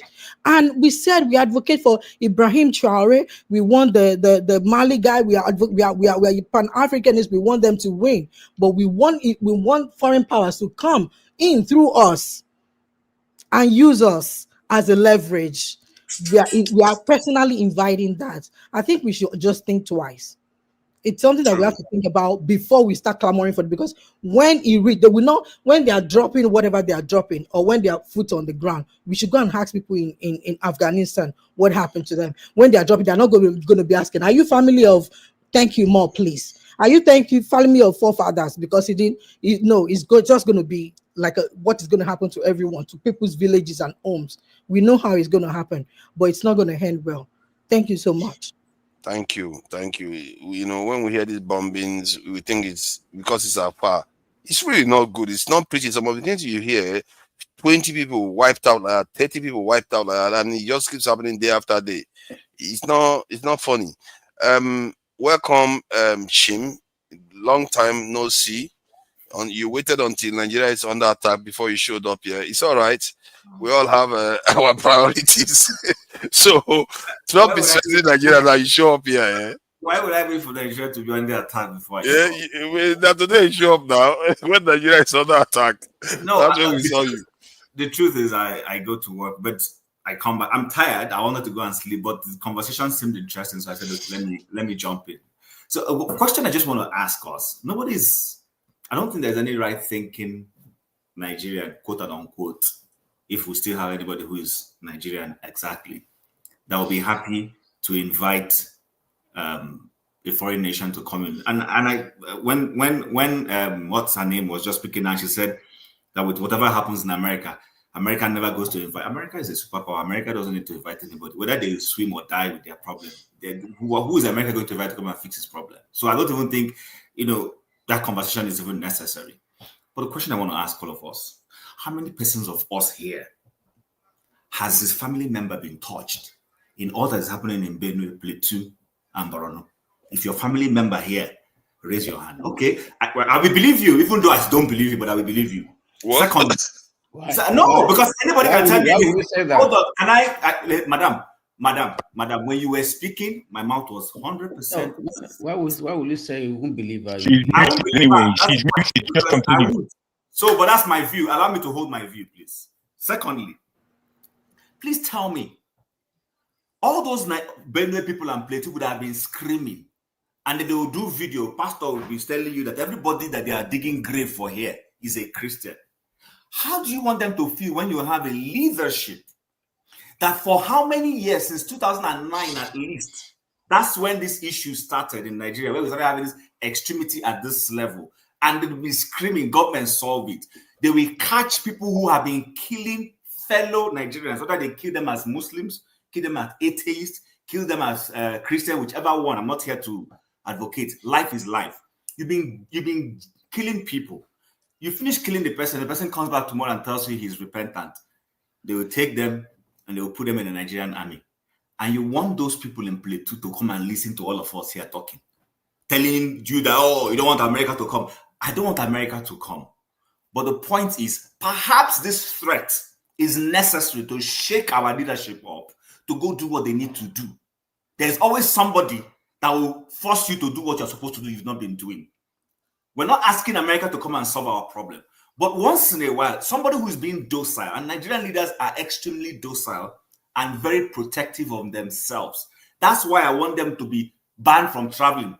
Let them start fixing the country. By the time 2-3 Nigerian leadership die because they can't go abroad for clinic, they will fix our hospitals.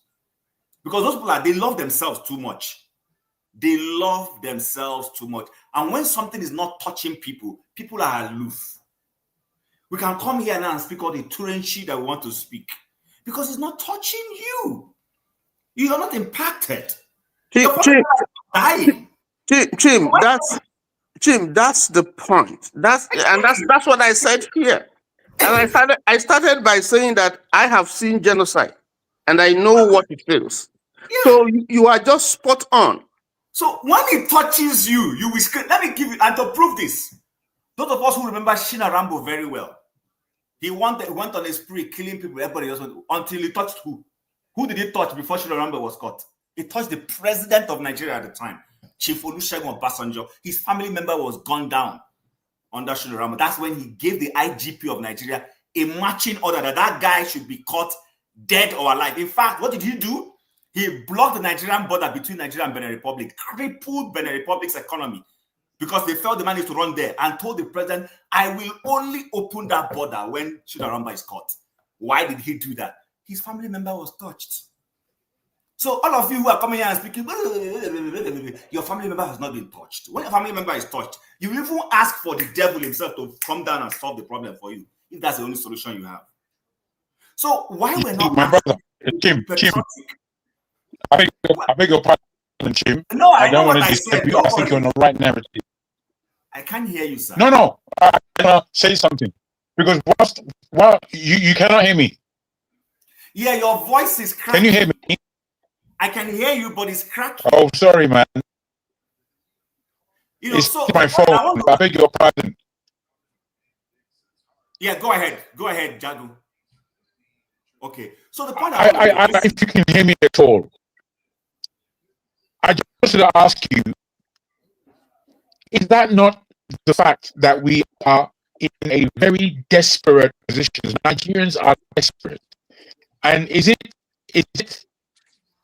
making a desperate decision a healthy way of making a decision? It's not. It's not. I agree with you. I'm not saying it's. Listen, I am not asking America to come to Nigeria. I will be the last person to allow the Americans touch food to Nigeria. I'm against military base in Nigeria. I'm totally against it. But the point I am making, when we're doing these things, I want to see people be rational to say, you know what, as much as we don't want this, I can understand why the average Nigerian is saying this. To sit in the United States of America and you're pointing fingers at other black people in Nigeria, telling them that we don't think, they don't read, they don't do this, that they did this. Please, when it touches you, then you will know how desperation can be. I think some of us spoke well here. We did say that the government has a problem. Major problem is the government, and we are divided. But that notwithstanding, we are not going to stay here because we have a problem, and then the solution is to applaud U.S. government. I'm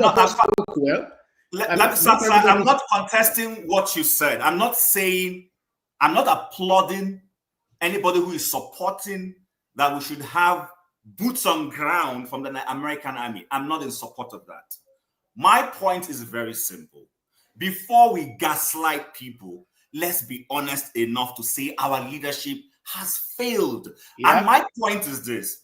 Perhaps this subtle threat, I don't see America coming to bomb Nigeria, so let's not get beside ourselves. It's not going to happen. But perhaps if this will put fear in our leadership and make our army stand up and make even our religious leaders, there are people in Nigeria who are fueling this thing and getting away with it. You're right.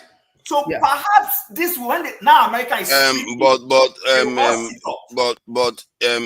is quite it's quite high likelihood that America may attack Nigeria because especially when they're using the word this government doesn't threaten that Chim, you are not blazing words like that. No. There is breaking news. It exits breaking news. Trump's requests. It's a big deal, Chim. Who are those? Exit. Defense minister now, defense secretary. The head of the Department of Defense just approved Trump's request. To do what? This is to attack Nigeria now. To attack Nigeria. To attack Nigeria. What are people talking about? Did Nigeria attack US? Okay, look at that. Are you arguing with us now? That's the information that is coming through. You think it's a joke? He's there on Twitter. He said yes. He said the news. Can I say something? I don't dwell in the realm of conspiracy. I don't like it. Oh my goodness. Please. Sorry, please.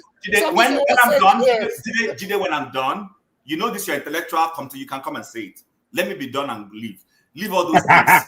This is not this thing. And what he is saying, you see, you have to understand when Trump starts threatening military action to weaker nations, it tends to he's not going to invade, but he will bomb. Can I say something? Why is the US attacking? Why is the US attacking? Why is the US attacking Iran? Because of nuclear program. And what else? And Israel doesn't like Iran. Nuclear problem is not enough. What exactly? Right now, actually, it's because of the nuclear. If it's oil, Iran will give them oil. Okay, so first of all, Iran is being accused of being responsible for sponsoring terrorism. That's clear. Oh, come on. Iran is a victim of terrorism. I said being accused. Okay. Yeah, but that's not their reasoning. They know that's not the reasoning. They are being accused now. That's a reason to go fight them. That they are sponsoring Hezbollah, sponsoring all those terror groups. That's their reason. Okay, because they hated Israel. But at the core of it is the fact that Iran doesn't agree with Israel. Listen, and their nuclear program. Take this to the bank. America is not going to attack Nigeria whatsoever. The worst that's going to happen. You see this man, he won't get a second term. If Biden said it, I would say sense will prevail. But when this guy say it, and the defense secretary is very, very trigger happy, he's very, very happy to bomb, especially countries where they know you can't reply. They will do it. So everyone will see it. They know we can't attack back, and they will do it. But I will just summarize my views by saying, please show the part of Peter, please. Can you? So I'll try to find it. Yes, please find it. Let's have a conversation and not go into all this Pix Hexet thing. I'm not interested in all those kind of politics. The point So I'm you are making. waiting until bombs start falling in Nigeria, yeah? No, it's not going My own is when they are using a particular set of phrase, it's alarming, it's concerning. You coming in to help, if you're going to help us, is even if you're going to give our government a shake-up, which is understandable, there are phrases that you could use. But when you're using gun blazing, on who? On my people. Who wrote gun blazing? That's what the writer That's wrote. it in the tweet. Trump. It's It's in the, Trump. don't do that. himself. Don't do that. It's in Oh the my tweet. goodness. Don't argue with me. Do you know how journalists write? Somebody No, said it's not journalist. It's Trump. I'm not going to argue. I'm not here to argue with anybody. It was Trump himself. It's in the tweet. Blazing. Yes. Gun blazing. Yeah, that's the word. All right, forefathers, let the next person talk. Forefather, look for the tweet now. I don't understand. That's why The tweet is not necessary. It's not necessary. Did Trump say it? Yes, Trump said it. But who is Trump going to attack? Who is America going to attack? The head of state, Akko Rock, or Lagos, or Ibadan, or where? Why is he going to attack? They want to make a decision it's a real threat. You cannot say they are joking. They are playing. No, I'm asking you, who is he going to attack? Can you let other people speak, man? What's this, man? Excuse me. Does Trump have a problem with Nigerians? Okay, he's going to go to Aso Rock and attack Tinubu. No, you answer now. He's going to attack because I'm asking you give the impression. You give the impression that Trump has declared war on Nigeria. That is wrong. That's what Chief is trying to say. That is wrong.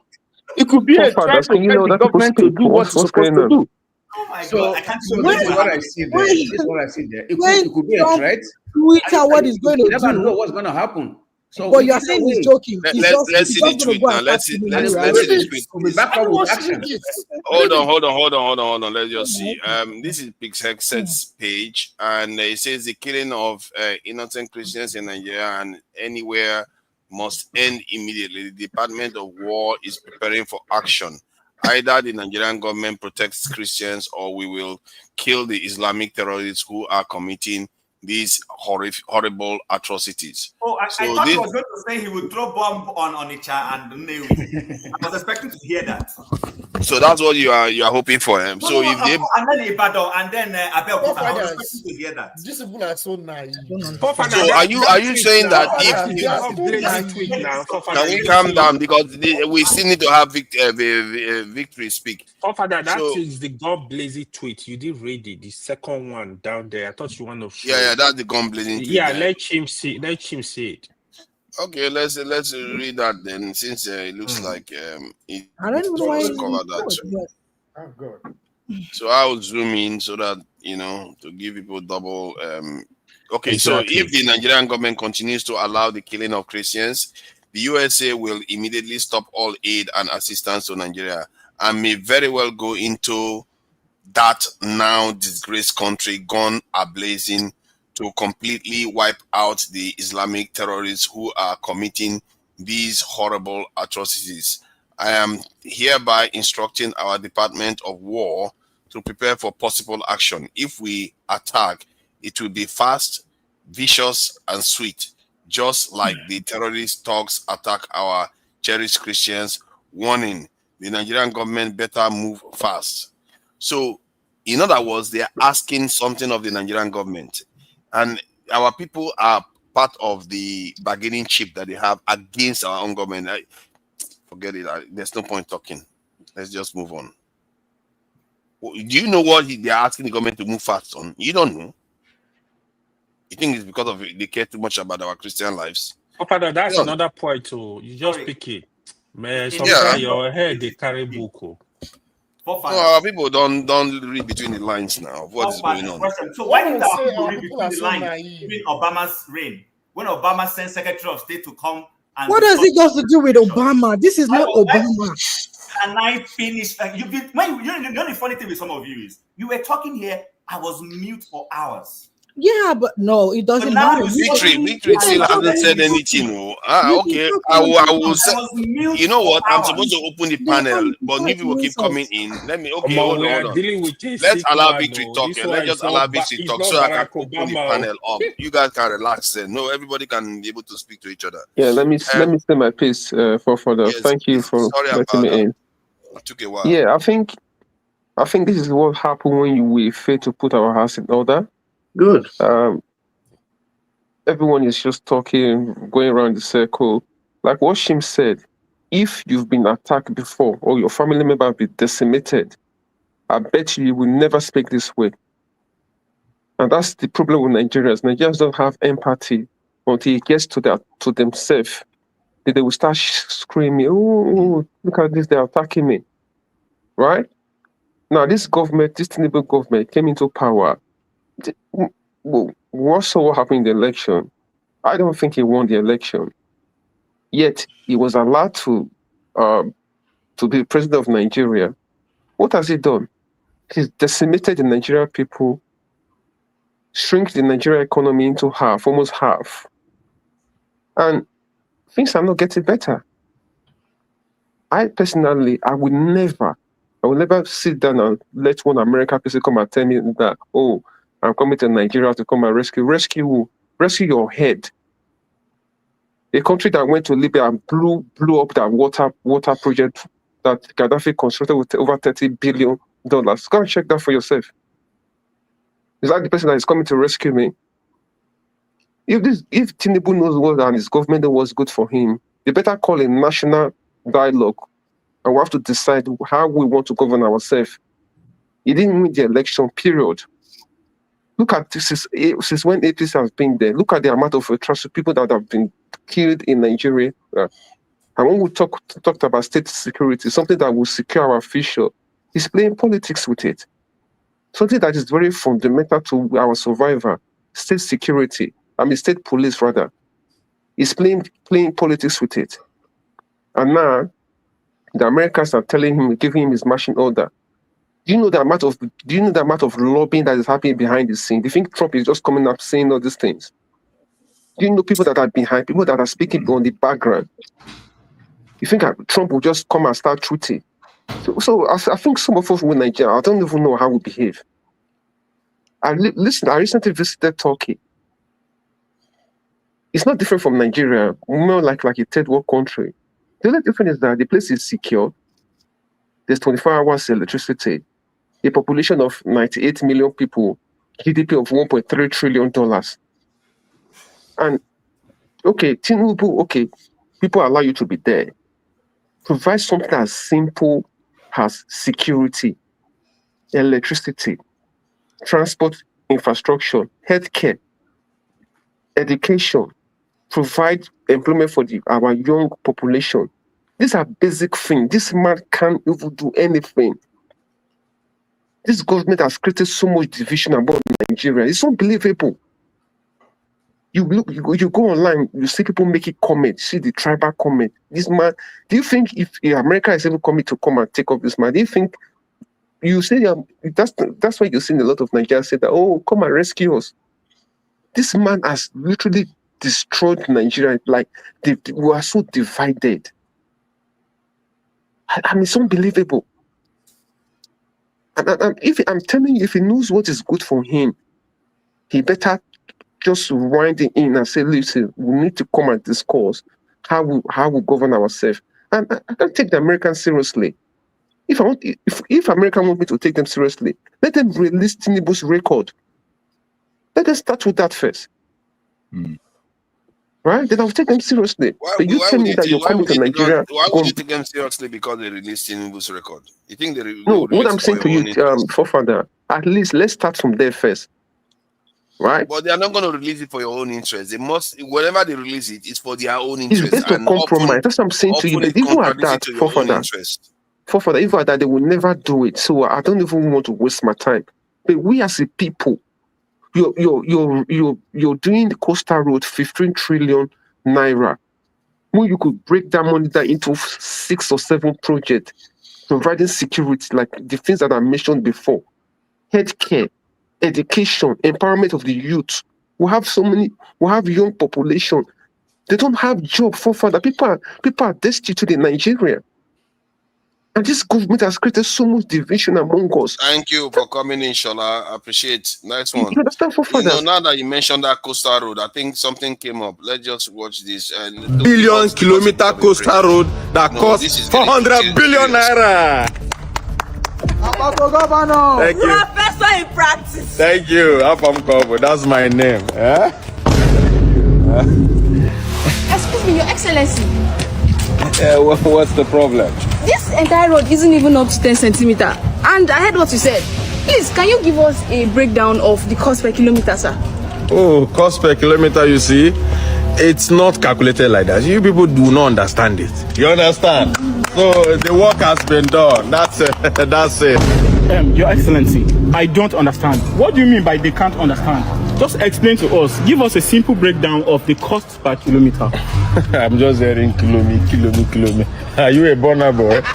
I'm saying there is a system to it. There's a CM to it. You know, there's a system, there's a CM.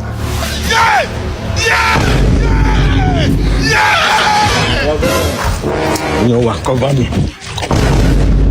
Nice suit. You came. Governor, you spent 400 billion to construct this nonsense project. Tell us, what is the cost per kilometer? Are you stupid? Huh?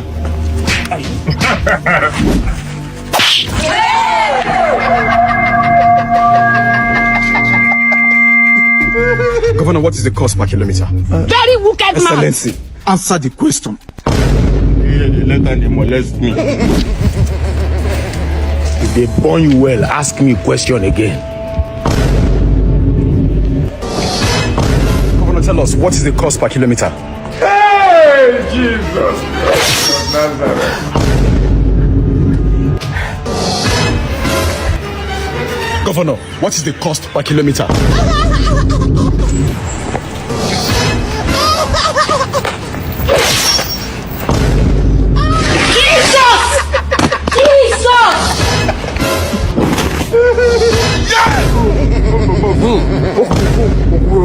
No beg am again. I don't need them. Myself, I don't need them again.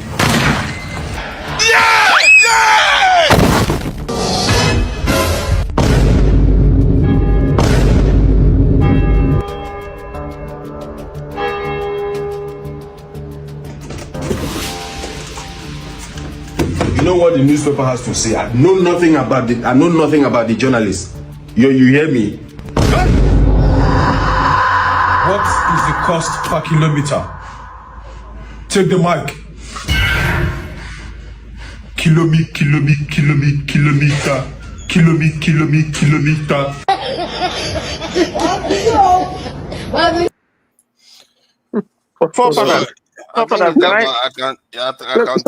Let me just round up so that other people can come in. So the point I'm saying to you is that this government has not done anything. They are living in absolutely wait for themselves and their friends and immediate family. And the majority of Nigeria are in poverty. So, like what I said, this man did not win the election. And what the step that he's taken so far, anybody, if you have common sense, if you have any bit of sense in your head, you will know that Nigeria is not on the right track. And I expect anybody that loves Nigeria to say, listen, this is not where we should be as a people. What is the way forward? I'm of the opinion that it's not the Americans communists to tell us what to do. We have to come up with our own solution and solve our problem ourselves. And it starts by we talking to ourselves and say, what system do we need to put in place to ensure that everyone is heard, everyone's voice is included in the plan, and we should be inclusive in anything that we do. Respect everyone's wishes and what they want. And look at the justice, like say, even look at the justice system. They are doing selective justice. When it comes to certain people, they give them a different treatment. Other people will get a different treatment. So you cannot build a country that is uneven, that is no justice, and you expect people to keep quiet. So that's all I have to say. Thank you. That's really nice of you. You know, all these other people that want to go on, but it's okay. This is an open panel now. We can all have conversations about these events. You know, this breaking news. So, Tony, you wanted to say something? Go ahead. Yeah. I am about to sign out. I want to thank you, but I think it's unfortunate to hear from Jide that some of us are being naive because of the comment that you have made concerning this situation. I think it's a very, very unfortunate statement to hear that from him. And I think you should withdraw that. Now, yes, I'm serious about that. Secondly, which statement? Sorry, Mr. Tinubu. Which statement? From he said I that was talking about the tweets. he said some of us are being naive. And I didn't mention anybody's name. I was general. About regarding what specific points? You know, I said yes, sir. Hold on, let me finish. You said I said some of us are being naive. Yes. Because you don't understand the interpretation. I didn't mention anybody's name. So why would I withdraw it? Yeah, you said some of us are being naive. No, I didn't mention anybody's name. I wasn't even talking to you. No. I didn't say you are talking to me. I say that's wrong to say that people are being naive because they are airing their views. Yeah, but that's wrong. I'm not referring to anyone in this panel. I'm just being general. Okay, so whether you are being some people will see it and take it lightly that nothing is going to happen. But I'm saying that it's something we should take seriously. That's the point I'm making. Okay. I accept that. Forefathers, what I want to say is that there's still a leeway. There's still a window that is open to the government. I can imagine how the president will be feeling now, very, very uncomfortable. This is not something that any president would like to happen, particularly when you look at the myriads of problems that we have. So it's a serious problem, and I said it is not something you sweep under the carpet. I think that the diplomats amongst them, maybe in the US here and so on and so forth, should be making moves to see how they can resolve this issue. And then the government should show genuine intention of trying very fast to see what they can do to sort out, to show that they are serious about dealing with the problem of insecurity in Nigeria. The government must accept. But is that not a problem, though? You keep saying this like you actually think they care about that. Well, that's the only option open to them. Otherwise, that is not an option open to them because the people that want to do these things don't care about that. You don't know what Trump means by saying warning. The Nigerian government better move fast. There is something they want. No, that's what is speculation. That's what you think. I feel unless you want us to see whether whatever it is that Trump wants to do, or if you call it a threat, whether it will move government to do what they ought to have done that they haven't done. They don't even care about their own American Christians that are being killed in Israel. These people don't care about Christians. Listen. You keep bringing Sudan and Israel and all that because your comments are based on the idea that you actually believe. You actually like talking as if they care about what civilians. How can they care? That's not their problem. What about Black Americans attacked by here every day?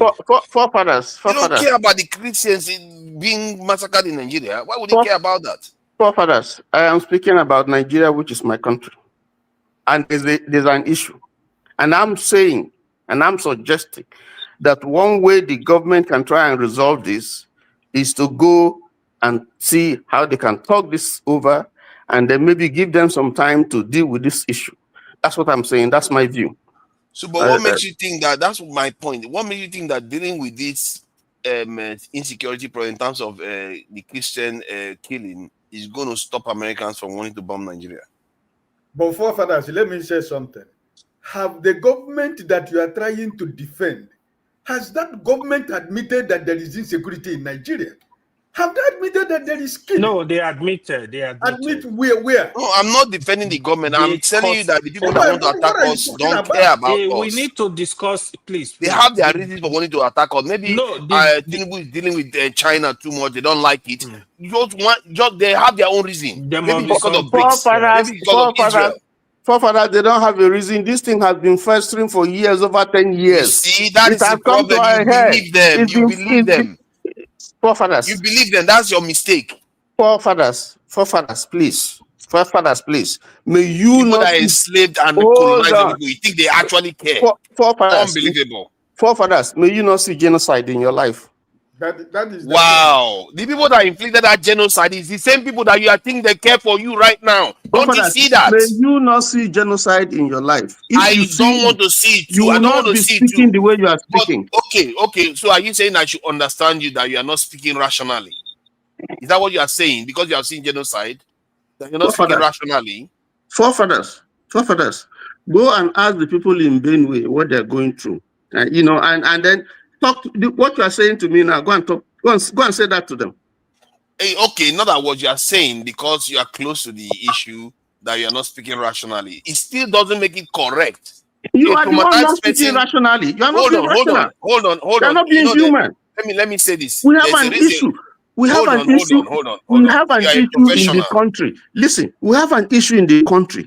You are asking me if the people who are talking and saying, go and do up your house, whether they like me and so on. What is the meaning of that? Yeah, because two wrongs do not make it right. Because two wrongs do not make it right, but you can't see that.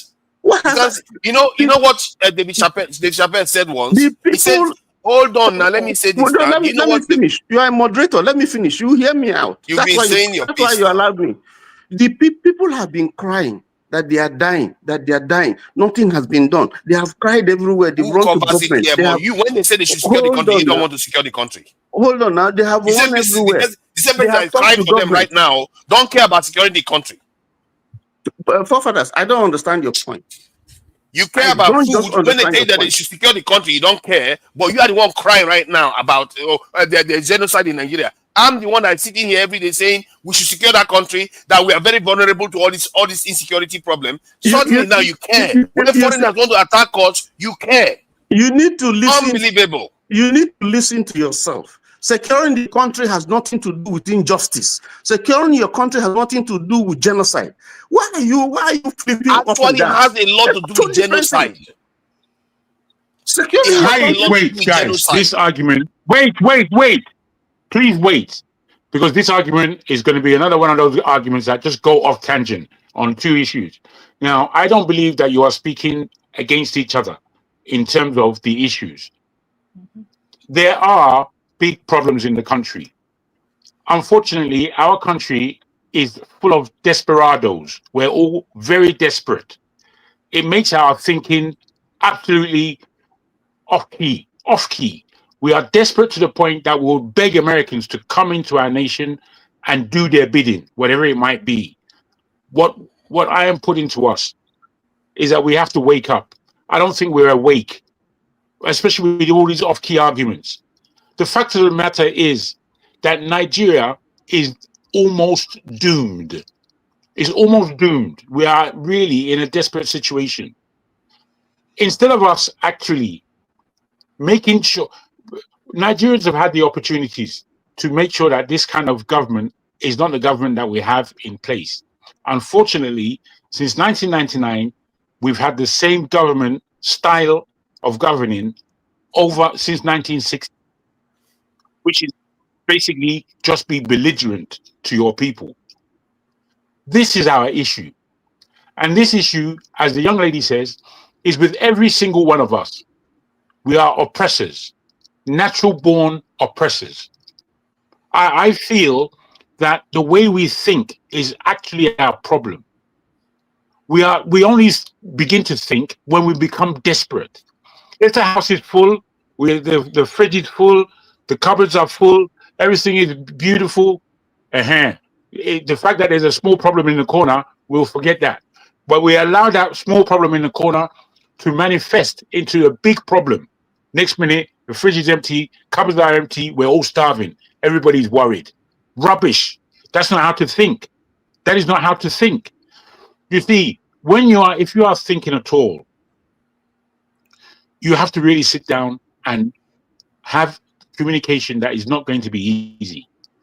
We try to have these uneasy communications here, and if we listen carefully, we can hear the biased thoughts of many people.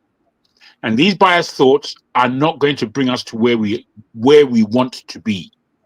Nigeria is still a country that has a lot going for it, including her people. Her people are the biggest assets, but they're also the biggest problem. And when we get into these funny arguments, I don't really like them. I'm listening to both sides, and you can swap positions and just keep the argument flowing. But it's not that kind of argument we want. The argument we want is how to proffer some kind of analytical solution to our biblical problems, because that's what they are. So, in my mind, there's seven of us. I take your point about having to try to get to analytical solutions, and this is what I was trying to do. And I think when Jide said some people are being naive, I suspect that is what he was trying to highlight. We've had a history already, and we see people still today living in their pain. You know what Dave Chappelle once said? I think maybe one of you have seen it. When he was talking about the fire in Los Angeles, how some people were saying, "Oh, good, the fire to burn the rich people's houses and all the rest." He said that's why he hates poor people. They can't see beyond their pain. Because when just because you had pain doesn't mean you are correct with your analysis. There's a reason why doctors are excused from operating on their family members. You are already biased. You are too close to the incident. You can't see clearly. Because the person that is saying they want to come and rescue you, because you are traumatized, you don't see that person is still your enemy. He's the one that even funded people that come and cause the genocide in the first place. Wait, calm down. Okay, calm down. I understand what you're saying, and it's real. The thing is, that complaint will not bring us to where we are. The fact that there is naivety in our country is obviously true. It's obviously true. The fact that there's uncaring, we don't care. I remember speaking to a cousin of mine many years ago as to see the problem in Maiduguri. Have you seen what's happening? He said to me that that's another country, which means that leave them to their problem. But now the problem has come so far down south that it's all our problem now. It's all our problem. But we had an opportunity to fix it before it expanded right across the nation. Everybody wants Africa. The Chinese, the Japanese, the Russians, the Americans, the European nations, they want Africa. Why? Because that's where wealth begins. That's the nation where there is abundance still. That's why they want it. But we who are African and are living in this abundance, all of us are poor, or we behave in a poor way. So sometimes the arguments that we have, it's just silly opinions as opposed to the actual issue. And I don't think it's very progressive. My brother, I don't think it's progressive. Let me just ask you a simple question, right? You see, yes, sir. You know, my biggest worry and problem with all of us, like as we are saying it, is that we are talking about a government in Nigeria that has problem with truth. This government, this illegitimate government you have in Nigeria, they have problem with truth. They have problem with telling people the real fact that is going on in Nigeria. And it is difficult for you as an individual to deal with anybody who is a dishonest person.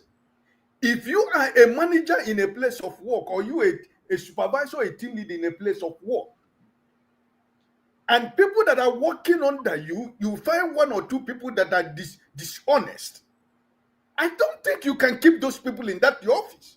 Because if you want to protect that office, you're not going to keep those people, because that will make you lose your job. Question. What's your question, sir?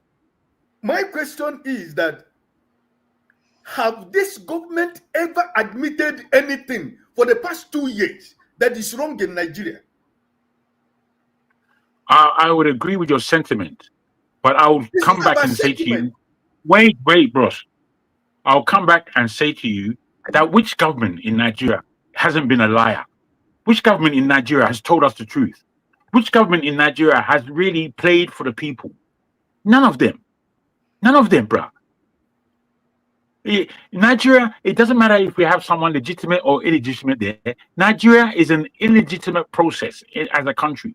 It was illegitimate from its very beginning, and it remains the same. You know, Nigeria was pronounced after slavery. It was after slavery was denounced that Nigeria became a proposition. And that proposition came directly from slave thinking. That's where it came from.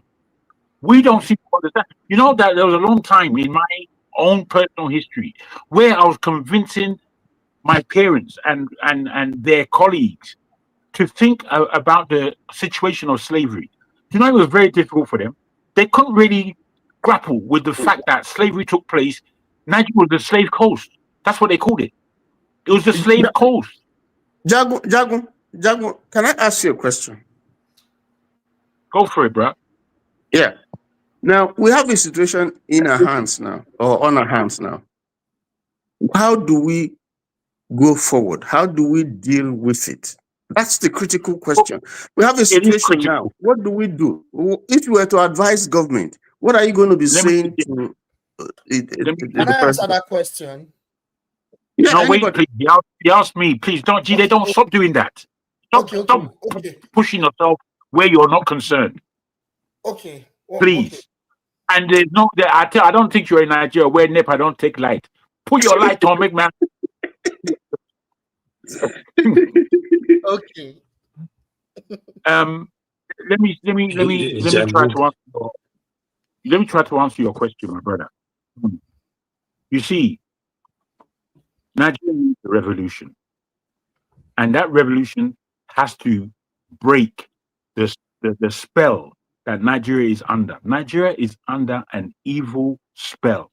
I don't know what kind of faith or spiritual practice anybody has, but I think we can all see that, you know, if you're as old as I am, and I see myself as a young person, because I'm still pleasing many women out there. I'm a very young man, almost. So the way I look upon things is that Nigeria needs a revolution. We need to break from the past. We need to wash our minds because our minds are filthy, full of rot. And anytime I speak to our people, I can just smell the rot of what our people have become. The level of desperation in our country, if there aren't minds that can galvanize for a revolution, I don't think there's any way for us. We will be re-enslaved. I pronounce again, we will be re-enslaved. So, for fear of that re-enslavement, that should be our conscious notion to revolt. We have to revolt because we can see the majority of our leaders, and I will say up to 95% of them, are against progress in that nation. They don't know what to do.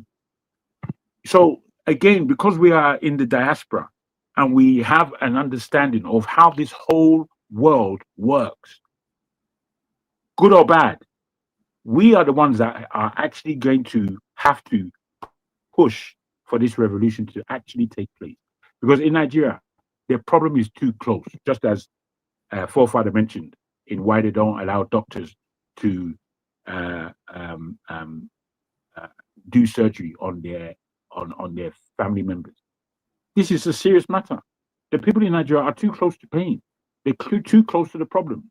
The only people who have air and time to think about the issues that concern Nigeria are us. And if we don't come together and put together practical solutions for a revolution, because that's what we need. We don't even need 2027. 2027, I don't even believe that there should be any election, given the fact that we all know that the last 4 years by then would have been a government that is not just illegitimate, but worse than the previous governments before. So we as a people are the only ones who can put up a real stop to this. If we do not, then we do invite the Western hegemony to come in and play with us. So that's my real thought. If we don't come together and revolt, then nothing's going to happen. This is why we are looking for saviors. This is why we are. My worry about revolt is that Wait, bro. Wait, I haven't finished. Wait, please. You're repeating the same point again. Wait, please. Say wait. Wait, please. My goodness, we don't have to don't argue go on about wait, forever. You've please. been talking now. Don't go on forever. Don't. Please don't speak to me like I'm your child. I'm not your child. Please. I'm not speaking to you like my child. Allow me You just have to been finish. talking. You are, bro. Just calm down. All I'm saying, brother Tony, is that without a revolution, we do invite foreign nationals into our nation. That's all I was going to say, forefather. Oh, thank you for that. See, my own regret is that after all our history, it should have been straightforward to understand what our problem is now and say, you know what, okay, yes, I feel the pain. Like now, I feel the pain of Nigeria too. If anybody in the South say they don't feel the pain of Nigeria, then they really need to have their head examined, because the South has been decimated by Nigeria by and large. The wealth of the country has fed most parts of the country, but it hasn't done that much for them. So from that point of view, we do have our own issues too. So, and all parts of the country are going through that. So how can we not realize that, okay, yeah, we have our own issues, but those guys are the guys that came, kidnapped our forefathers, treated them horribly overseas, colonized us, gave us these leaders, and ensured that these leaders remain the same and misgoverned us for 60 years. They orchestrated all this. They say it themselves, they don't hide it. So how can we pretend as if we don't know that? Then we are saying, oh, come and attack us again anyway, because it's going to be good for us. It will never be good for us. And let me just finish very quickly with the last point about revolution. The thing about revolution that worries me a lot is that revolutions tend to be more successful in nations where you have power or you have a superpower backing you. If you don't, you are still going to fall into the hands of those people that are powerful. So that is, you have to calibrate it carefully. This is what I've got to say. My brother, this is what I've got to say. And it's true, we have to be careful. Since the 67 war, since that time, there was a big reason for us to revolt. Then the corruption wasn't as bad as it is today. But it was very important at that time for the whole of the South to know who was Nigeria. And what I mean by that is where the power, where the economic power came from, where the political power was, and where the people were educated. This is power. But instead of us in the South coming together, we decided on ethnicity. We decided that ethnicity would rule. And we decided that there's Igbo, Yoruba, and all those in between. The middle belt of Nigeria, or the Midwest of Nigeria at that time, was where the economic power really was. And we were just coming into it. But not the Igbo, not the Yoruba, saw it enough that we need to be protective over this power. So what happened? That war took place, and then everything in our economic power became open to the whole of Nigeria. And in this opening to the whole of Nigeria and becoming a unitary system, instead of keeping on the regional system, which was very important to keep, we became a unity system, which allowed the power to seep to the north, where the education was lacking, where it seemed that there was very little under the ground because of our own way of looking at things. There was always minerals in the ground of the north. But because of where we are bigoted, Nigerian tribal mental crazy people, we now sold our power to the north. Now the north has been controlling the whole of Nigeria. We are bickering with each other like damn fools. But we don't really see the history like that. What we do when we look about the history, we still say, and it was the Igbo fault. The Yoruba didn't join us. Rubbish talk, which is what we get into. We like getting into rubbish talk, wasting our time. Okay, we don't think. My brother Jago, listen. We have listen. Do you know the solution to this we are talking? Is it all of us, all of you who are afraid of America coming to, if you don't want America to bully you, I've always said this present government is accomplice to crime, they're accomplice to the insecurity in Nigeria. I have an immediate solution. If they want to solve this problem, it's not going to take them 48 to 72 hours because they know where these people are. They are accomplice to the crime. The governor of Borno State and the man from Yobe State has said it publicly that they know where these people are, but the federal government cannot give them the power to go after these people. So they are accomplice to the insecurity in Nigeria. They are the people because they are benefiting from it. They are the people that are making billions. Absolutely. So if they don't this is why America, if they don't want the bully of America to, if they don't want America to bully them, they are in a position to put it right. They have 1 week from tomorrow and begin to put action to stop the insecurity, to stop the killing. Because that's what I said. I've been saying it as I come into this platform. As long as this government is the accomplice to the crime and the insecurity in Nigeria, there is not going to be any solution. Because why? Because that's the only way that is part of the way that they are stealing our natural resources. Bros, I have to put it to you that I agree with everything you're saying, and I agree that there is no solution without a revolution. None. Because you're correct. The powers that be are the biggest criminals in that country. No matter who steals anything. The powers that be are the biggest criminals.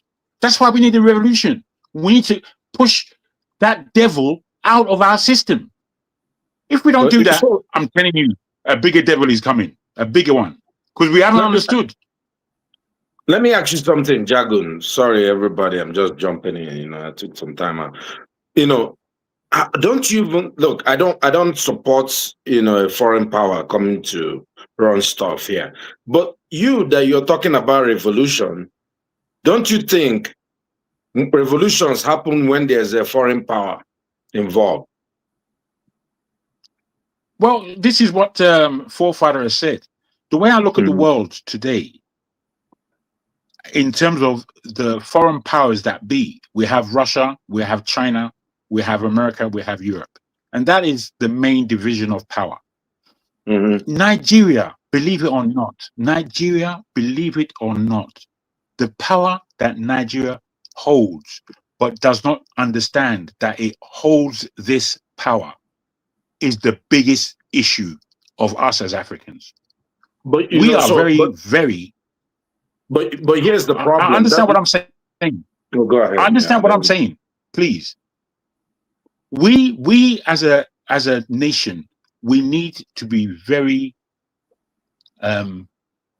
flexible in the way we handle power. Firstly, for me, China is already involved economically. Our economic power is very important to us. However, a country like Russia could indeed help us in power terms, in terms of balancing and protecting our sovereignty.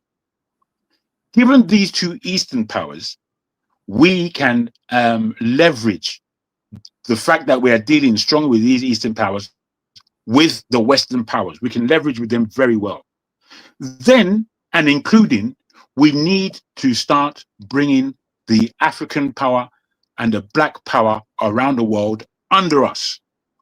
This gives us complete global presence. It will give us global presence. Once we have global presence, we are a superpower. But no Nigerian is thinking like that. Nigerians don't think like that. They're scared. I don't like generalizations. You can't claim to be the smartest Nigerian, who thinks just the best. If I'm not the smartest, if I'm not the smartest, then maybe I'm the second smartest. How about that? No, but you get. I know. I mean that flippantly. No. So here's the deal. Okay, we've got a foreign power coming in. Meanwhile, China does not support any type of revolution. They never support any country. China is there for business only. So anybody thinking China is going to come support them to do any revolution? You have to listen to me very well. The joke I made at the end in saying that Nigerians I'm talking about you talked about two Eastern powers. Hold on. So we in this world for now. Will allow. Listen, I just wanted to say, understand the chronology of what I said. I began with China and said that they would help us with our economic power because me and you agree they have got nothing to do with anybody's politics. Good. The country that does politically care is Russia. And I said that if we tie a lot of our processes to put to Russia to assist us in what we're saying about the West, Russia will assist. No, Russia won't assist. You see this, and that's why I'm trying to not let you go down. No, look. I respond? Hold on now. Let me finish. If Russia was going to assist anybody, it was going to be Iran. When Iran ran into problems, look, it's just yesterday. Russia said, "Oh no, we got no military pact." They let the West pound Iran like a baby. My point is we've got a superpower now coming in. If we want to do this revolution thing, there may just be a fertile ground or just some type of opportunity that Nigerians can take to, take over power for themselves. I don't know how it's going to look. Look, nobody knows what's going to happen. Even people who are saying, oh, you don't want to, even me that I'm saying, oh, we don't want a foreign power to come in. This APC invited America to come during Obama's regime. They did. They said Goodluck couldn't do it. They did. This same APC would just put in context. Just to put things into context, let's even assume the Nigerian government means well for the Nigerian people. The Nigerian government is not an accomplice in the terrorist attacks that have been going on and the insecurity. Let's just assume. The solution is very clear and very easy. You have the Sahel, you have the AES. If you look at Venezuela, I will use Venezuela as an example. You see, when Trump said he was going to bomb Venezuela, right? When they started bombing those boats, you know what Venezuela did? They seek leverage with their regional neighbors, like Colombia, like Brazil. They went to United Nations, right, to make their case about the fact that they don't traffic drugs, they are not a dictatorship. You understand? Those are the steps Nigeria. If let's assume our government is responsible. So you have Niger, you have Ibrahim Traore, Burkina Faso, you have the other one, Mali.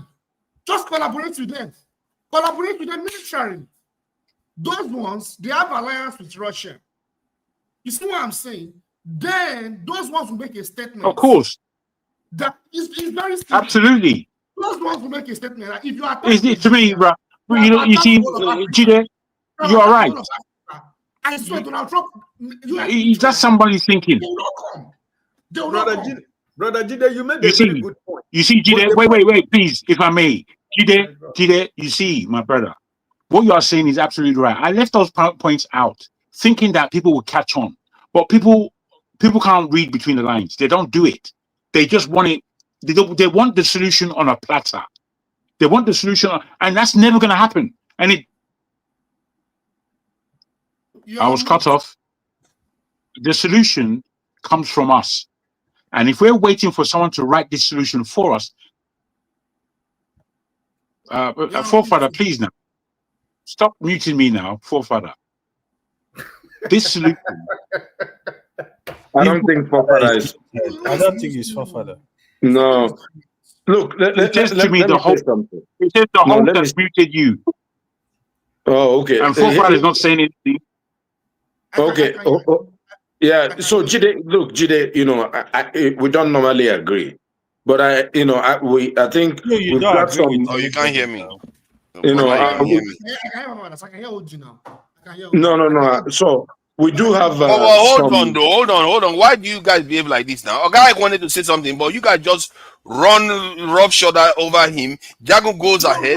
But let Oga I get his own space now. This is that time. Is that why you were reaching me? What's the problem now? Let's that's very rude, I was man. saying something. That's so I didn't rude. know my mic. I didn't know my mic wasn't making coming. That's so rude, man. How can you just mute someone like that? I was talking, trying to tell you to wait for Aga. Nah, man, that's rude, man. You're just rude. As a host, you're very rude. You're welcome. I'm very Go rude. ahead. Go ahead. I'm rude. Don't mind them. You are rude. Go ahead. You just don't recognize it. You think that everything that you do is valid. Everything that you do is not valid. Whenever I'm talking, AY starts crying. What's the problem? AY, what's the problem? You Let can't me talk. What do you mean? Whenever can't Christians let Christians breathe. Just if it's not Islamic thing, you're just you talk too much. Blah blah blah blah blah. You talk like I don't know what I don't come to this show as often as you. You talk a lot of you gotta let us talk, man. I know you want jihad, but we will be fine. You should rise above these things. I think you are intellectually capable of rising above but why is he just not letting me talk? Ignore him. Let Oga Ike speak. We are still forgetting that he wanted to speak on this one. Gentlemen, Oga Ike has given us his own opinion of what the government should be doing. Jide has also given an opinion. Christ, what is wrong with that people? Jide has also given. So you are summarizing what he hasn't said already. Yes, Jide has already given. No, he spoke when you went out. No, when you went out, Brother Ike spoke. Jide has he wanted to say spoken. something to Jide just now. You are just summarizing what he hasn't said. The person who has not spoken is AY. The question that I asked is, we are now in this Are you trying to take it from Oga Ike again? No. Ike has spoken. If you ask them, they will tell you. We are now in he a hasn't problem. spoken. He's right there. No, that's the truth. No, Wait. Mr. Tony is right. To be honest, We have a problem. We have a problem in our hands. Going forward, what should the government do? How should the government handle the situation? That was the question Jide answered. That was the question Ike answered. And Jagu, also, he started first by purviewing his opinion. AY hasn't said I haven't said anything. I just asked the question. Our sister hasn't said anything. Let me say something about that. This fake AY, wait. I'm not gonna let these side panel moderators take over here. Okay, I remember you wanted to say something to Jide when he said Jide made a point and Jago took over. Have you said that piece that you wanted to say? No, because I wasn't. Brother Tony, for example, is correct. I said something, but when Jide made a statement, I wanted to say something to Brother Jide, to his opinion on what he said. So that was why. Exactly, that's what I wanted you to say, and they seem to have gone round and round. Please go ahead and just say it, please. Yeah, Brother Jide, what I wanted to say is that you made a point, but remember, what is Nigerian position with the countries you are talking about? We have not played a fatherly role in those countries, so they cannot stand with you. I don't know if you get what I'm telling you, because if you're talking about Mali, Burkina Faso, maybe Benin Republic, Cote d'Ivoire, and Senegal, and all the rest of them in Africa, we are not playing a fatherly role as the giant of Africa. So because we are not there for them. I don't think that Nigeria has anything to do with Mali and Burkina Faso. That's the thing, right? Yeah, right. What you said is a very good point. But the problem is that we as a country, Nigeria, we are no more in a position. Oh, he's on mute. But I can on mute. See, we are not in a position to be a father to these countries because we have showed our respect. So that's the problem. If not, the idea you brought is a good one. Okay, so but you see, the thing is, if I may say, my brother, I just want to put this to you, sir, that in these three nations that you just mentioned, do you know that they will prefer Nigeria to be sensible and come on board, and that they do not blame Nigerians, they blame Tinubu himself for what has happened. That's who they blame, and they are very correct in their assertion.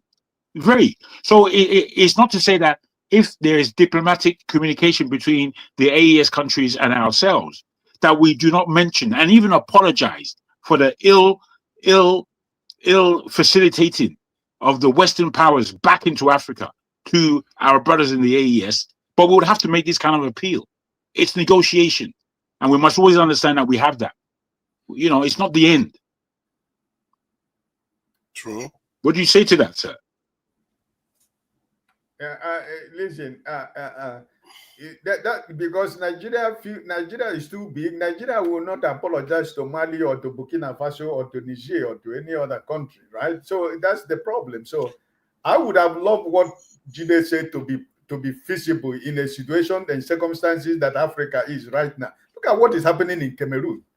Look at what had just happened in Cameroon. A man that every time he is fattened. A man that is of 100 years. Yeah, but what if that was the only solution to withstand what America is doing now, working with Niger, Burkina Faso, and Mali? What if that is the only way? Are we going to say we are too big to do that, then we watch our nation fall apart? No, but there's some people in this government will tell Tinubu that Nigeria cannot go and bow down to Mali and Burkina Faso. That's the problem. The advice will be, don't go and bow down to them.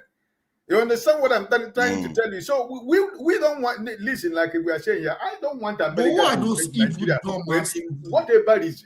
I don't want America to come into Nigeria. But what my own anger about Nigeria is that my problem is that the people that are saying they represent me and you have never admitted anything. The chief security, the security advisor of Nigeria have told the world that the insecurity has gone in Nigeria. Is it me that is saying it? The man that is in charge of security of Nigeria advising the president has told you that insecurity has gone. So what are you talking about? No, America is threatening us. This government is one of the most unlucky. I don't know what I would call it unlucky. Lucky. Sorry. Wait. Okay, go ahead. No. You AY, say your piece, please. AY, say your piece. You have had more than your say. Not me, You know, thank you more, please. You can say something anytime you want to. So you know that she's just watching right now. What I think what I'm about to say is the Nigeria foreign minister. To be honest, I don't think he's doing a great job. I feel he's not a natural or that. It doesn't seem like a natural. A lot of Nigeria don't even know him. Why don't they give it to Bianca? I've always thought Bianca would have been a better foreign minister. Yeah, you know, she's the state minister. I think she's the state foreign minister. But do we have foreign minister, AY? Yes, we do. We have foreign minister. I forgot his name. I never heard about Nigerian foreign minister. Who is he? Yeah, that is the problem, right? So instead of you to look for people with experience along this line that can really have communication with countries, and you want to have an element of charisma. You have charisma. We used to have what's the name? Godfrey. Was it during Goodluck or during? He was really good. We've had people that can actually occupy. You know, I like the Lavrov. I like Lavrov for Russia. This one, I don't think they've changed him all this while because he's charismatic, even if he's not, the prettiest person, but he knows how to make people feel at ease. He communicates clearly. Yeah. But our own just seems like a bureaucrat. I think someone like Bianca would have been better.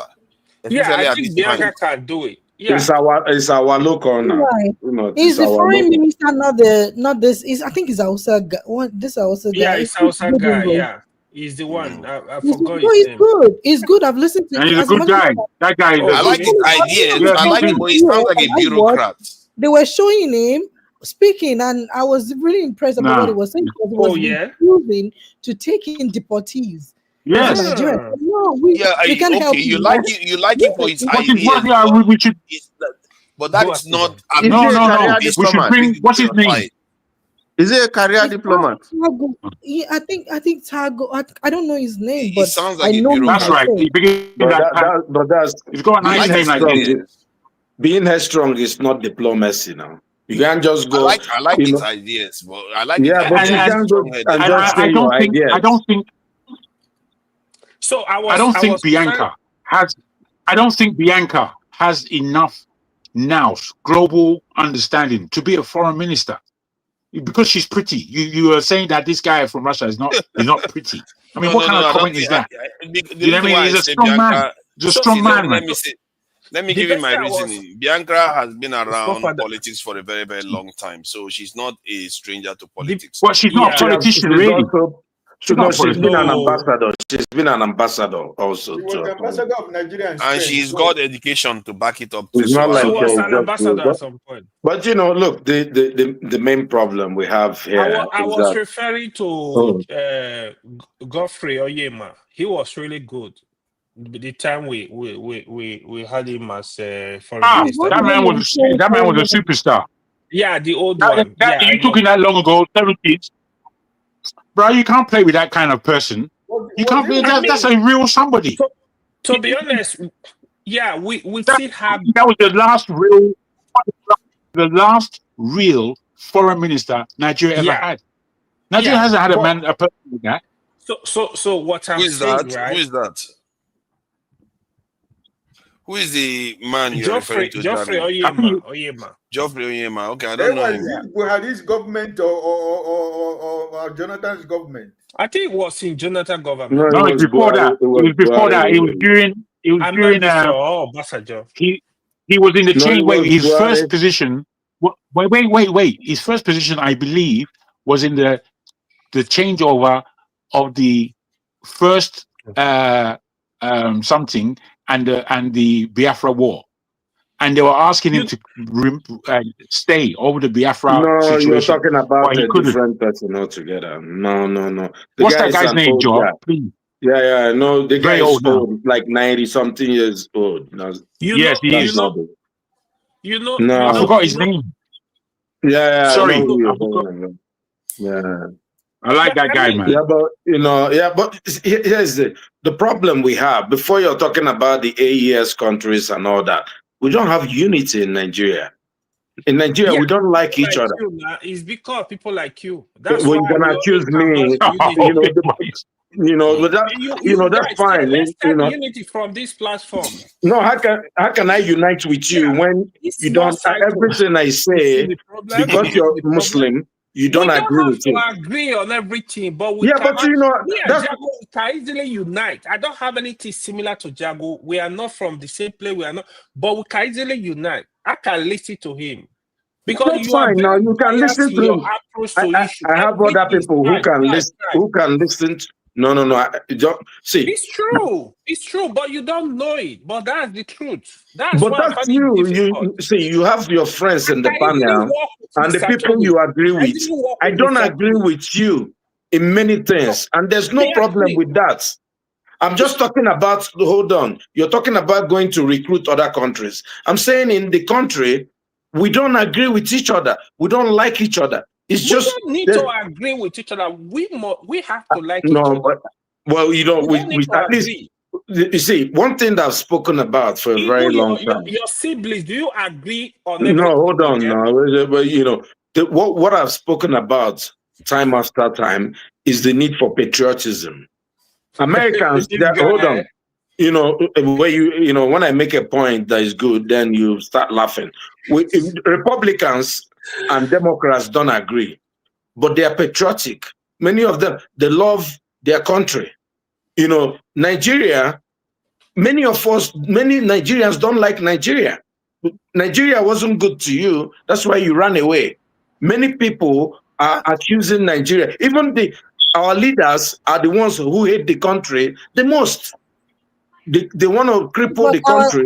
Our leaders are the reflection of us, the people, because if we're talking about patriotism, then we can understand from our thinking, because people are actually encouraging foreign country to come and invade us. Exactly. And I was saying earlier that no matter how divided America is, see how horrible America has treated Black Americans, but they would never say foreign country, you want to invade us? Come.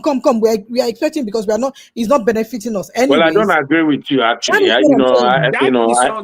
is what I'm saying. That is what I'm saying. But you say them.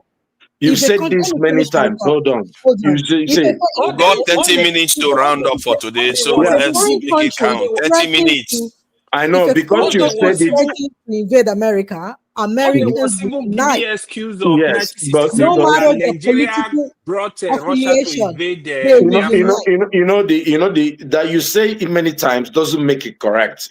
I think out of respect, because you're a lady, just let it right. Hold on. Now you made your point. Let me make my point. No, but I want to hear the part that is not correct. That's what I want to listen to himself. Yeah. Not ever correct in his. Let me. Well, you see, this is the problem. He just loves to listen to himself. Odi, why do you listen to AY? Don't bother. It's not going to let you talk. Don't bother. Yeah. Don't listen to AY. The point is this.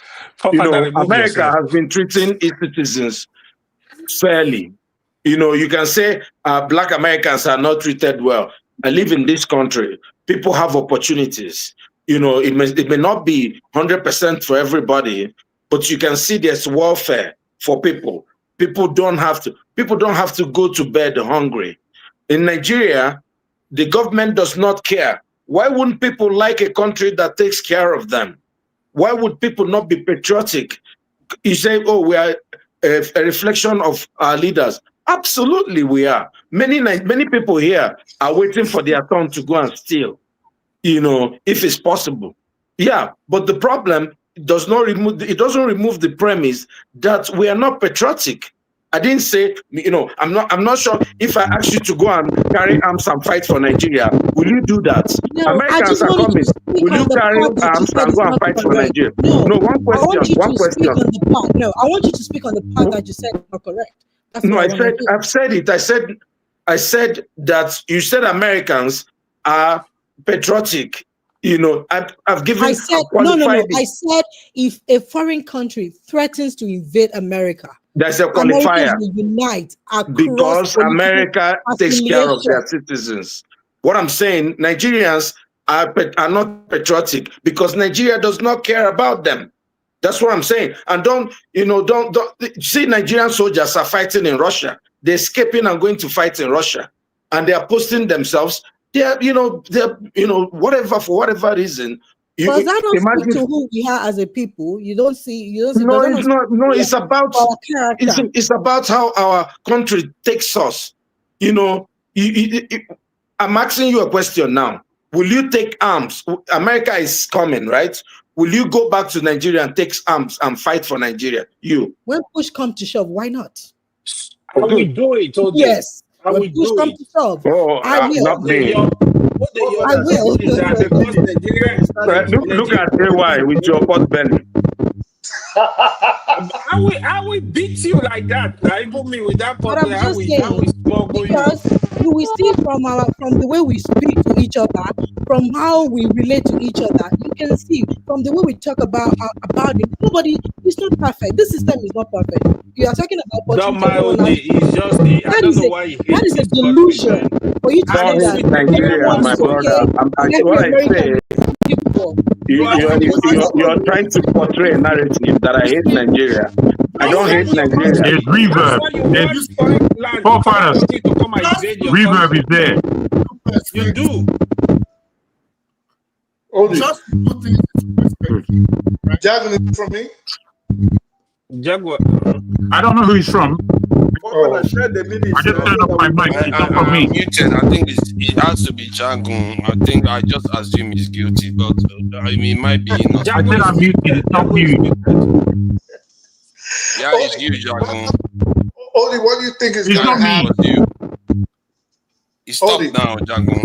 I think Jagun, I think you need to leave and come back. No. It's not me. I just muted myself. I don't think it's Jagun. Let me see who else. I did the test before I asked you. Hello. You just like putting my name where it doesn't belong.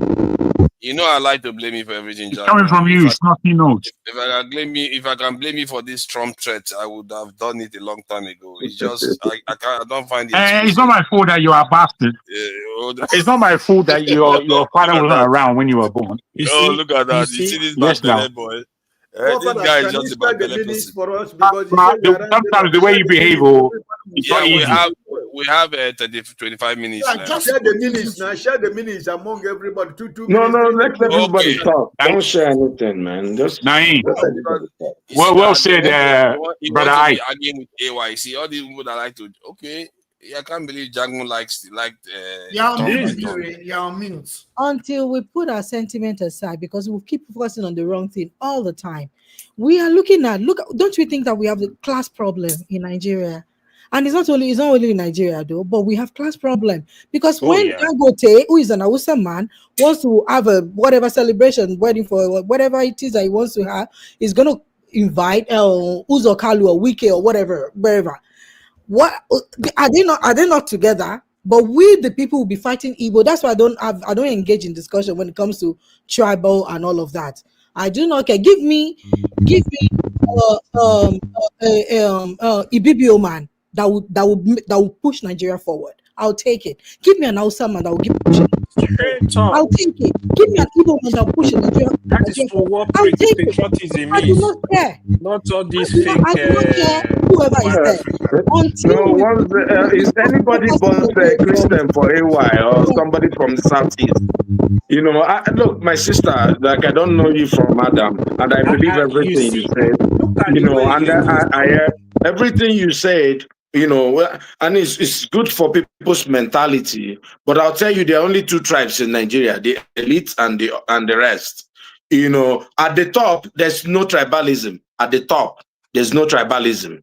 It's when you come at the bottom. So you know that. Then why do you exactly propagate tribalism on platform? Then is that not good? That is what are you talking about? But you said that we have only two tribes in Nigeria, the elite and the. Yes. But you come here and propagate tribalism. What do you What do? do you that? mean by how do I propagate tribalism? You're the person full of it. No, that is my problem with you. That's the only why thing. I'm You can go to hell. To be honest, you know. All right, 2 minutes. 2 minutes. Let's do 2 minutes. Because you can say anything. You're a conquered person. You know, I don't really. It's your mic. Okay, let me have my 2 minutes so I can just leave. Don't come here and propagate tribalism. What I'm saying is, until we start looking beyond where we are from and all of, because the South people in the Southwest are not enjoying anything from the Tinubu or whatever. The people in the South, we are just all the same. We are all in the same boat. So why are we facing each other until then? And don't let us forget the online warriors, the people that are fighting online, because you don't know who you are talking to. They are keypad warriors. They have bots that have infested the internet. So you're just fighting in vacuum, and you are just keeping animosity toward your fellow brother and sisters. Meanwhile, these people are bots. They are bots. They are not real. Can I ask you a question? So you mean all those people talking on all those like TikTok, they are not human beings? A lot of people are not. A lot of people are actually not. Those bots can pretend to actually be human beings and talk like Nigerians. But don't you think that our division is their superpower? The divided way, because people are buying bots. You didn't see this that came out, information about in somewhere in Europe, like they invaded, they stumbled into like a bot. Whatever, I can't remember now. Like that they are the bot farm. So yes, so when you are fighting with people, you are keeping animosity toward your fellow brothers and sisters. So for me, and this is how I see it, until we look beyond where we are from, we are fighting online. People are saying stuff online. I don't even pay attention to it because I don't know who you are. People are just doing stuff. They are just typing whatever it is. Like I said, majority of them are bots. But when we look beyond that and say, oh, these people are Nigerian, tell me where in Southwest is developed. Tell me that. Give me a place that is developed. We're just working in the same way. These people are they know that we'll fight. When it's election time or there's a discussion, they throw that in the midst and people are just scrambling and fighting for that. And they just keep doing whatever they're doing. And we're just buying it all the time. He's as old as I don't know. We should. I think when we look beyond that, then we can move forward as a people. Because if you're clamoring for, I want to go, you want to go, I don't know where we're going. Mute, she's making noise.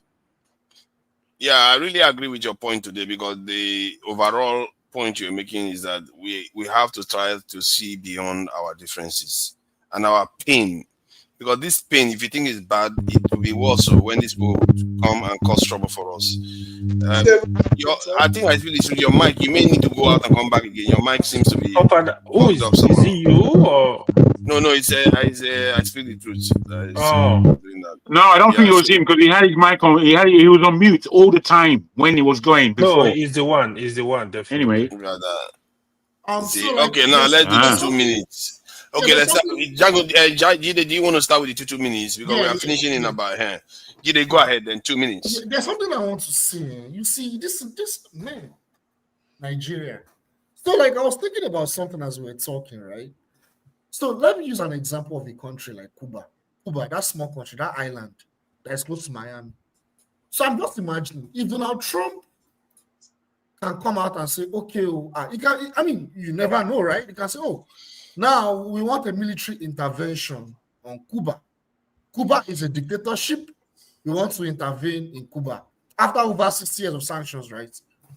Guess what? There will be political ramifications. Do you know that tiny island? You know why?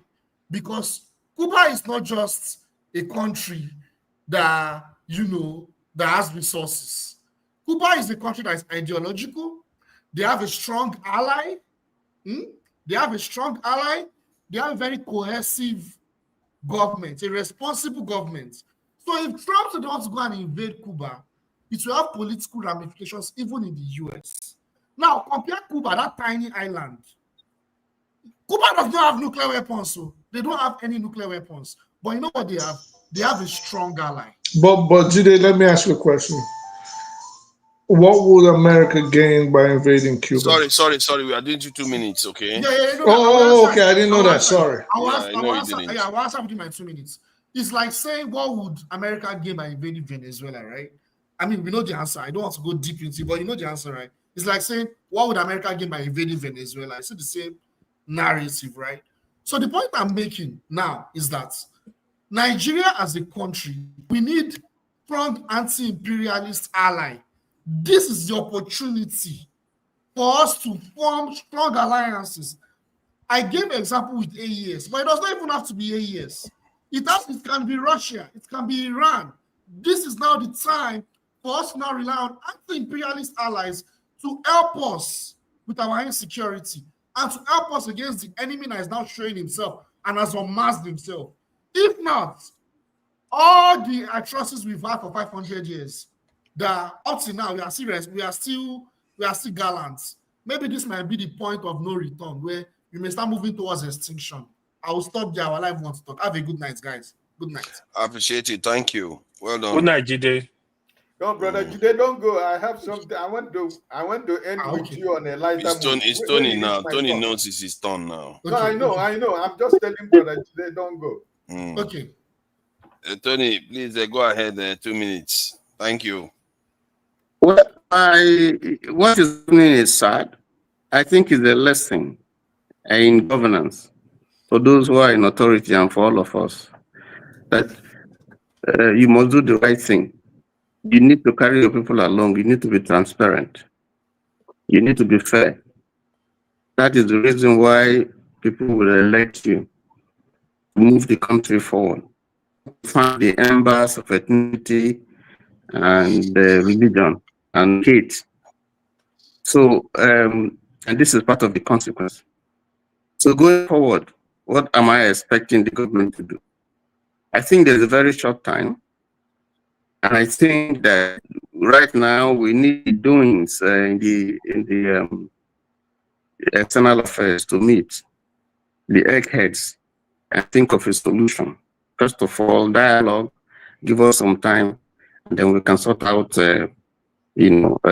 whatever is the problem, and then learn from there. I think that's the issue now. That's what I would say. Good night, everybody. Okay. Thank you for joining us today, Tony. I appreciate your contribution as always. I got Ike. So, what do you make? 2 minutes? Yeah. Yeah, I want to end on a lighter mood with Brother Jide. Brother, I want to ask you a question. Is your girlfriend from Venezuela or your wife, is he from Venezuela? If you can give me one from Cuba, if you can give me a wife from Venezuela or Cuba, I don't mind. Those women are too beautiful. If you can give me one. Seriously? Yeah. You be saying Nigerian women are the prettiest. Yeah. Okay. Those women are very beautiful. Because what I'm asking is because you always use Venezuela when you want to. So I think you have a special attachment to Venezuela, probably, maybe. No, to be fair, the reason why I mentioned those countries is because I want us to mirror ourselves like them. Because honestly, these countries, they are almost in the same status with them. But the point is, they are not as wealthy as the United States or United Kingdom. But we can use them as an example of a country where the people are in coalition with the government. Have you been to Venezuela before? No, I haven't. But I don't. The thing is, that's the thing. They may be very poor. Let me tell you. Okay. Venezuela, from here where I live in the island, is about 2 hours. So I know Venezuela very well, and I want to tell you what Maduro, what the government of Venezuela is trying to paint the picture outside is not the real thing. You know how people live in Venezuela? People live in Venezuela like in the days of China, where you don't say anything. You don't speak. You don't say anything in public against Maduro. You don't say anything, anybody to hear about Maduro. And I want to tell you another thing. The population of Venezuela that lives from Aruba to Curacao to Bonaire to Stasia, they are in millions. Because that country, they are blessed like Nigeria. But the people right now are eating from the dustbin in the street. That's what I'm just telling you. But how come do they supply food? Did they supply food to Cuba recently? That because politicians, government, that relationship between Cuba and Venezuela is not based on because Venezuela has enough. No, it's to keep the political alignment. You were talking about if Nigeria could have go back with Mali, Burkina Faso. It's the same thing. It's keeping that relationship with Venezuela, with Cuba, with Peru, with Costa Rica. It's just that politics they are playing. It's not that they have enough. I'm just telling you the fact. No, I know. Because this is a place that I know very well. So that's why I say I'm ending in a good note. And if you're able to get Venezuelan ladies, they are very beautiful. They are very responsible and very humble wives. The ones I know that are married where I stay or even in their place. They are very responsible women because I don't know, maybe because of the economic situation or because of the political situation. Because when they leave Venezuela, it's like they have their freedom because they feel free. That kind of a stuff. So. Thank you, my brothers and sisters. God bless you. Have a wonderful Sunday. Okay, if you are looking at a Venezuelan lady, I will try to get one for you if you want. I appreciate it, sir. Thank you. Look at that, guy man. The guy man wants to find you another woman. I've always been looking at Ike as a guy man. Particularly those Afro Latinos, man, they are so beautiful, man. All right. Yeah, I always hear that Venezuelan women are pretty. I don't see that though. I don't know why I don't see them. I don't know the ones I'm seeing. But it's all right. Like normal, like normal, bro. You're like normal forefather. You're looking at the wrong. You're looking at the wrong thing. As per normal, you're probably looking at Venezuelan men and confusing the whole issue. You see this guy? You see this enemy of progress? He's always doing this nonsense. Move on already. Is he your Venezuela, Dominican Republic, Cuba, Costa Rica, Colombia. Thank you. Es muy guapa.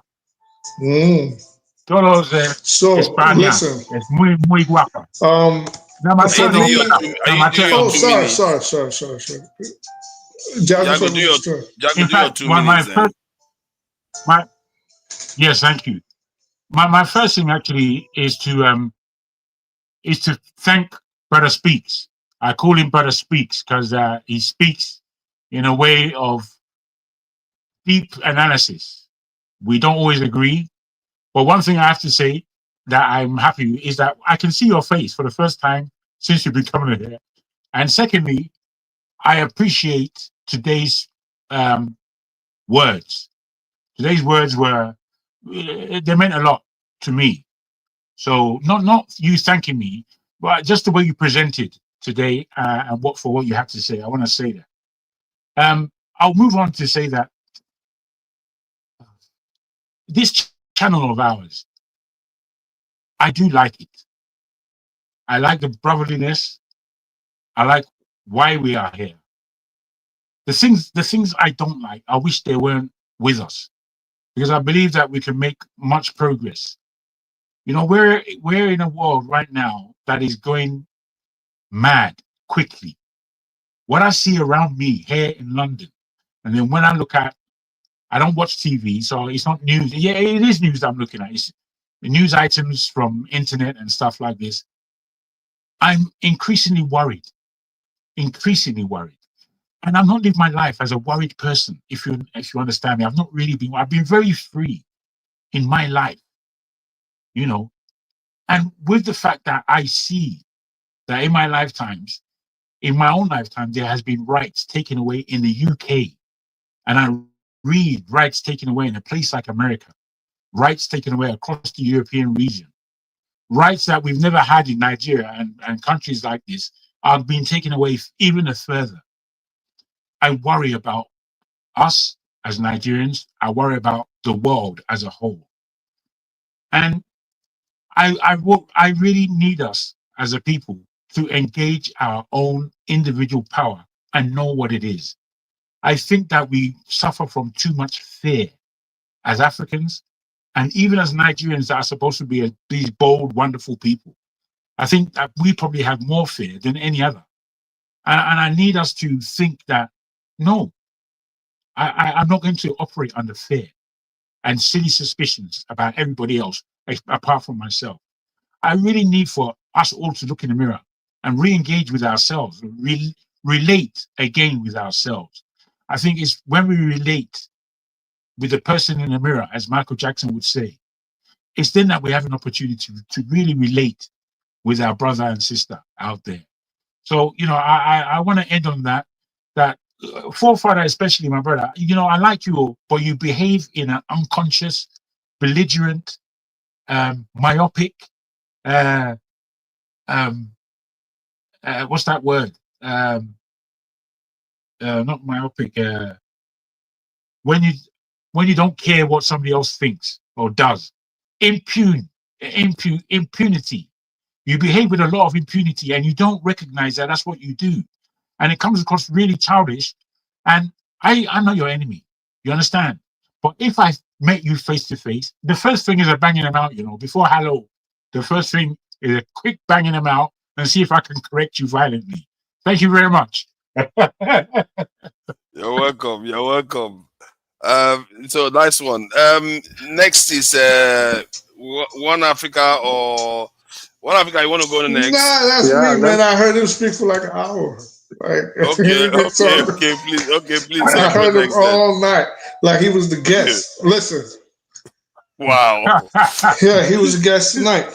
In the short term, I think Nigeria should try to develop an alliance with maybe Russia and China, but that could also backfire if we do it openly, because that could be seen as a form of aggression by these knuckleheads in charge of the White House right now. In the long term, I think as far as we can stave off the madness they're threatening Nigeria with, is to try to figure out how do you bring the Nigerian people along with the government. because, like I always said, things like this will not happen if you had, for example, a people where there wasn't as much poverty as we have in Nigeria. We have extreme poverty. And I've always complained about this. And forefathers and you always went at it. What do we need more? I say we need to improve the social economic welfare of the people. And I think with that actually comes the security, not so much with bombs, not so much with guns, not so much with force. If you have people, for example, that can make a living for themselves, people that can go to school without worrying about electricity going out, people that the mother's pregnant, she doesn't have to go to the hospital not knowing if she's going to die there because the lights went out. There's no IV. The doctors are subpar. You know, that is the security Nigeria needs. Nigeria has to bridge the gap between the poor and the rich. At least give the people a semblance and of a life and give them a reason to live. You're looking at videos every day and you're seeing in the 21st century, we're practically in 2026, and there's roofs leaking and there's students trying to study and they got to throw water out the window. Some of them sitting on rocks, learning under the tree. These are not even in villages, this is right there in Lagos. So all these things the government has to take care of. We're not saying you guys are kleptomaniacs. We're not saying don't steal. I mean, we hope you won't steal, but you guys are so, and the stealing is already imbibed in you. We know it's going to take a generation or two for it to get out of your system or the system of the people. But at least do something for your people. You don't want to put them in a situation now. There's people trying to attack you. And believe it or not, there's people of Nigerian descent that are going to go to Nigeria and shoot the shit out of you without batting an eyelid because they are loyal to this country. We're loyal to where we, you know what I mean? So they're loyal to where they're from. If they get an order, they're going to kill the shit out of you for fun. You don't have that sense of nationality amongst Nigerians. They're not willing to fight for it. There's a section of the country right now willing to work with invaders. There's a lot of people sitting on the sidelines that are not saying anything, but they're ready to do it. But we have to be, but let me end on this note. We also have to be careful about why this is going on. This is also, in my opinion, a distraction from what was happening in Gaza. I know everybody has mentioned the fact that the VP Shetima spoke against them in the UNGA at the United States General Assembly. They're also giving out $7,000 per tweet for people that can change the narrative. Bill Maher, for example, I remember I told me you talked about this, is an atheist. But he's speaking supposedly on behalf of Christians. He's not speaking on behalf of Christians anywhere else, but Nigeria has all these billions of barrels of oil, lithium, and all these things that obviously they have their eyes on. So in closing, we just gotta ensure that maybe moving forward in the future, and I've always reiterated this, you have to build a sense of nationalism. You have to give the people a reason to want to die for you. And the moment you cannot do that, this is what you have, where people are actually happy for Nigeria to be invaded and the country burned down and divided. Yep. Go for a presidential council system, people will start feeling at ease with the system. One Africa, you are the final speaker for the day, and thank you for joining us. So please give us your final submission based on what we've discussed. Well, look, I'm very happy to be here. Many times we can't really change the what's going on in our country because we don't have power, but at least we have a voice. That's the least we can give. I think I like what I speak the truth, just said, It's about whether you call it nationalism or patriotism, which are completely synonymous.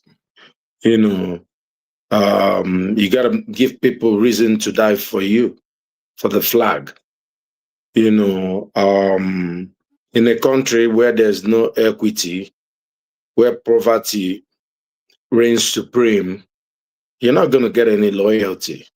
The lady that was here said she will go from, I don't know if she lives in the United States, to pick arm and fight against, the United States. Well, it's good to just say those things, but, you can ask the soldiers there already how life is for them. The only way Nigeria, I think this may be a moment. Number one, I don't think Trump is ever going to invade Nigeria. If you look at the last tweet he sent, he said the Nigerian government should act fast. So I think it's more of bluster, so they can, start doing stuff. But if it happens that they come in, I can tell you many people in the country who actually work with them to ruin that country. It's not nice to say it. People want to pretend to do whatever, to say things that they don't believe in. I will speak truth to power. People don't, there are so many, like I speak the truth said, we've got so many nationalized citizens here who are American soldiers who are going to be flying and doing that job. And they will do it very happily because they're being taken care of. If they get wounded on the battlefield, someone is going to lift them and treat them. Go and see what's going on in Nigeria. In Nigeria now, in Lagos, people are having their shops selectively being pulled down because they didn't vote for one person. They're having their houses being brought down because people are saying, oh, you can't vote here. You're not from here. Go back to where you come from. And people want everybody to, all of a sudden, oh, there's an invader, let's all band together. No, things don't happen that way. This Tinubu's government, there's the most nepotistic government in Nigerian history. And people don't feel that they are carrying them along.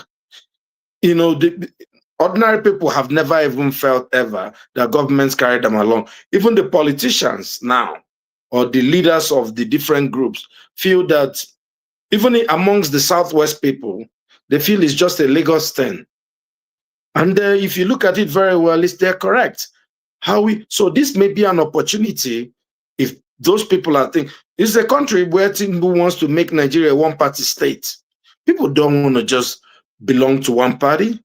People want to have their voices heard. This is not democracy. It's not, a dictatorship. So, well, it may be an opportunity for them to retrace their steps. You can't, even the North was protesting. They did recruitment for customs, and almost everybody was from the Southwest. What kind of country is that? If you're going to recruit soldiers from Southwest, then they will go and fight, right? What do you expect? They did recruitment for soldiers. People in the Southeast refused to recruit to go and join the army. So how do you think they're going to fight with you? So, well, maybe an opportunity for the government to realize that we are together, we die together, we fight together. But if not, they can continue on the path where they're going. It may not be today. One day, if there's a threat that shows up, people are going to sabotage them. Thank you very much. Thank you for that. In my own way of looking at it, I think I subscribe to the lady that came in. She didn't mince words. No matter what, no matter how, you have to realize history suggests that no matter, because the people that are going to be looking to help, they are reacting based on their pain. They're not reacting based on the gain they hope to make. And why would you want to compound your pain? You see logical behavior, but then again, you don't expect illogical people to make logical decisions. Hence, why such decisions should not be exposed to them, or at least they should be sidelined from being able to make such a decision. Because if the ones that can see clearly allow that to happen, then we are all hooked. Their fate, our fates are all tied. And this is why nations, it's not because nations that make progress, they don't have people that have opposing opinions. They have opposing positions, but it's because the ones that have the right positions dominate. Even if they are not even dominant in numbers, they capture the mic or whatever the direction the nation is going and marshal the nation in that direction. In terms of what I find today is that sorry, would you take arms and fight for Nigeria forefathers? I think why not? Why not? He gave you life. If you cannot fight for anything that gave you life, then you are done. So why are you in the UK? Because I'm looking for economic this is just like Americans that come to Nigeria look for economic success. So the idea that just because your mom is not rich or your mom treated you badly, you disown your mom. It doesn't work like that. But people do actually. Why not? Yeah, but most don't. Most don't. And by disowning where you are from, you are basically, especially when it comes to your land, you are and race too. You are dead, but don't know you're dying in slow motion. You're just dying in slow motion because you have, even if you go to the Western countries, you have children.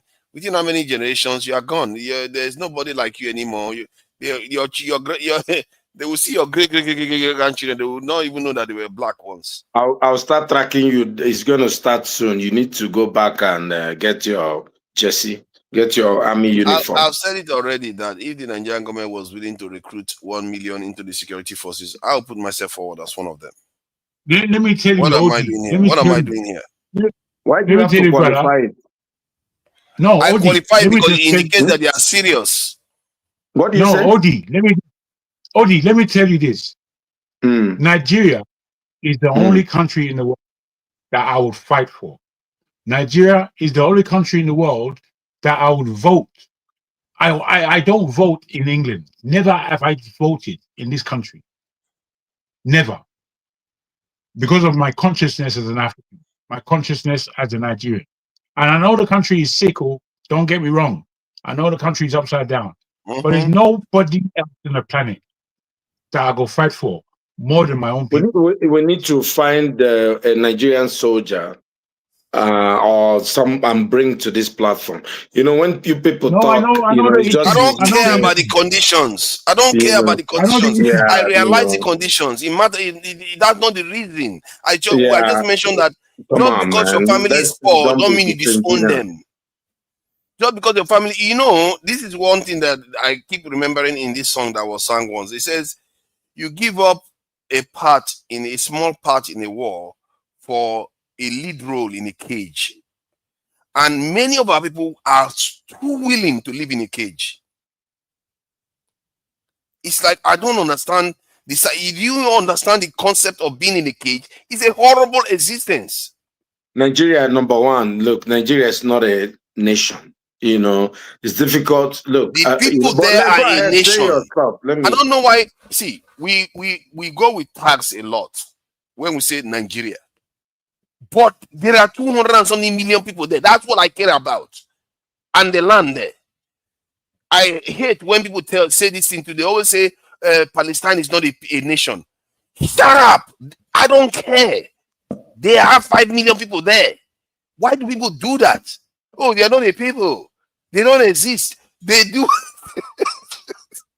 Somebody is talking about Palestine. Nigeria. No. My point it resembles the kind of point you are making by saying Nigeria, as if what you see on paper is the 250 million. I don't care what you see on paper, whether Nigeria is corrupt or not. That 250 million are the ones I choose that I'm going to fight for. What are you talking about? One thing that's going to really shock people is if, say there was And I know it's, at least I would hope that it never happens.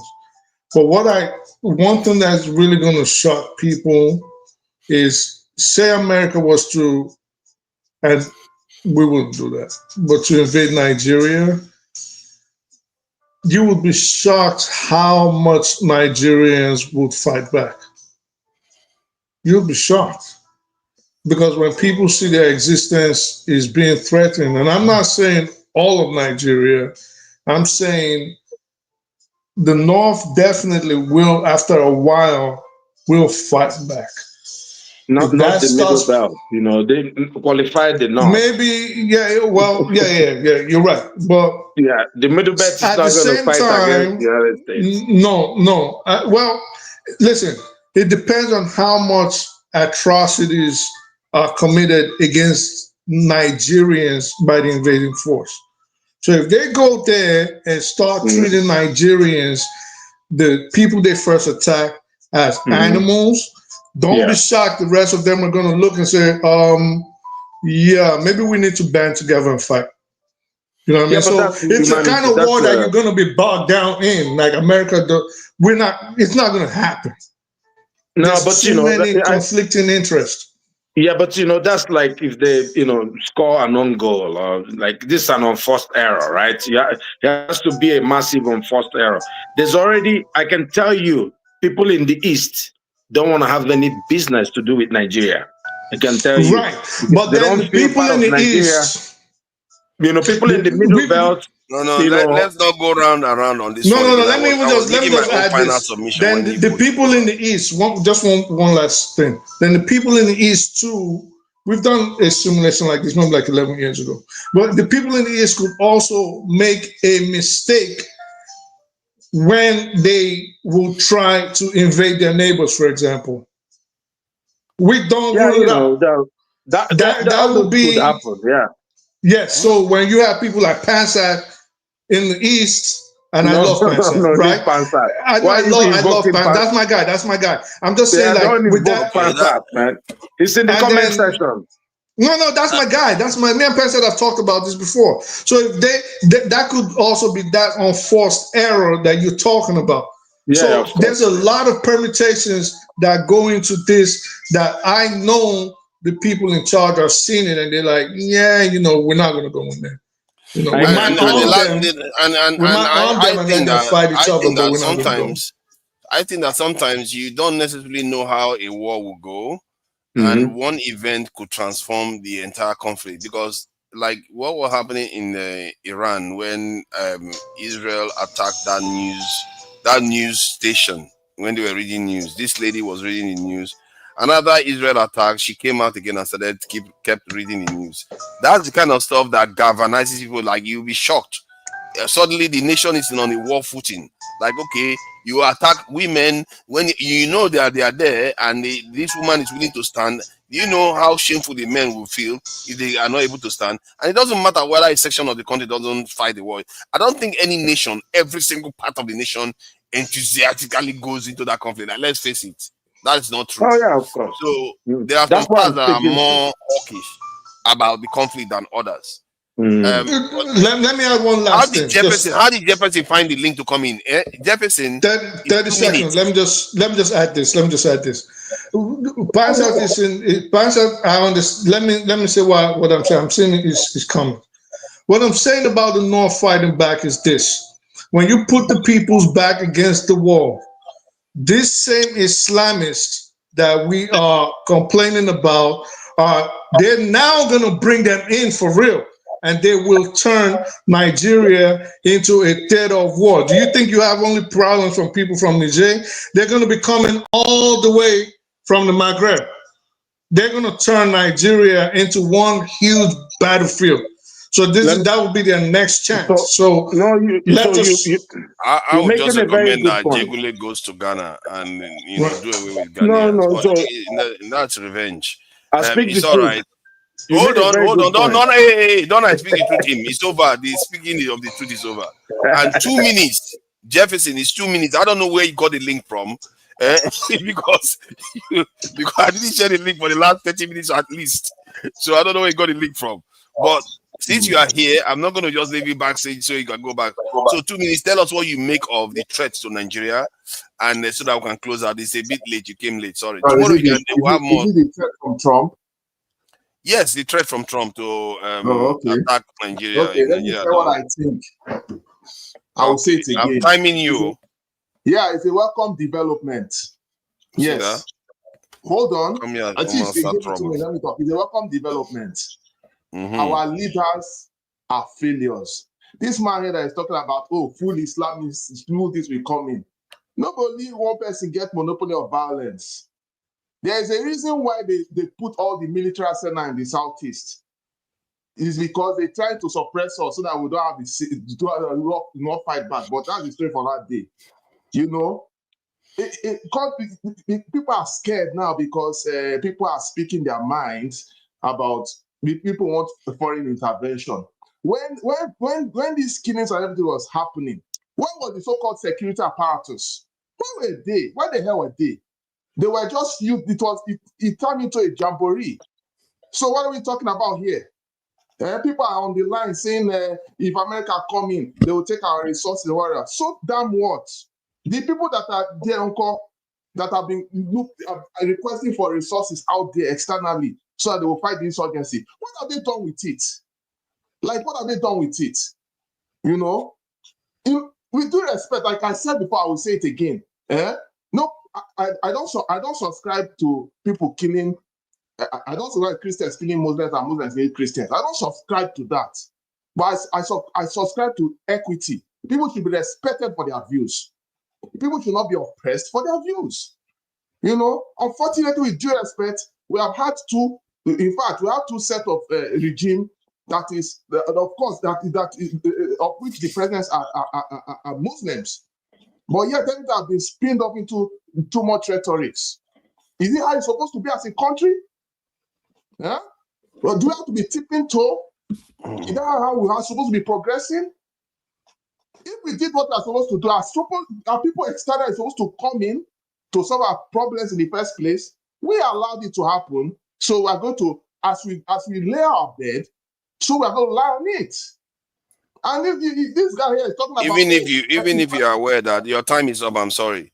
Even if you are aware that America, whenever they bomb any country, that country never goes on to do well after the Second World War. So, see, my own take, this is very clear. And like I said, you can't support foreigners bombing your country, even if you have problems.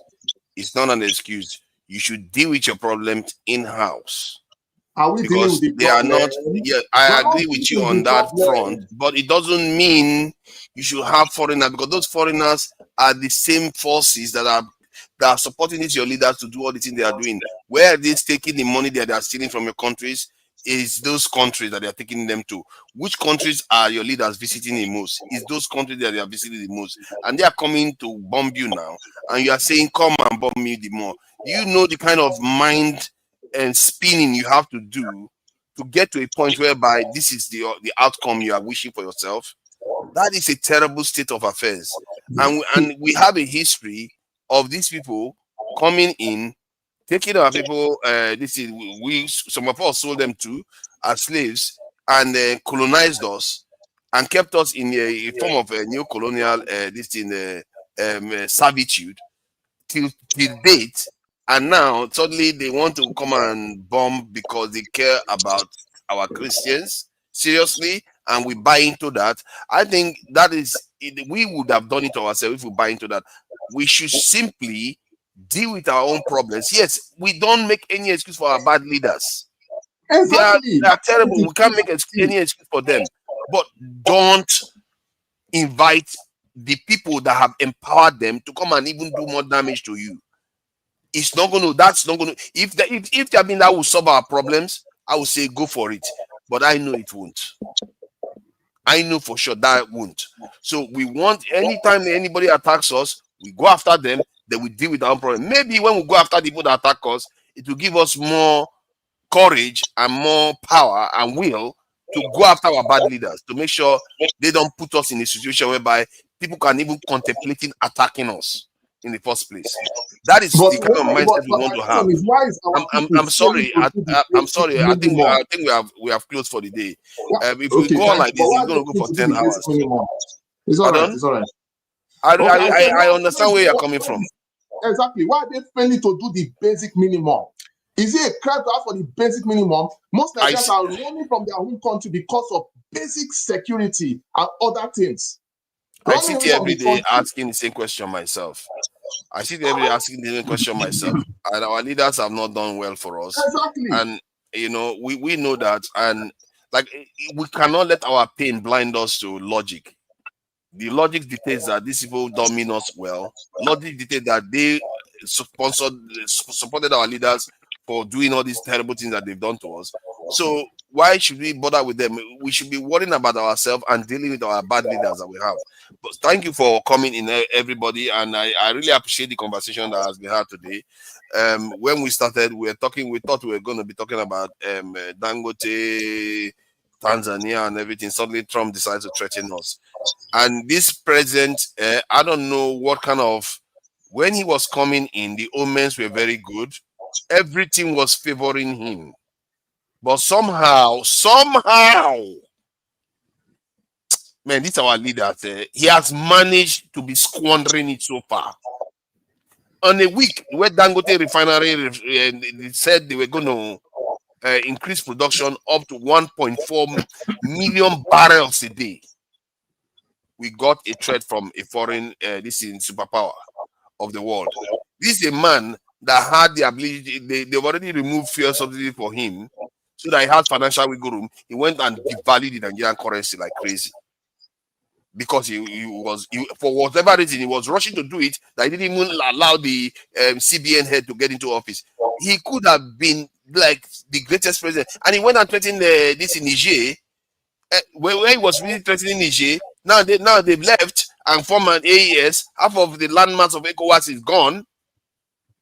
And if not because of Niger that kicked American military this is drone base from Niger out, America right now will be less than 30 minutes away from Aso Rock.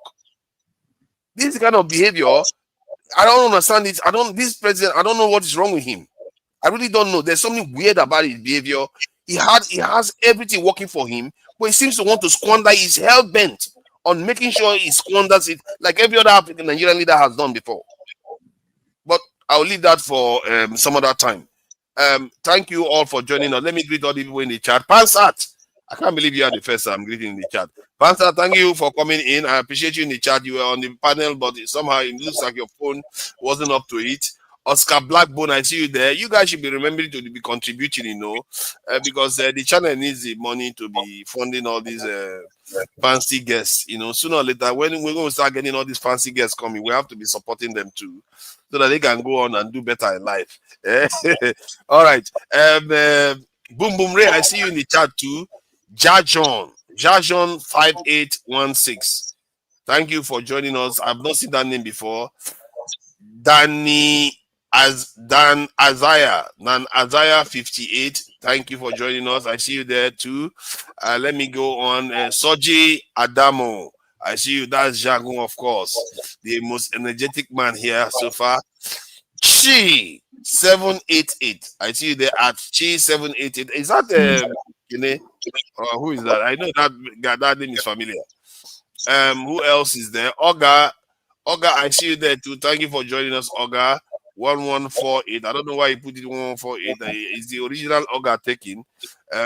So yeah, everybody, and let me go to the ones that have donated. They are the real stars for the day. Eccentric Cast 3232. That is $5. I really do appreciate the donations. The donations are important.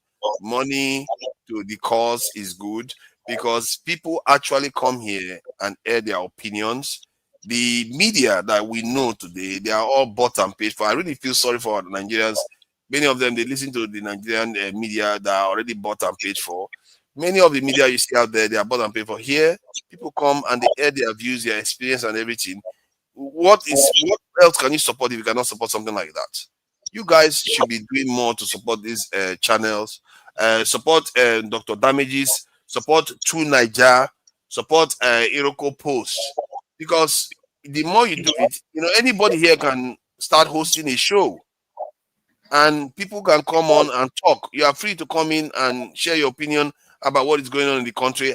I think this part lies a kind of free speech medium for the people, because if you look at the emergence of Candace Owen right now, she would never have emerged if she was in the classic Western media. Meghan Kelly, Tucker Carlson, all these people will not emerge. What gave them their freedom is the followers that they have on YouTube, the contributors that they have on YouTube. That's what gave them their freedom. And if you want people to be able to cover topics freely without their undue influence, especially influence that are not necessarily in favor of the masses or the people. I don't like using that term, masses, of the people. Then you want to be supporting such these channels. The little you can give, $5, $2, even $1 is something. It adds up. It does add up, I assure you. So let's support this channel. I truly believe that. So let me call the second person that contributed, Joseph 4G 517. Okay, this one is £5.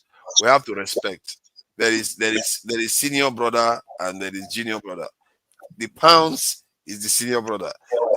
£5. We really do appreciate that. Thank you for the donation. And let's play us out with our fellow Nigerian in cultural displays, and then we'll go from there. Thank you all for joining us. Bye.